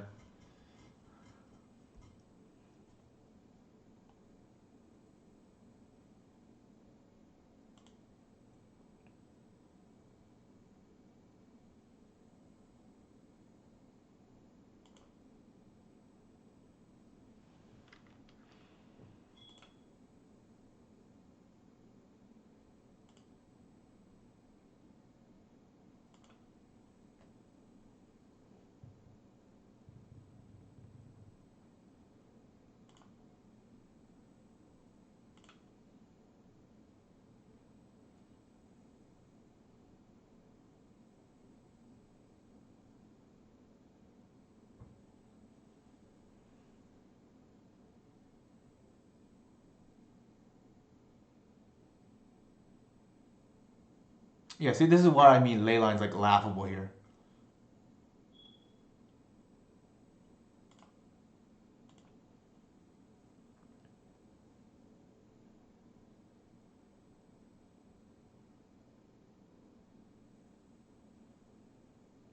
But definitely that misplay of not discarding the arbor is potentially gonna come back and haunt me now.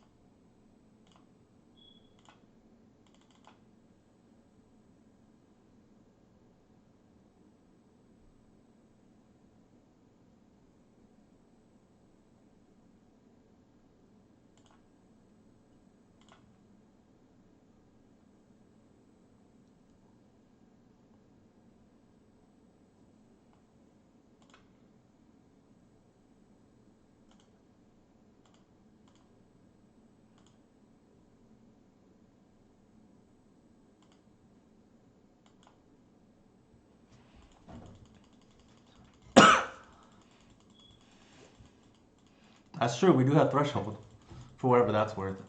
I'm assuming that they have a whale in hand.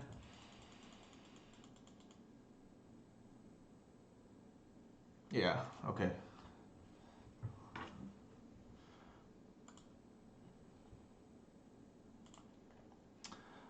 I don't know how I feel about this card. It's just like real bad. Like we top deck it. It's good that we have opening hand, but man, is it bad like otherwise. My gut tells me probably not, based on how that game played out. The problem is we don't have any good alternatives. It's a haymaker. Yeah, we could switch it for one hoof and one NO. That's valid. Like it just felt so bad right there. Unless you have it open, like we're keeping most hands. It's just a blank if you draw otherwise, and they can always like brazen borrow or something as well. I don't think he has brazen borrow, but that's like kind of besides the point. Yeah, maybe one hoof, one Archon. Sorry, one natural order for sure. It's just a better top deck, I think, and maybe one hoof.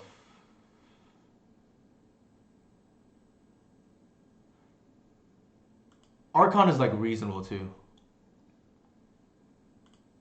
Let me think about that.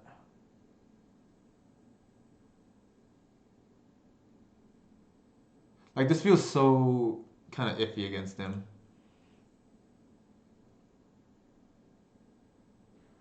I think I want the Archon as a way to win.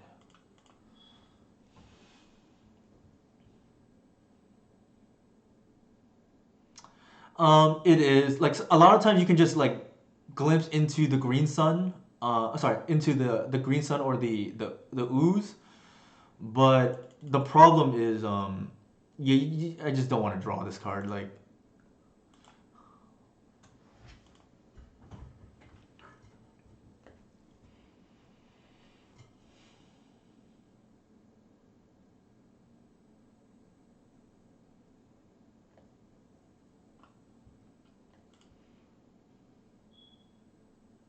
this is fine. I think, yeah, I in the past against Delver, I've traditionally liked one natural order, one Archon, just to like, as a way to cheese a win, but not as good during the Oko period for sure. So our line was so the one misplay was not pitching the Arbor, and that was just a brain fart on my behalf. I thought we had a creature in the yard already, but I think we played that pretty well. Otherwise, we had a feeling the sweeper was coming and just didn't play into it because they didn't do anything for a few turns. Like what else could it be?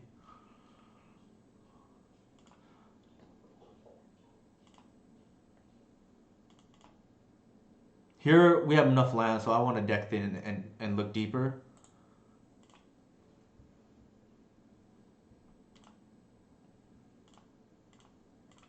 We're not just gonna run that out.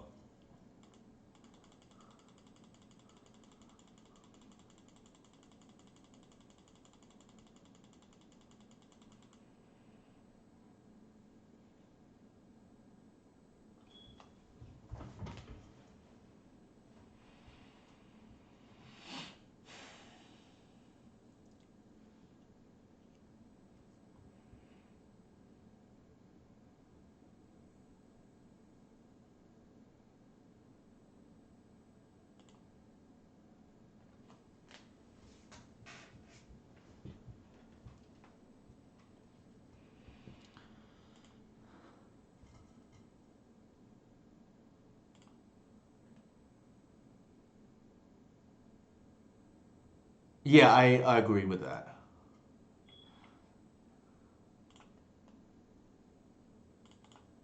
Thank you for the raid, Legacy Pit. Appreciate it. That represents Bolt. I'm gonna lead with the Wirewood here.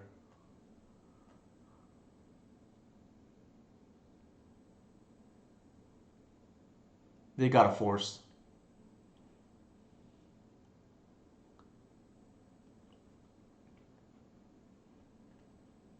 Tabernacle is a headache. Appreciate the raid. We have a good match here against GP winner Daniel G. It's 1-1 right now. Thank you for the follow. Daddy Cool ES. So they know we revealed off Shepard off the Once Upon a Time. They're debating what to do here because it protects a Shepard otherwise. The fact that they're thinking about this tells me that they probably don't have a sweeper, and they're thinking about if they want to force this so that the removal can come in. I think here we just play the Shepard out and just attack go.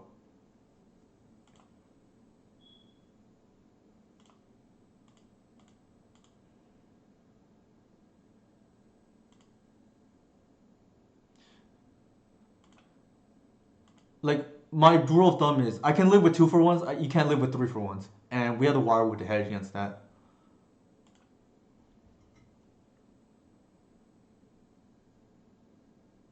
Sure.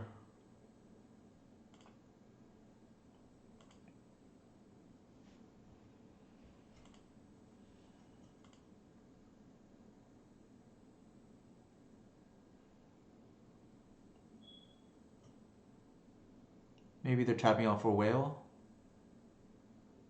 Sure. Alright, so we need a creature here so our glimpse is list live. But we're gonna glimpse regardless, if we draw a creature or not.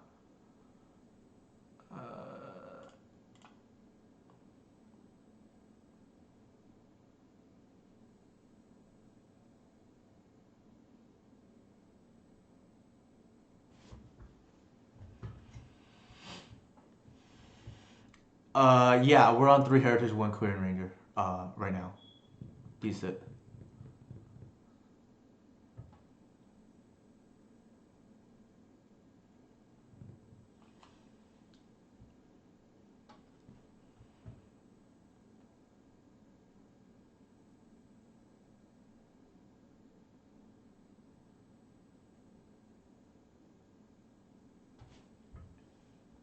We tried boarding in Leyline game too, but it was, I mean, it didn't affect us. We won anyways, but I don't think it's correct.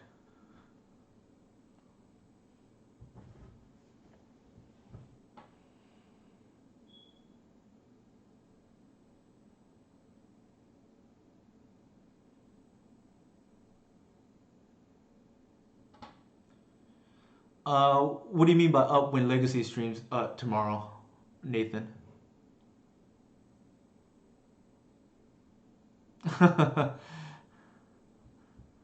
So were you playing against Tabernacle, or did you have Tabernacle on your side, David?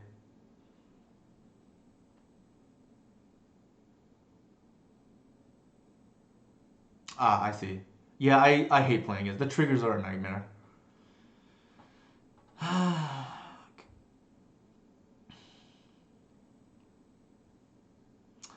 He obviously has the force. It's just whether he's thinking about if I'm baiting him out or not.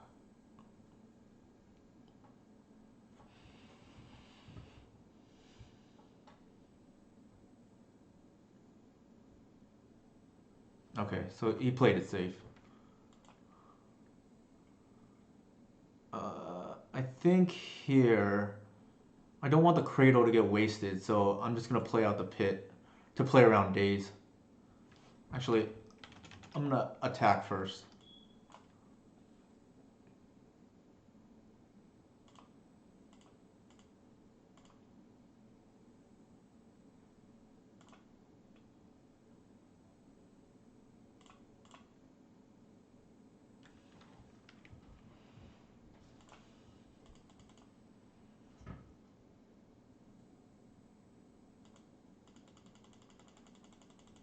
Alright, so we pretty much can now beat...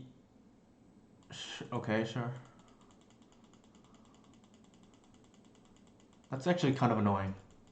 That the Euro.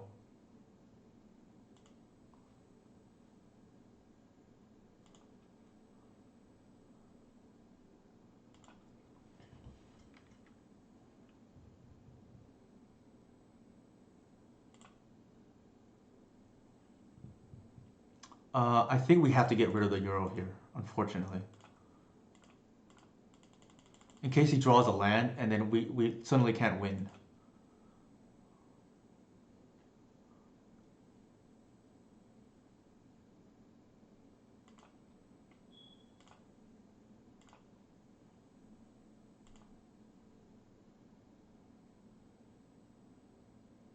Oof, okay.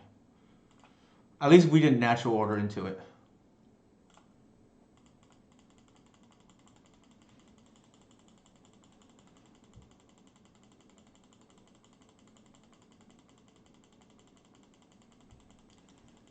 That would have been backbreaking. We cast natural order there. All right, that smells like the whale to me. And now we can just lean into the natural order on the Archon. Yeah, at least they're a few turns away from the whale. I mean the Euro. So our line now is to lock up the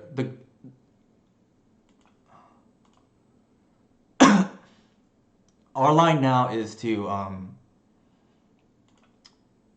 get the Reclaimer out as soon as possible to lock up the Euro, and I think we win. That's actually kind of funny.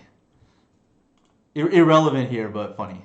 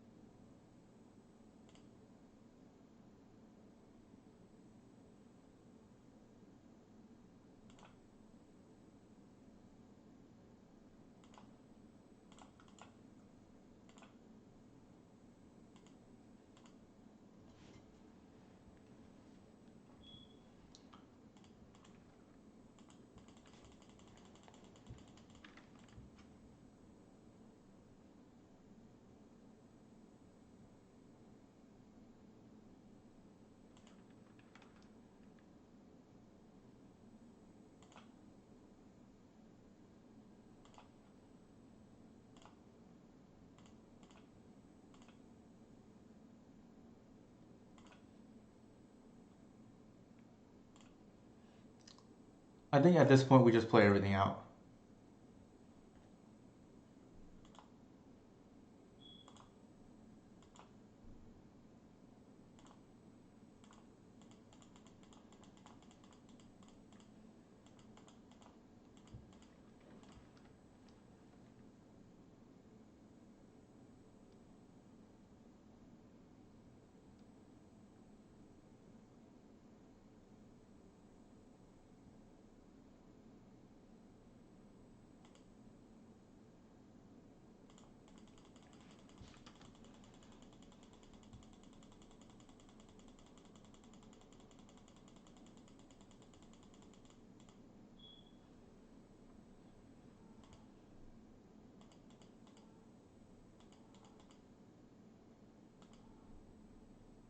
The K is not bad here too.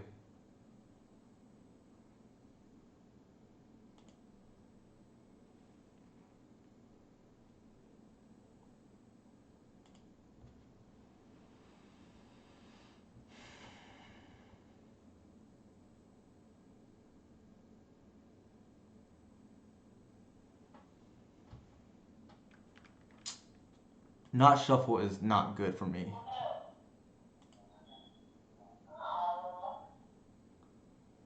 Shooty, I'm on stream.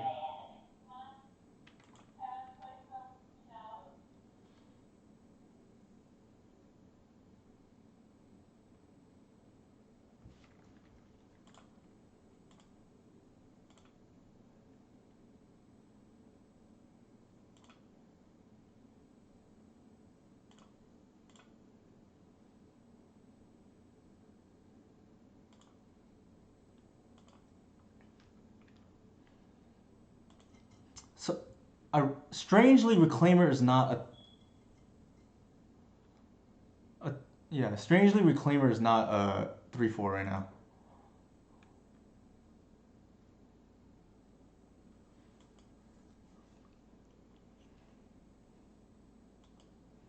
I think we ignore it.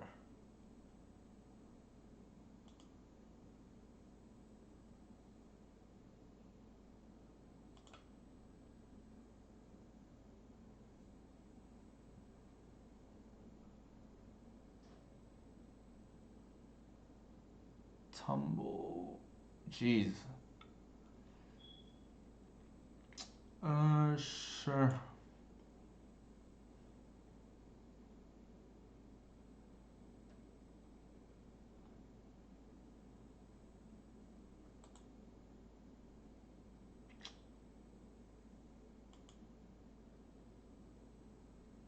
Was that cast? Okay.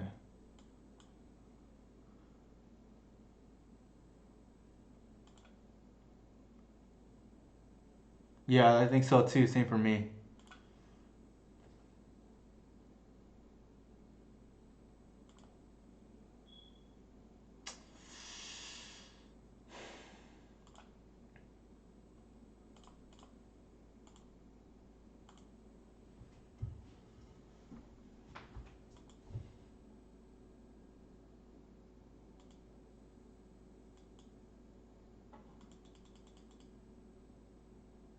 I don't know about very, very small, but it's not as good as it was a little while ago.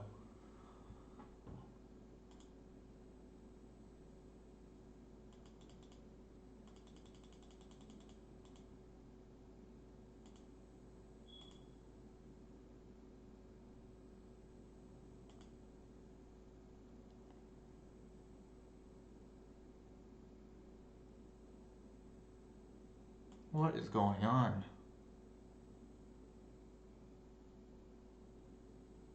Two black?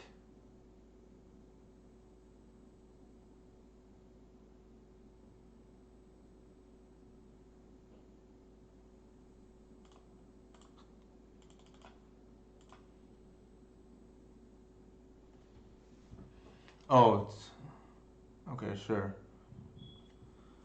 I don't. I think the decay is like not very good at the moment.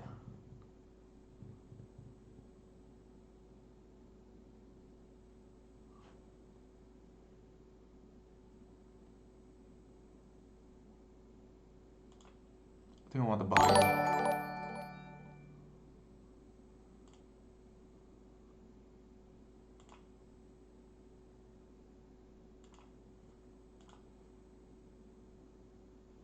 This game was kind of insane.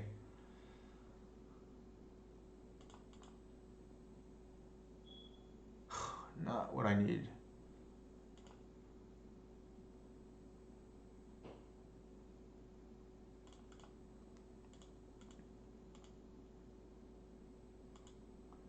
Yeah, it's his own brew. It's Daniel's brew.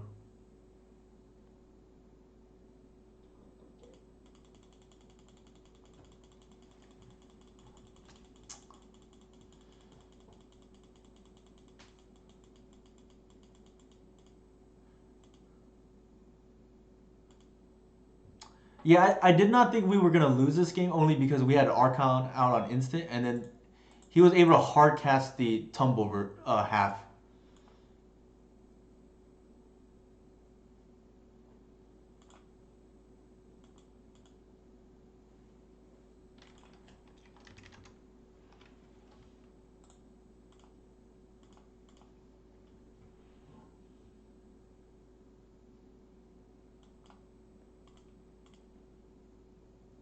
But yeah, pretty unfortunate. I thought we had the game probably locked, but the Euro was something I did not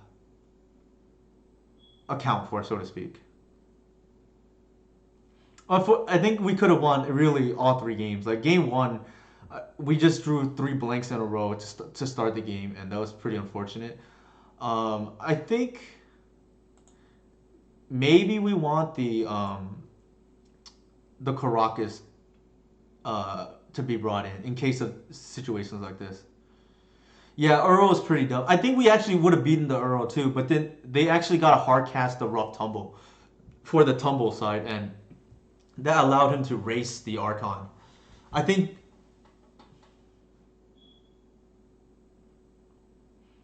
Oh, how do you know, Nathan? Like, Oh yeah, I guess it was. Yeah. Too bad for me. I think we played well too. It's just like game one, we drew hoof, natural order, and like something else irrelevant for the first three turns, and that pretty much cost us game one. I agree, Nathan. That's definitely what happened. Um, I think it's fine for now. Like it's not like it's dominating or anything. YB Stone. The thing about it is 3 mana, like show and tell is legal.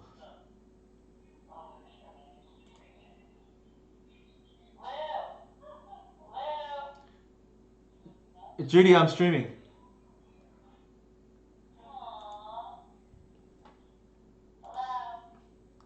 So that is my wife in the background.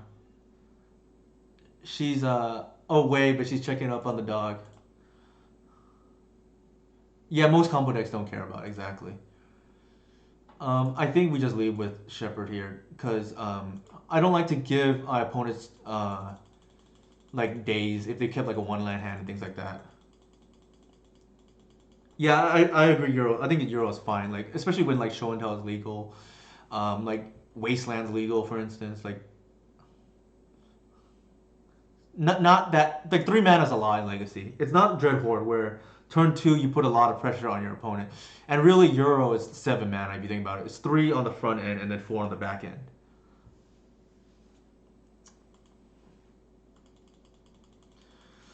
This feels like Doomsday, but it could be Ant.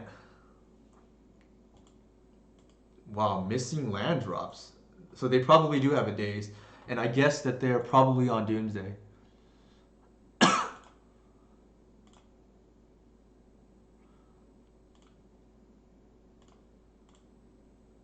More likely Ant. Misty suggests Ant for sure. Any particular reason besides the Misty, Nathan? So we have a. Let's see, that's 3, 4. No, we don't have a kill yet. Next, actually, we kind of do. I'll leave it up to chat to figure out how what our kill looks like next turn.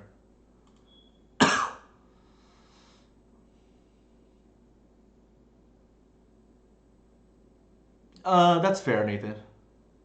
Yeah, Misty's playing both, but it's a 4 of in Ant. I don't know if it's a 4 of in Doomsday, but we'll find out probably this turn because, I mean, they're like on the verge of death here. Like this represents lethal. All right, so let's see.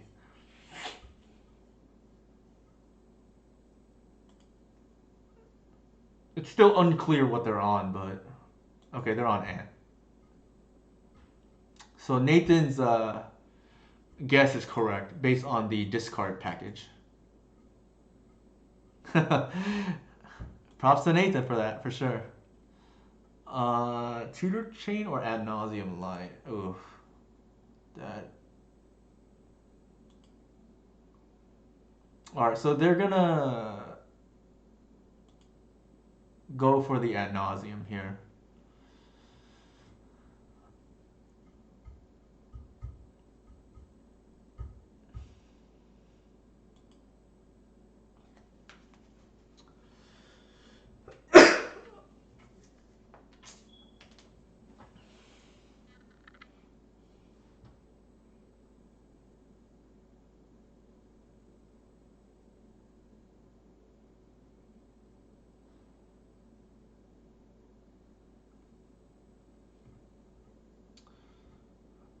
Alright, we're just dead.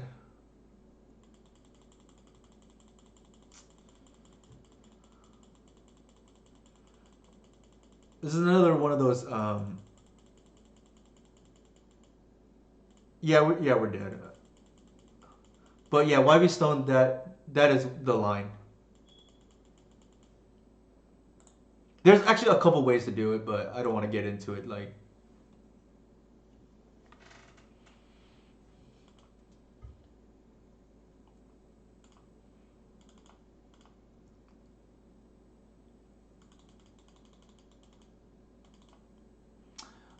It's actually not. I think their favorite game one. I feel pretty favorite games 2 and 3. Um, I don't. Part of me just wants to cut this card, but But I don't know, like maybe you bring it in sometimes for Euro. It just seems like Merit Lage is not really common at the moment. I think this is fine. I board off Hoof because Archon is a kill anyways.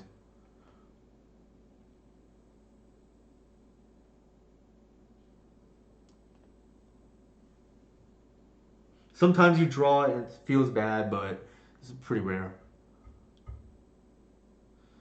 And even then, you can always. I'm not. Well, the reason why you don't board out Ooze, Nathan, for me at least. No, Archon is definitely a kill against Ant. They don't have any outs to it. I mean, you're naming instant. Like, what is answering Archon?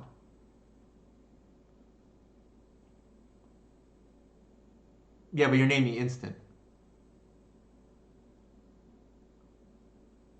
Because they can't be. Ant cannot be instant. Test.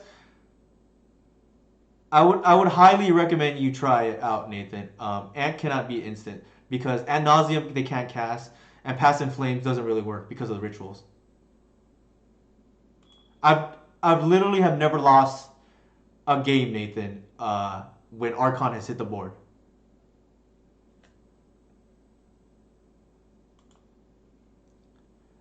We'll have to agree to disagree, but I'm just saying and I've played Archon like since Archon got released. I've literally have never lost a game. I've never lost a game to Ant while with Archon on instant.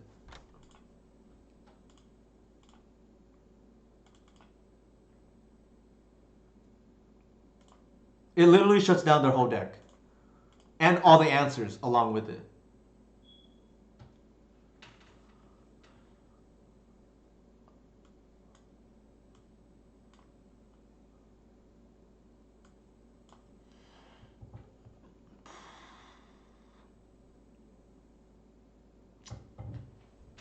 I think we just take the Inferno here and just if they want to leave man up for Veil, they can.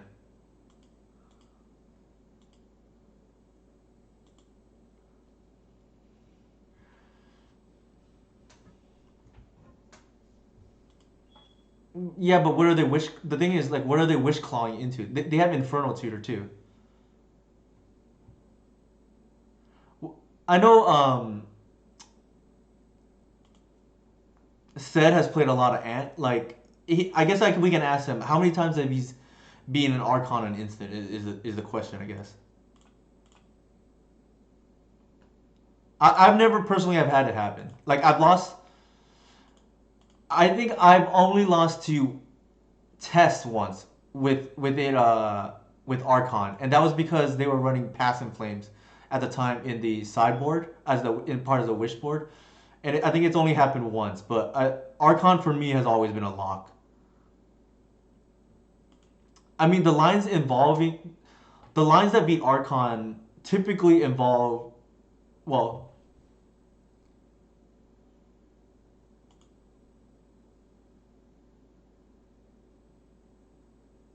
I mean, it's not 100%, but they would have to have like triple LED hand, and I think that's like not easy to do.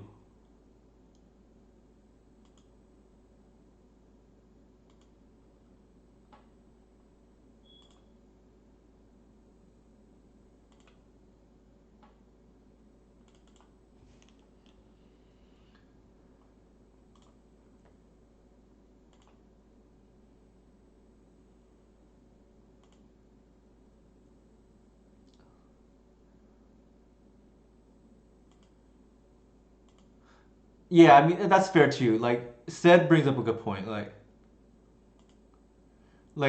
I've definitely beat my share of Gristlebrand, and part of that is because Gristlebrand players like to punt a lot. But typically you're not if they play right, you're not really beating Gristlebrand.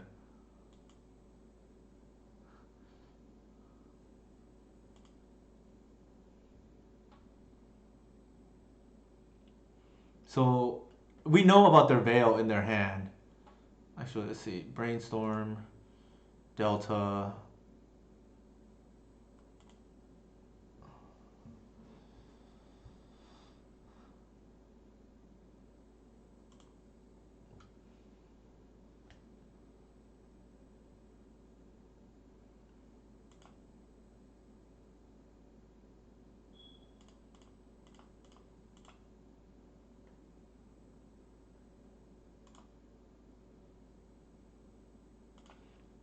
I mean, to be fair, Nathan, it's 100% for me. Like, I've literally have not lost when this has hit the board against Ant.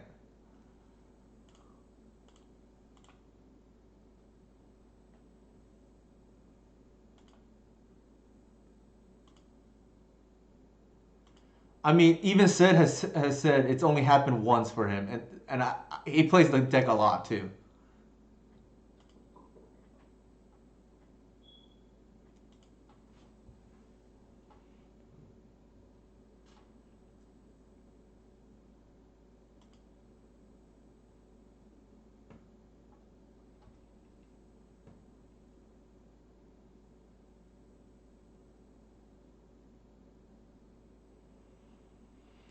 I guess it depends on our. I guess it depends on our definition of lock, Nathan. If you're talking about like strictly 100%, sure, but I don't think anything is 100% lock in Magic. Um, so I think if we're going by that, you'd be right. It's not a lock, but then a lot of things are not. There's like generally always outs.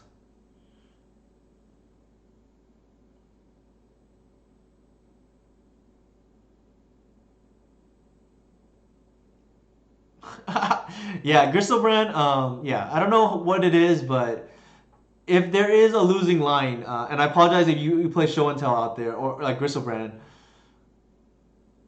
but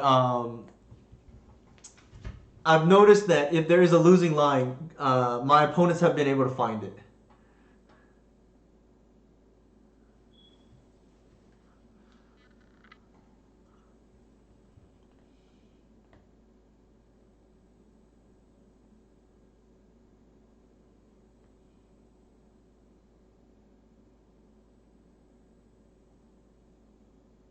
Yeah, if you want to go by that, like, sure, I'll agree with that. It's not 100% luck. Like, sure, I can imagine a Pass and Flames line or a triple LED hand that gets through it. But in my experiences, that is like I said, it hasn't happened to me, but it's possible it can happen.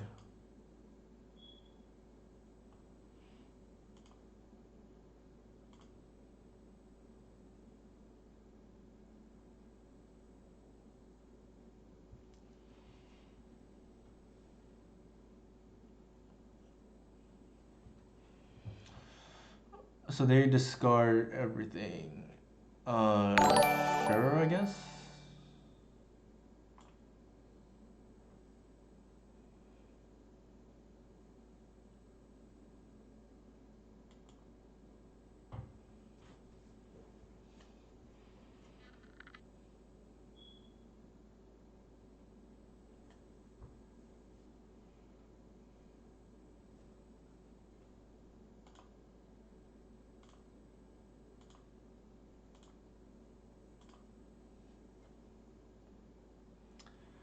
I don't know.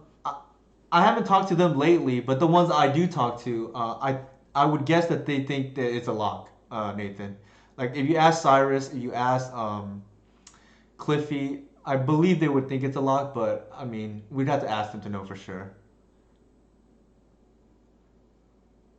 I don't know why they would be pissed. Like I don't get why that's insulting.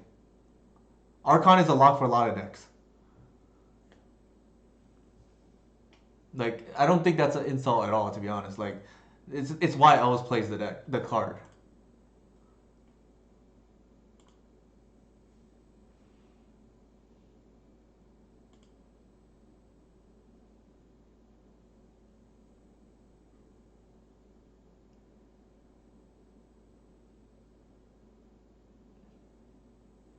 I mean, like, sure, I guess, but I like for instance, if somebody said Iona was a lock against me, I wouldn't be offended, even though technically I can have the Caracas.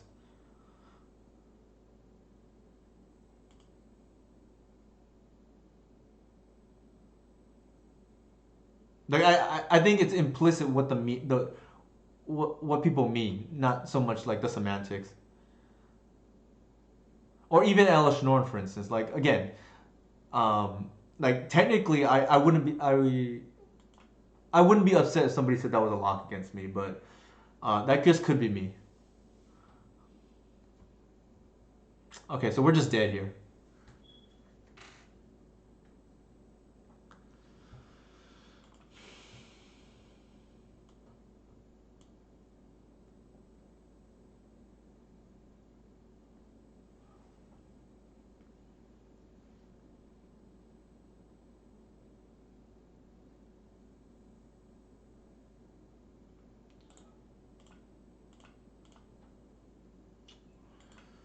Feels bad to go 2-0 into 2-2 just now, but it happens.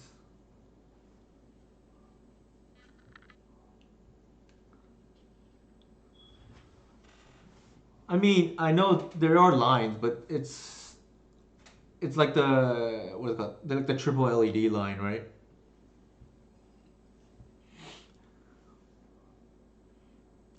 I know, right? This says had a very promising beginning. I thought we were gonna be 3-0, and then suddenly now we're 2-2.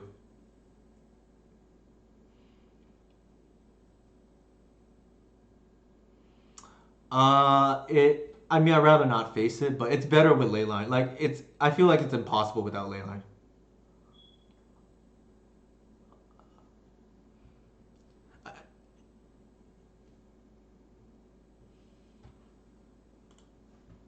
The problem with like Reclaimer doesn't really help against Oops because they're going off turn 1.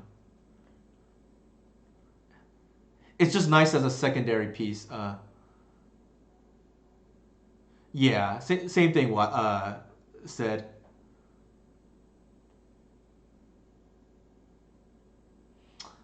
I always change what I name against tests because because they seem to be aware of my sideboarding plans. So I like to change it up against them. I don't know what they're on, but this is like reasonable enough.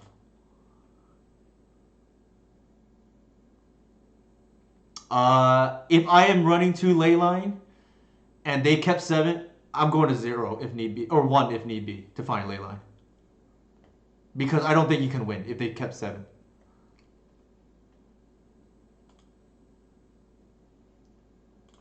And I've actually done that, what's it called? Against Reanimator before, for instance, where for whatever reason I just didn't see any of my ley lines. And then I didn't think the 4, the 3, the 2 were keepable.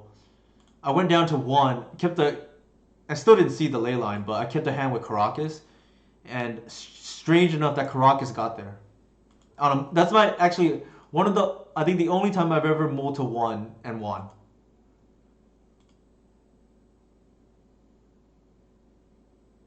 And typically I don't expect Karakas to be enough too.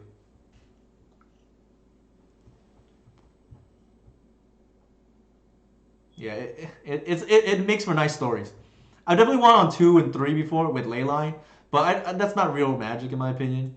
So I don't really count those. But going to 1 and winning on a Karakas is pretty nice.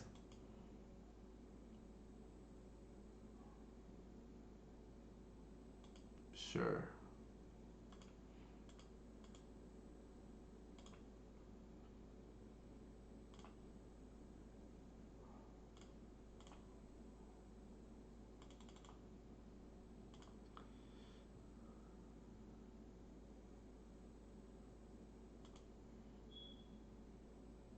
That's pretty funny, Nathan. Yeah, it almost happened to me. I believe it. Like, I went through 7. Sorry, I went through 7 hands of 7, and did not see a single ley line. And it just so happened that the one Karakas won.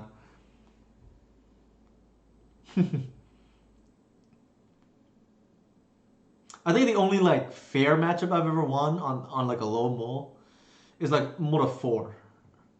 I once mulled to 4 against Jund. Like I remember a long time ago when I first started out. But one of the 4 was Sylvan Library, so that kind of undid the mull, which is kind of nice.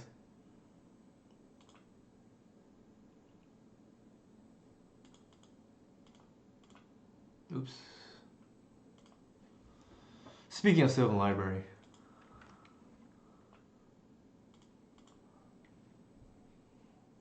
Ugh.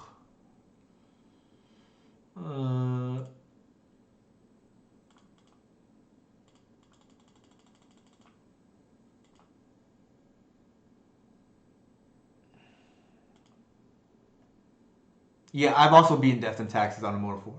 And that was not with Sylvan Library.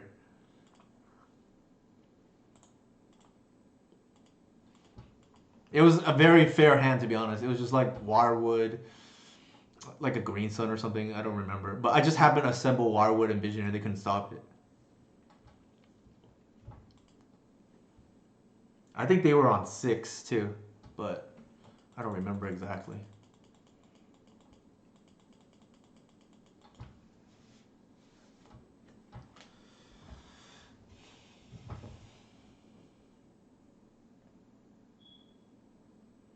I beat it earlier. I think it depends. Like, I hate to say it's like luck based, but I think a lot of times it like the first few turns really determines how the game plays out.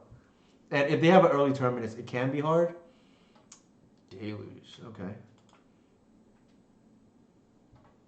Oh, sorry, I don't think my deck listing works. I gotta set it up natural order. Sorry about that.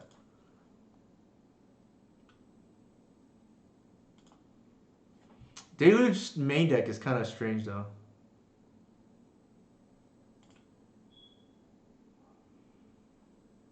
I could believe that could be a decently luck based.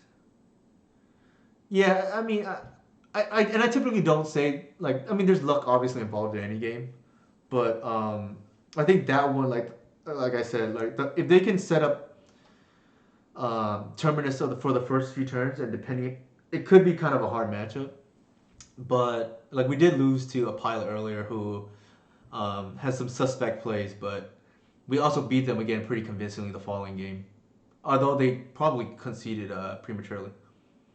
Yeah, it was a. I mean, anybody who was in earlier knows that was a very strange concession. Like I didn't think I already won, and they suddenly conceded.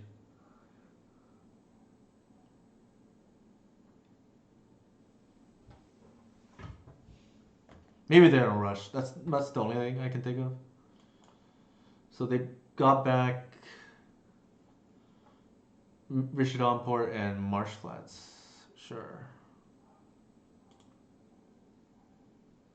So here, because we have Green Sun and Once, we're just looking for one half of the best friend combo to try to get back in this game.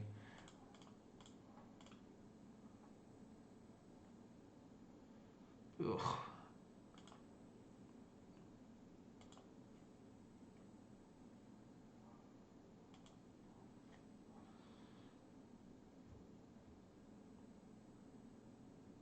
Sure.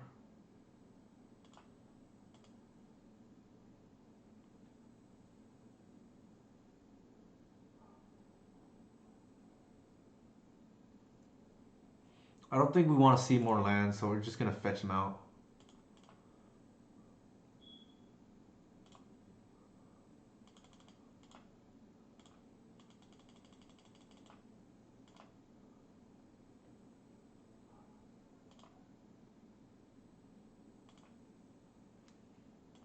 Oh my goodness. I don't know what we're playing against, but main deck Deluge seems like not stock. No Wasteland today, Nathan. I only played the last time I played Wasteland was probably maybe 2 months ago. It wasn't too far long ago. It was like 1 to 2 months ago when Post was really big. Shout out to Tony Murata. Harpooners for the Whale, natural order. I'm like testing it today. It's literally the first day I cast it, like ever. I'm testing it because I've found the Whale to be a problem for this deck. So I wanted tutorable removal.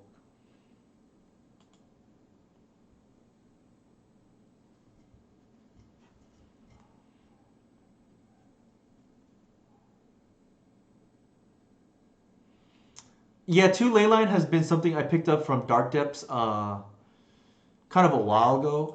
Like they run a split of 2 Leyline and 2 Surgical. The reason why I kind of like 2 Leyline is because the threat of it is still there, but I don't have to. I can afford to keep hands without it against like the graveyard decks, like Reclaimer and Cropper enough.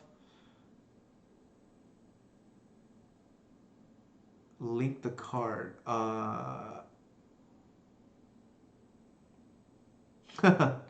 Nice. Which card are you talking about? The Harpooner?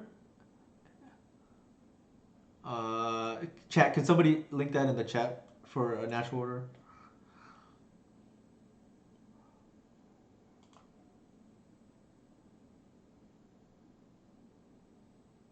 Swords? Oh no. The good thing is we have an out, and that out is natural order. Nope, that is not it.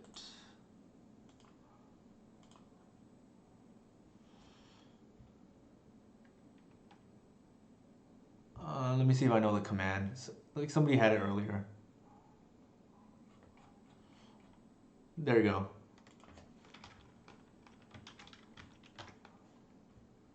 Yeah, it's essentially a Dreadhorde Arcanist that's been nerfed. Here's the Harpooner. Oh, that didn't work. Oh, I know why.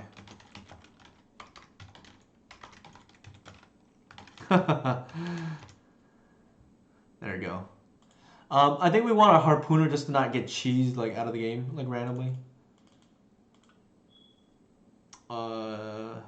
It buys us exactly one turn.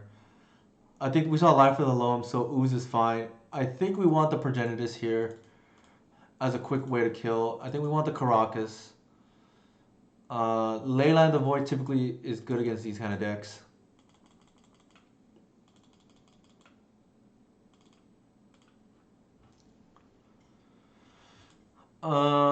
They have black, which means they could be on Engineer, but the fact that they have Deluge, maybe not. I suspect that that's a lot of, creature hate to dedicate, or sorry, a lot of cards to dedicate to creature hate. So I'm not gonna hedge against that. At least not in game 2. If I see it game 3, maybe I'll bring it in. But I think I'm fine with this how I boarded.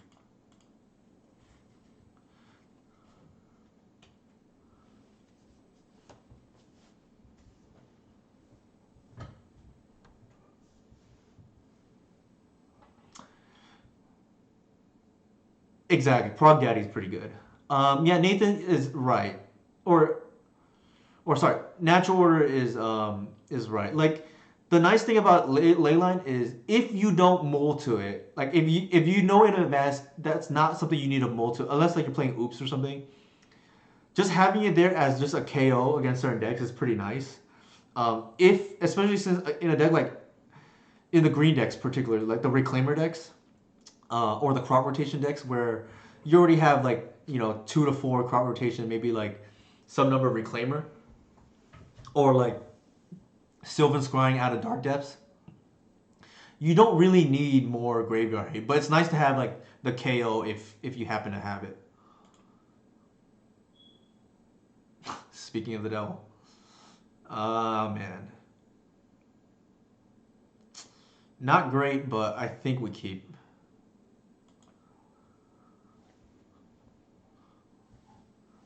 This is kind of funny. We only run 2 and we drew both.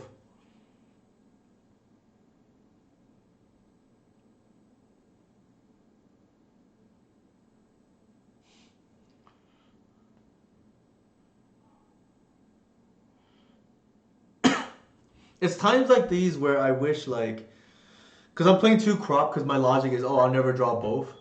Maybe I just only want 1. And I can play the 4th Heritage Druid, which probably would have won me the match against Daniel game 1. If I just drew at least reasonably.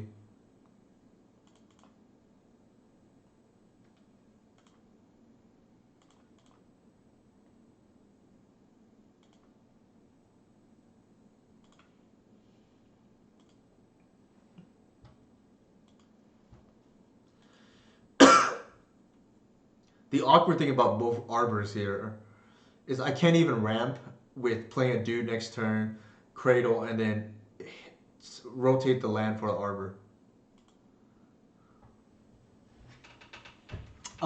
Yeah, so YB Stone, Julian played that configuration for the what's it called, the Legacy Double Dash with me, because we both highly anticipated like running into a graveyard deck, and we played against Hogak, I think like first round, and we both had like obscene amount of hate, which was pretty nice for us at least. I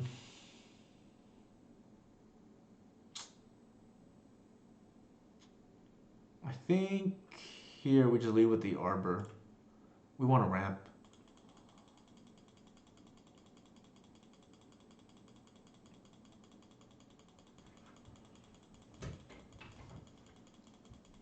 Like, this is tentatively a visionary.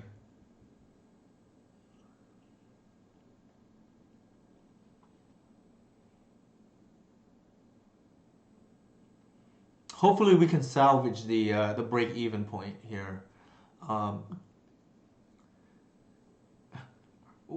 thought we were going to be on the verge of a 3-0, and then things didn't work out well to end that match. And then I think the Ant hand was pretty resilient against our discard, unfortunately.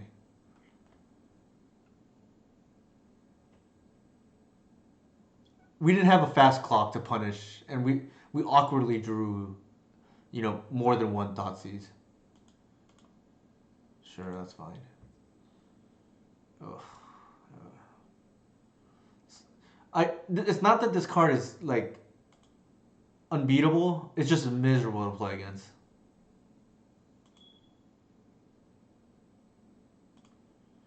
Like all the triggers is. I frequently am behind on clock against my lands opponents when they have Tabernacle. It's kind of a mess to sort out, to be honest.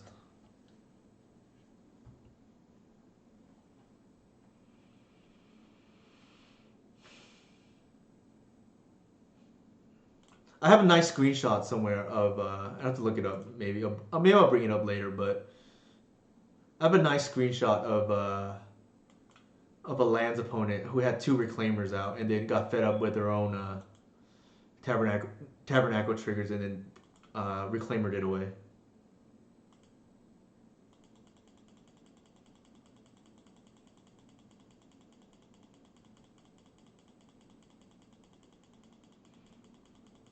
Natural Order is probably a game from this board. Oh,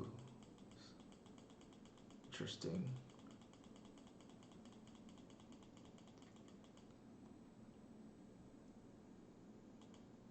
Why would they? Oh, that's the only land. Yeah, I actually don't. That can't be right. What they just did.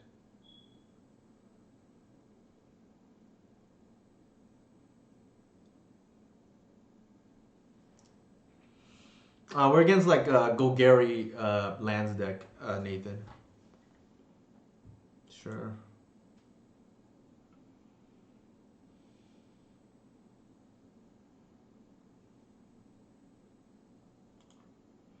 I don't think they have Urborg. It's like Urborg. Well, maybe they do. I don't know, but like, I feel like Urborg is only popular in the depths, Turbo Depths list. But I mean, I don't know what they're on, so it could be. Yeah. Our draws are not coming into fruition at the moment. Yeah, this doesn't make any sense to me. Like, they're just cutting themselves off of mana.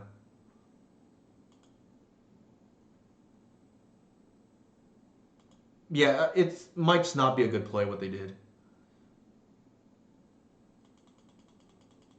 Because, like, I've seen this enough to know that it hurts them a lot, too. You have, essentially, you have 0 mana at the moment.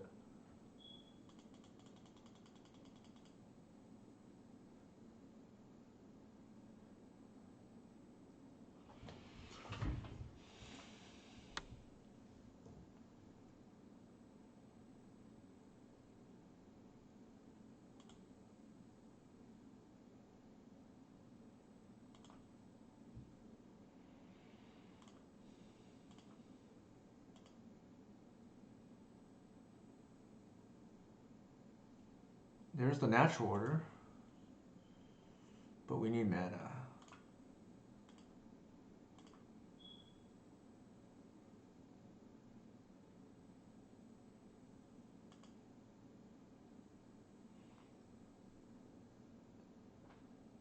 It's possible they click through. That is a mistake I will frequently make myself, admittedly. I've made it several times already in this stream alone. Granted, I'm also distracted a little bit by just random things going on, but the attack thing I will frequently do, unintentionally, obviously. But yeah, see, like I don't know how they're gonna develop their board now. They may attack here. Like I don't think they're gonna forget twice in a row. Okay, so that's bad.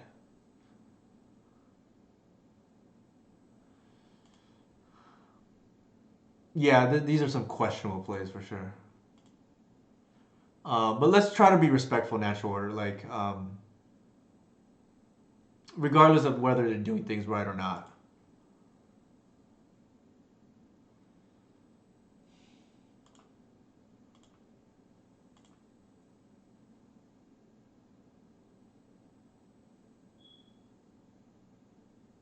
Interesting.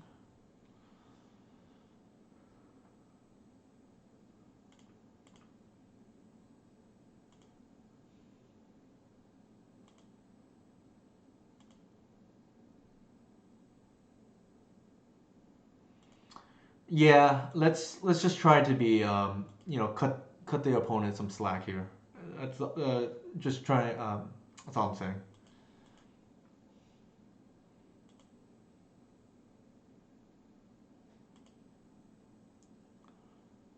So there's a few ways we just straight out win here, I think. Actually, no, the hoof is in our hand, unfortunately.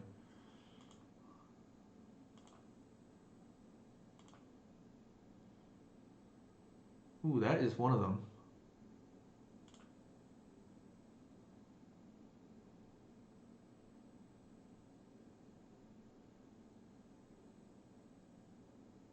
So we have lethal next turn.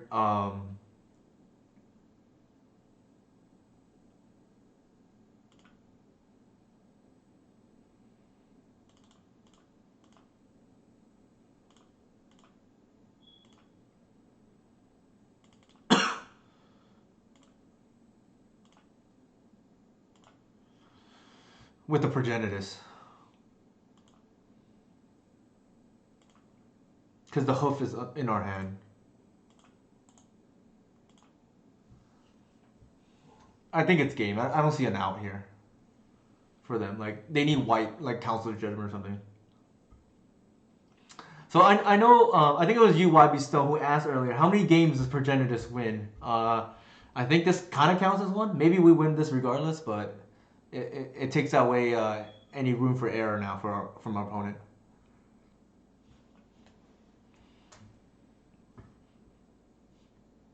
Like the minute they got the Dark Depths, the first thing I thought to myself is, oh, they probably just screwed themselves because, like, I don't see how you make any mana with that board state. Like with a Reclaimer that's locked up by the body that's locked up by the Reclaimer with a Tabernacle, and then 2 lands that don't make mana. The bad thing is I don't know how effective these these ley lines are.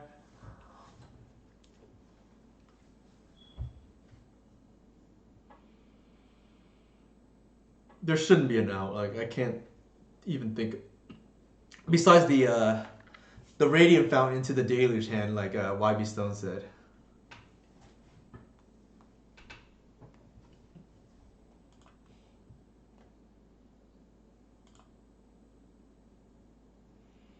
Alright, so I think I'm okay with how we boarded that match. Didn't feel like they had engineer or anything like that, so we'll just keep it as is. Yeah. Yeah, the difference is either 50 play points or 100 play points and 1 chess. That's roughly what? I guess that would be, let me think. A chess is like, let's just say $2. Like $7 on the line, essentially, that we're playing for. I will say though, like I'm not gonna complain because I really felt like we were gonna win that Delver matchup. even against probably one of the best, for sure, top 3 Delver players in the world. And I thought we were gonna win. Yes, I will open the chest if I win here, since the chat has been very invested in me tonight, going through the highs and the lows of the losing to Daniel, GP Niagara Falls winner. When we thought we had the game locked up. And the Ant matchup, I'm not gonna really it can go either way. I'm not gonna say we got screwed or anything like that. That's just sometimes how it goes. Like the matchup is like 50-50 in my opinion.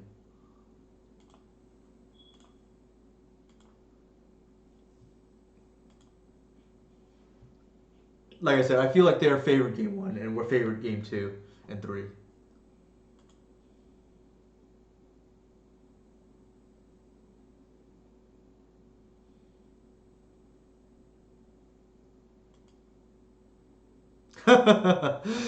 That's fair.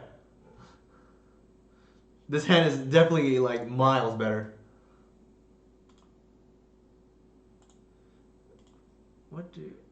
Okay, interesting. So I'm just double checking here to make sure that we boarded in the Caracas, because I think that's the only way we lose this match.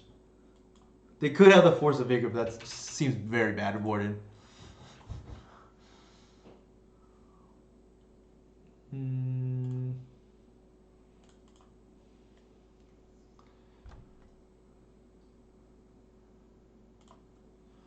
Okay, so the thing is, the Wasteland here, I don't want to give my opponent a target, but at the same time, I don't really have a better play, is the problem.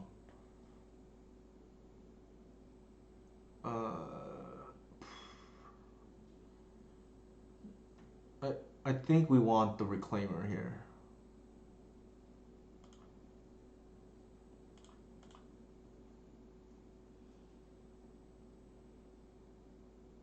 Yeah, because we want this to be a KO on the Caracas if they want to dare go for that line.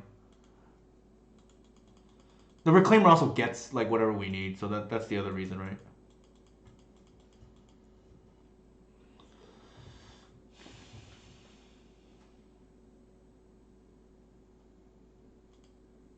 All right, so they're gonna mulligan themselves here. Yeah, tutors are pretty broken, I will say.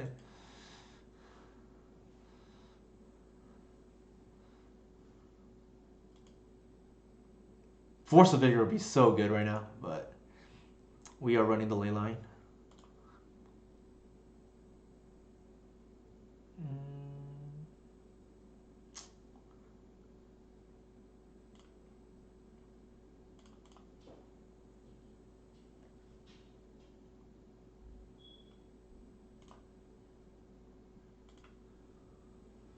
I'm fetching Bio so I can Reclaimer it away if need be.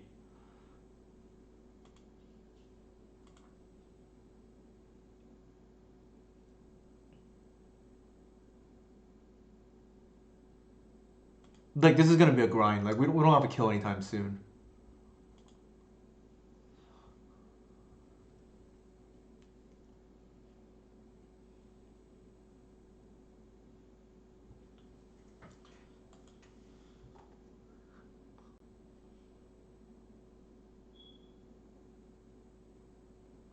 That is not the right play.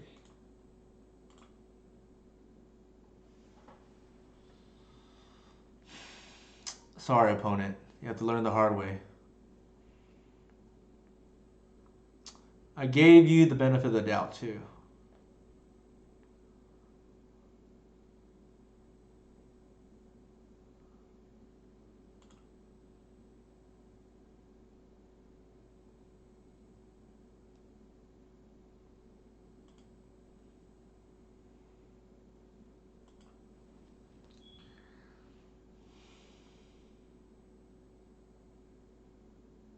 Yeah, the thing is, I don't want to.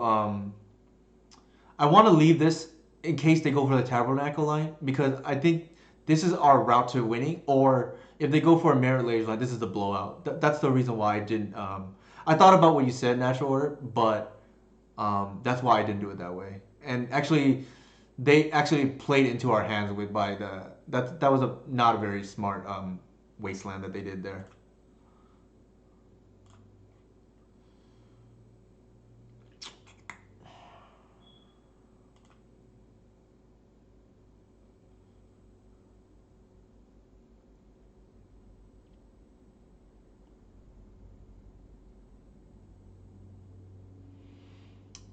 So my guess is they may go for a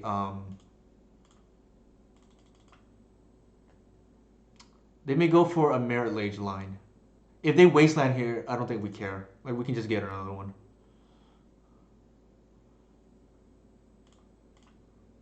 Actually, this is even better, right? Because we have the crop rotation is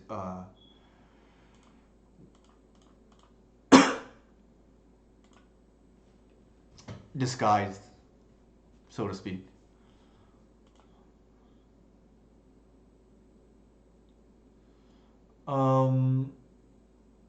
I think we want to leave crop rotation up here for whatever reason.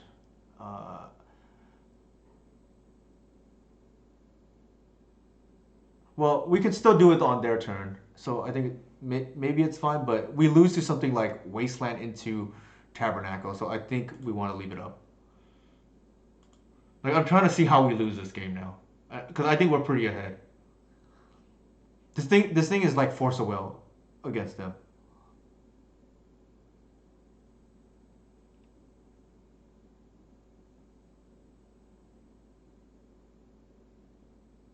Yeah, I wouldn't have played with 2 mana. I wouldn't expect a wasteland there too. That because it's on board the trick. I think from here, like one way we can possibly like lose our board is like wasteland into Tabernacle. So that's why I want to leave this crop rotation up.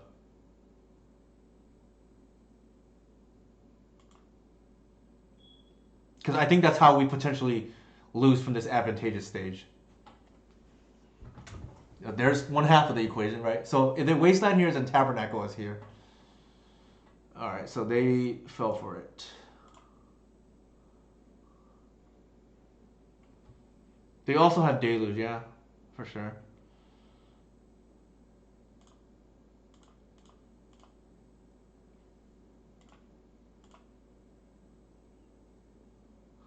They're probably thinking, you gotta be kidding me.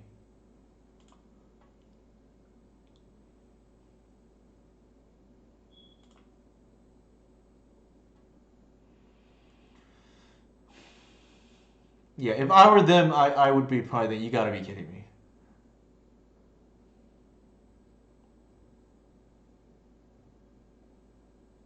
This could be the deluge that we're talking about.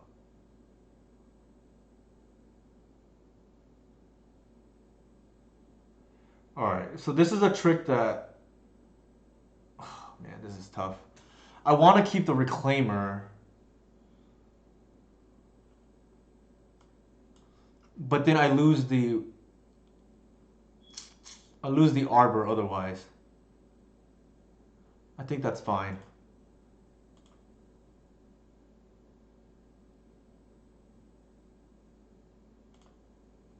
Yeah, I think we need the mana here. And in case they try to cheese us out of the game with a Merit Lage coming soon.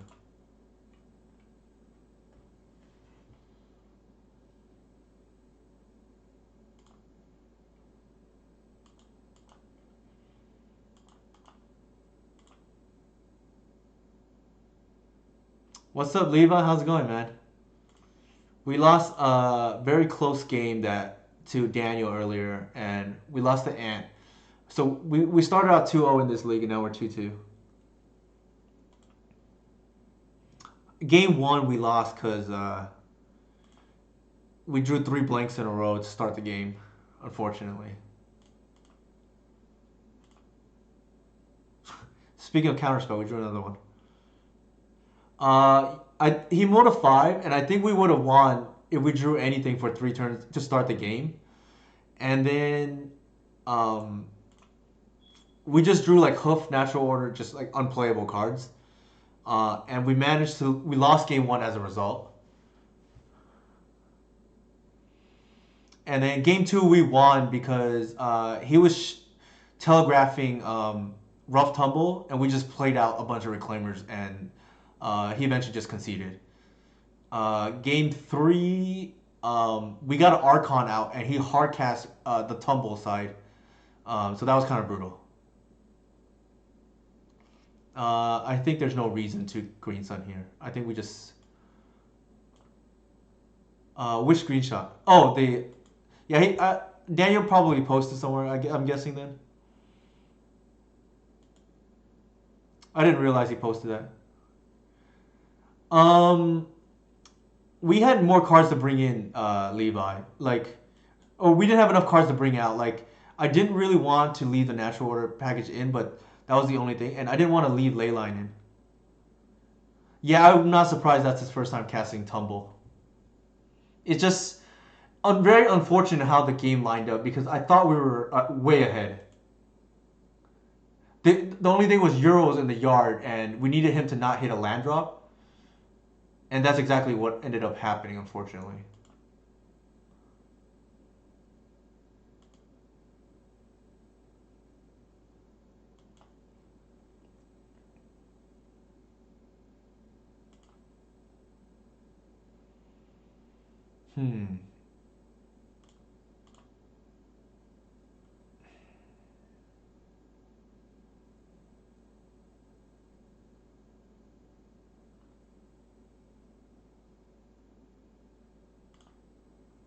I think Ooze is pretty good here. Just as a way to close out the game quickly.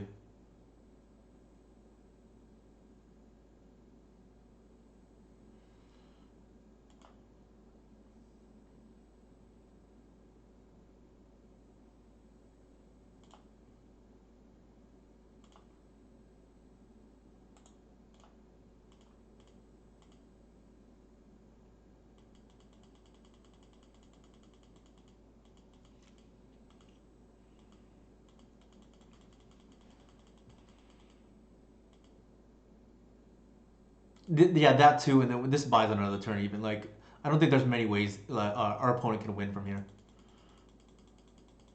We pretty much have. I mean, I don't want to use the word, but Nathan might get mad at me. It rhymes with L. I mean, it starts with the letter L and rhymes with the letter with the word rock.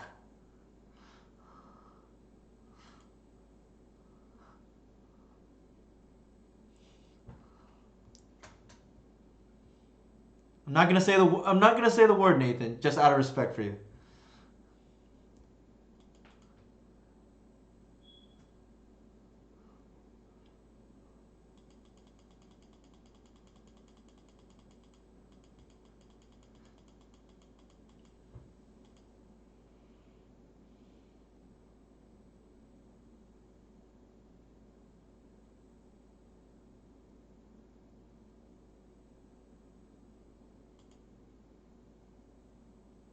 What is going on?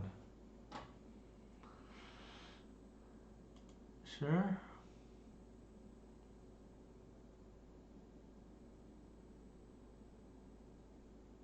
Oh, I see what they're doing.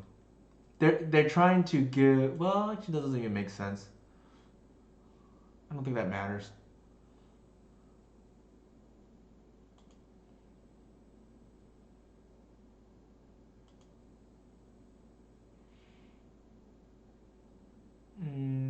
I think we just want to hit a land drop here. Actually, no. That's well.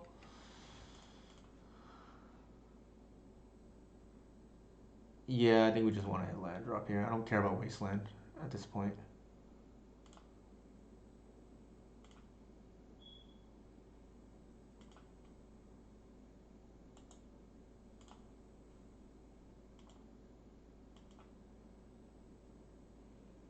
If they want to Wasteland us, they can.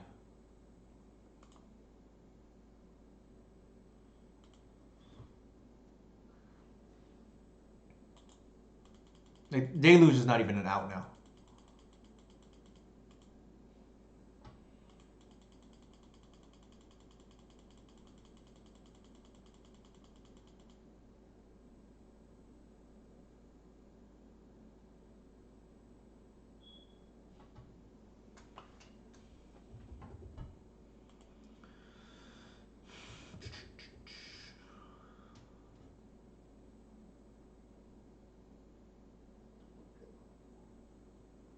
Sure.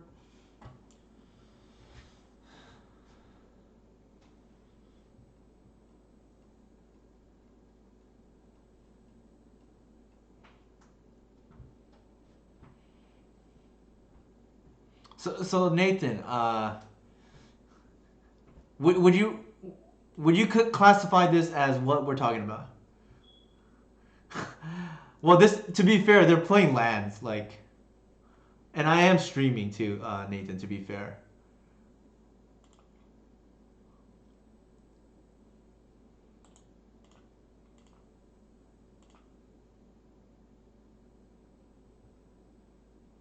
Oops.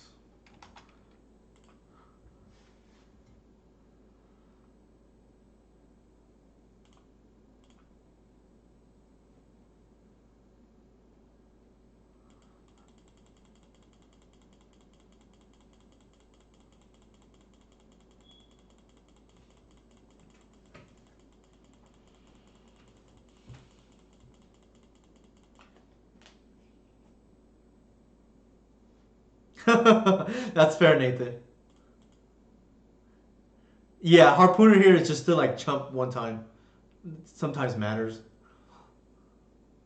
They should be conceding. I don't understand what's going on here. There you go.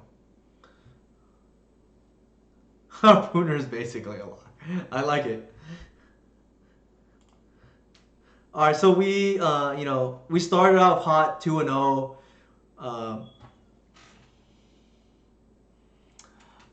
Thanks, Seth. Yeah, there are a couple other options, but the interesting red cards besides Red Blast and Clothis, I would say, is Blazing Volley's like not bad. I'm trying to think. But yeah, Blazing Volley comes to mind, and just as a way to sweep. You can run Bolt, although I'm not a big fan of the card. My issue was I'll just bring up the recent list. Sorry, not the recent list, but I'll bring up the what I just played right now.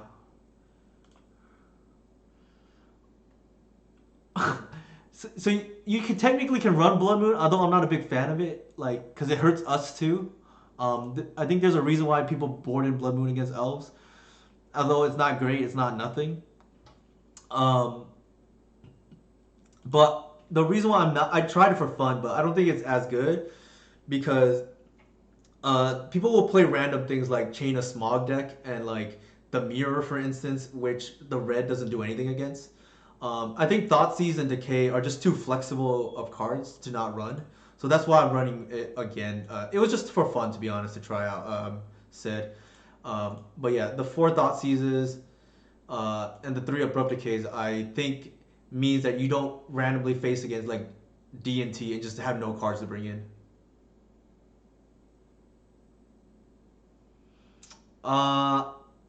Skylasher is interesting. I think you need to kill the creature instead of just having Pro Blue because of Whale.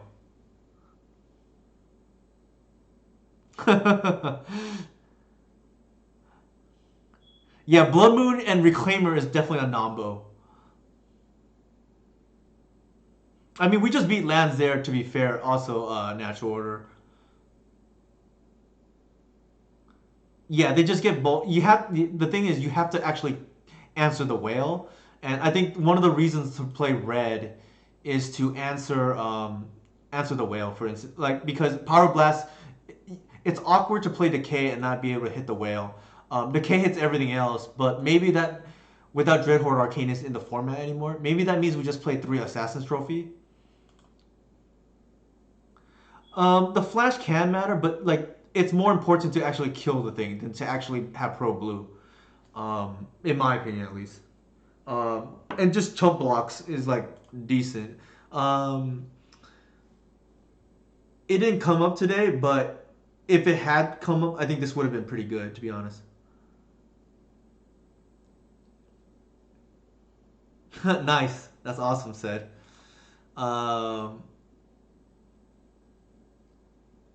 Yeah, I'm trying to think if there's anything else with red that I'm forgetting. I probably am, but off the top of my head, yeah, Clothis for sure, which is like a KO against a lot of the blue slow decks that just can't do anything about it. Pyroblast and like you have 8 Pyroblasts if you really want. Lightning Bolt, Blazing Volley, anything. Levi might know, but I don't remember off the top of my head. Oh, that's true. I promised a chest. Thanks for reminding me. I will open a chest right now and see how that goes. I did not say Clothis is a lock. Clothis is not a lock. Don't say I said that, because it is not.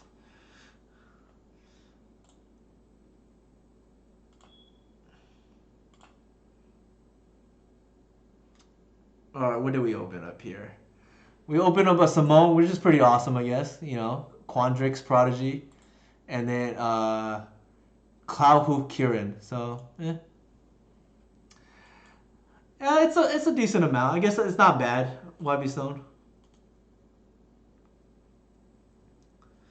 So, yeah. And then a card. Yeah, I think, what's it called? It's kind of nice to have this new avatar, I guess, but as far as the deck is concerned, I think it's fine. I think if I were to change something today, I think this felt fine. Maybe I only play the one crop because it did cost the first game against Daniel. Maybe that's short-sighted though. Like, it does do a lot of good too. Rurik Thar is unplayable in my opinion. Even if I'm playing red, I'm not touching that card. Unless Archon randomly just gets banned, but that's not happening. Like, this is miles better than Rurik Thar. Yeah, it's also bad against Ice Fang now too. That's the other thing. Like having an attack is just horrendous. Not to mention, Plague Engineer exists, so like it can just die to that too. Like I can see it dying to like 2 Goyfs or something like that, or True Name plus Bolt. Yeah, exactly. It's just so bad in my opinion. And even if I was running red, I would still play Archon just because it's just way better in my opinion. It's just a better card. And the times you cast Archon is just few and far between. As you can see, I don't even run Savannah. Like I used to, I realized I don't. Drawing the Savannah hurts me more than not being able to hardcast the Archon, if that makes sense. Because like you in a Reclaimer deck, you need this to be a 3/4 against Delver, and if this becomes a 3/4, you probably win the game. Like it's not a Rhymes with a Rock, but it's pretty close. And you just want also like fetch lands to be extra creatures for natural order math, fetch lands to be creatures for cradle math. Like it's just too many things that fetches actually do in this deck, and that's really why I'm running the full 9. And the only reason why I'm not running 10, which is the stock before, also rhymes with the word coincidentally, is because Once Upon a Time it does kind of that. Like I count 3 Once Upon a Time as kind of like 1 extra land. it kind of is a new twin situation, but don't tell Nathan I said that. Or I don't want Nathan's a good kid, so I don't want to make him mad.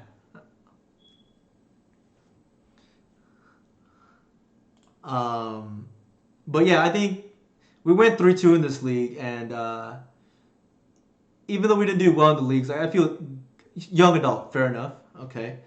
But I think the list was fine. We just ran into a little bit of misfortune, I should say. And it happens. Like, it's variance is part of the game, and you can't get mad at losing to the GP champion too. In what I think were, 3 games we could have won all 3.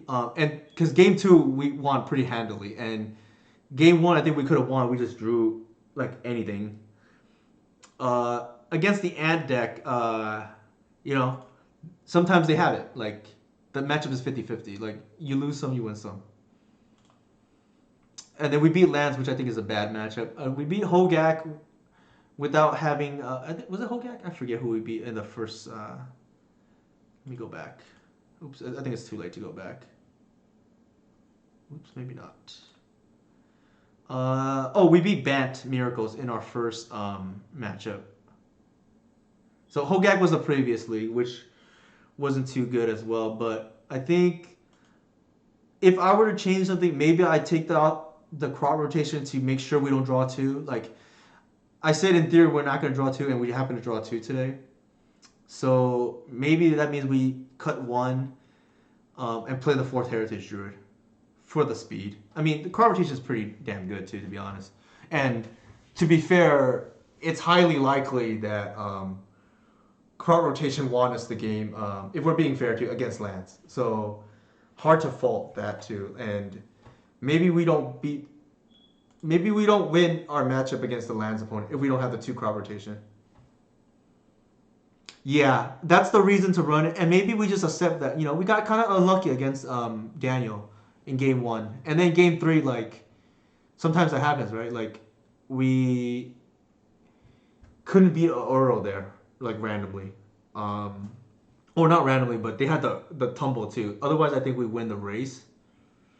But, I mean, Daniel is a very good player, so shout out to him. And I'm glad he got to cast his first tumble today. So that's a nice achievement unlock for him. What do you think, chat? Should we open up another chest? Or does chat have any questions for me?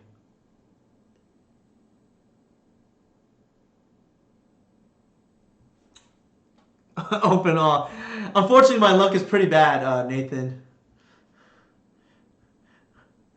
I'll open up one for Nathan as reparations, sure. Let's open up another chest here. Oops. I think it needs more testing. It wasn't bad though, Levi. I could see it mattering. So we got some more unplayables, unfortunately. So goes it, right? Let's see. Yeah, I think I like the 2 crop. It just didn't work out well today, but I think the list was fine. This is like, you know, worth testing some more, I think.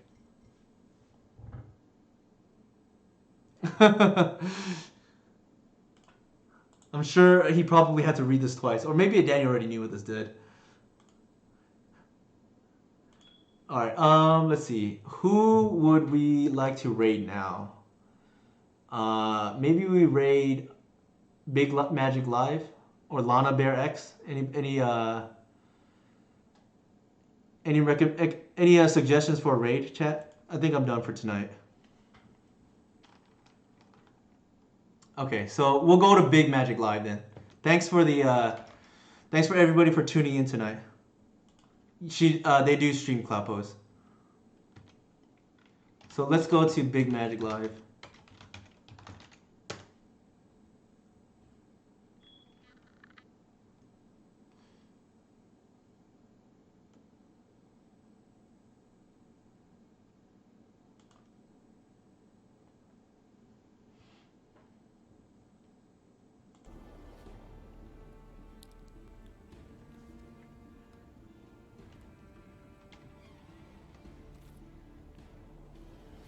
ハローなんとかさんがレイドしてくださいました。外人さんなのかな。ありがとうございます。Thank you for raid.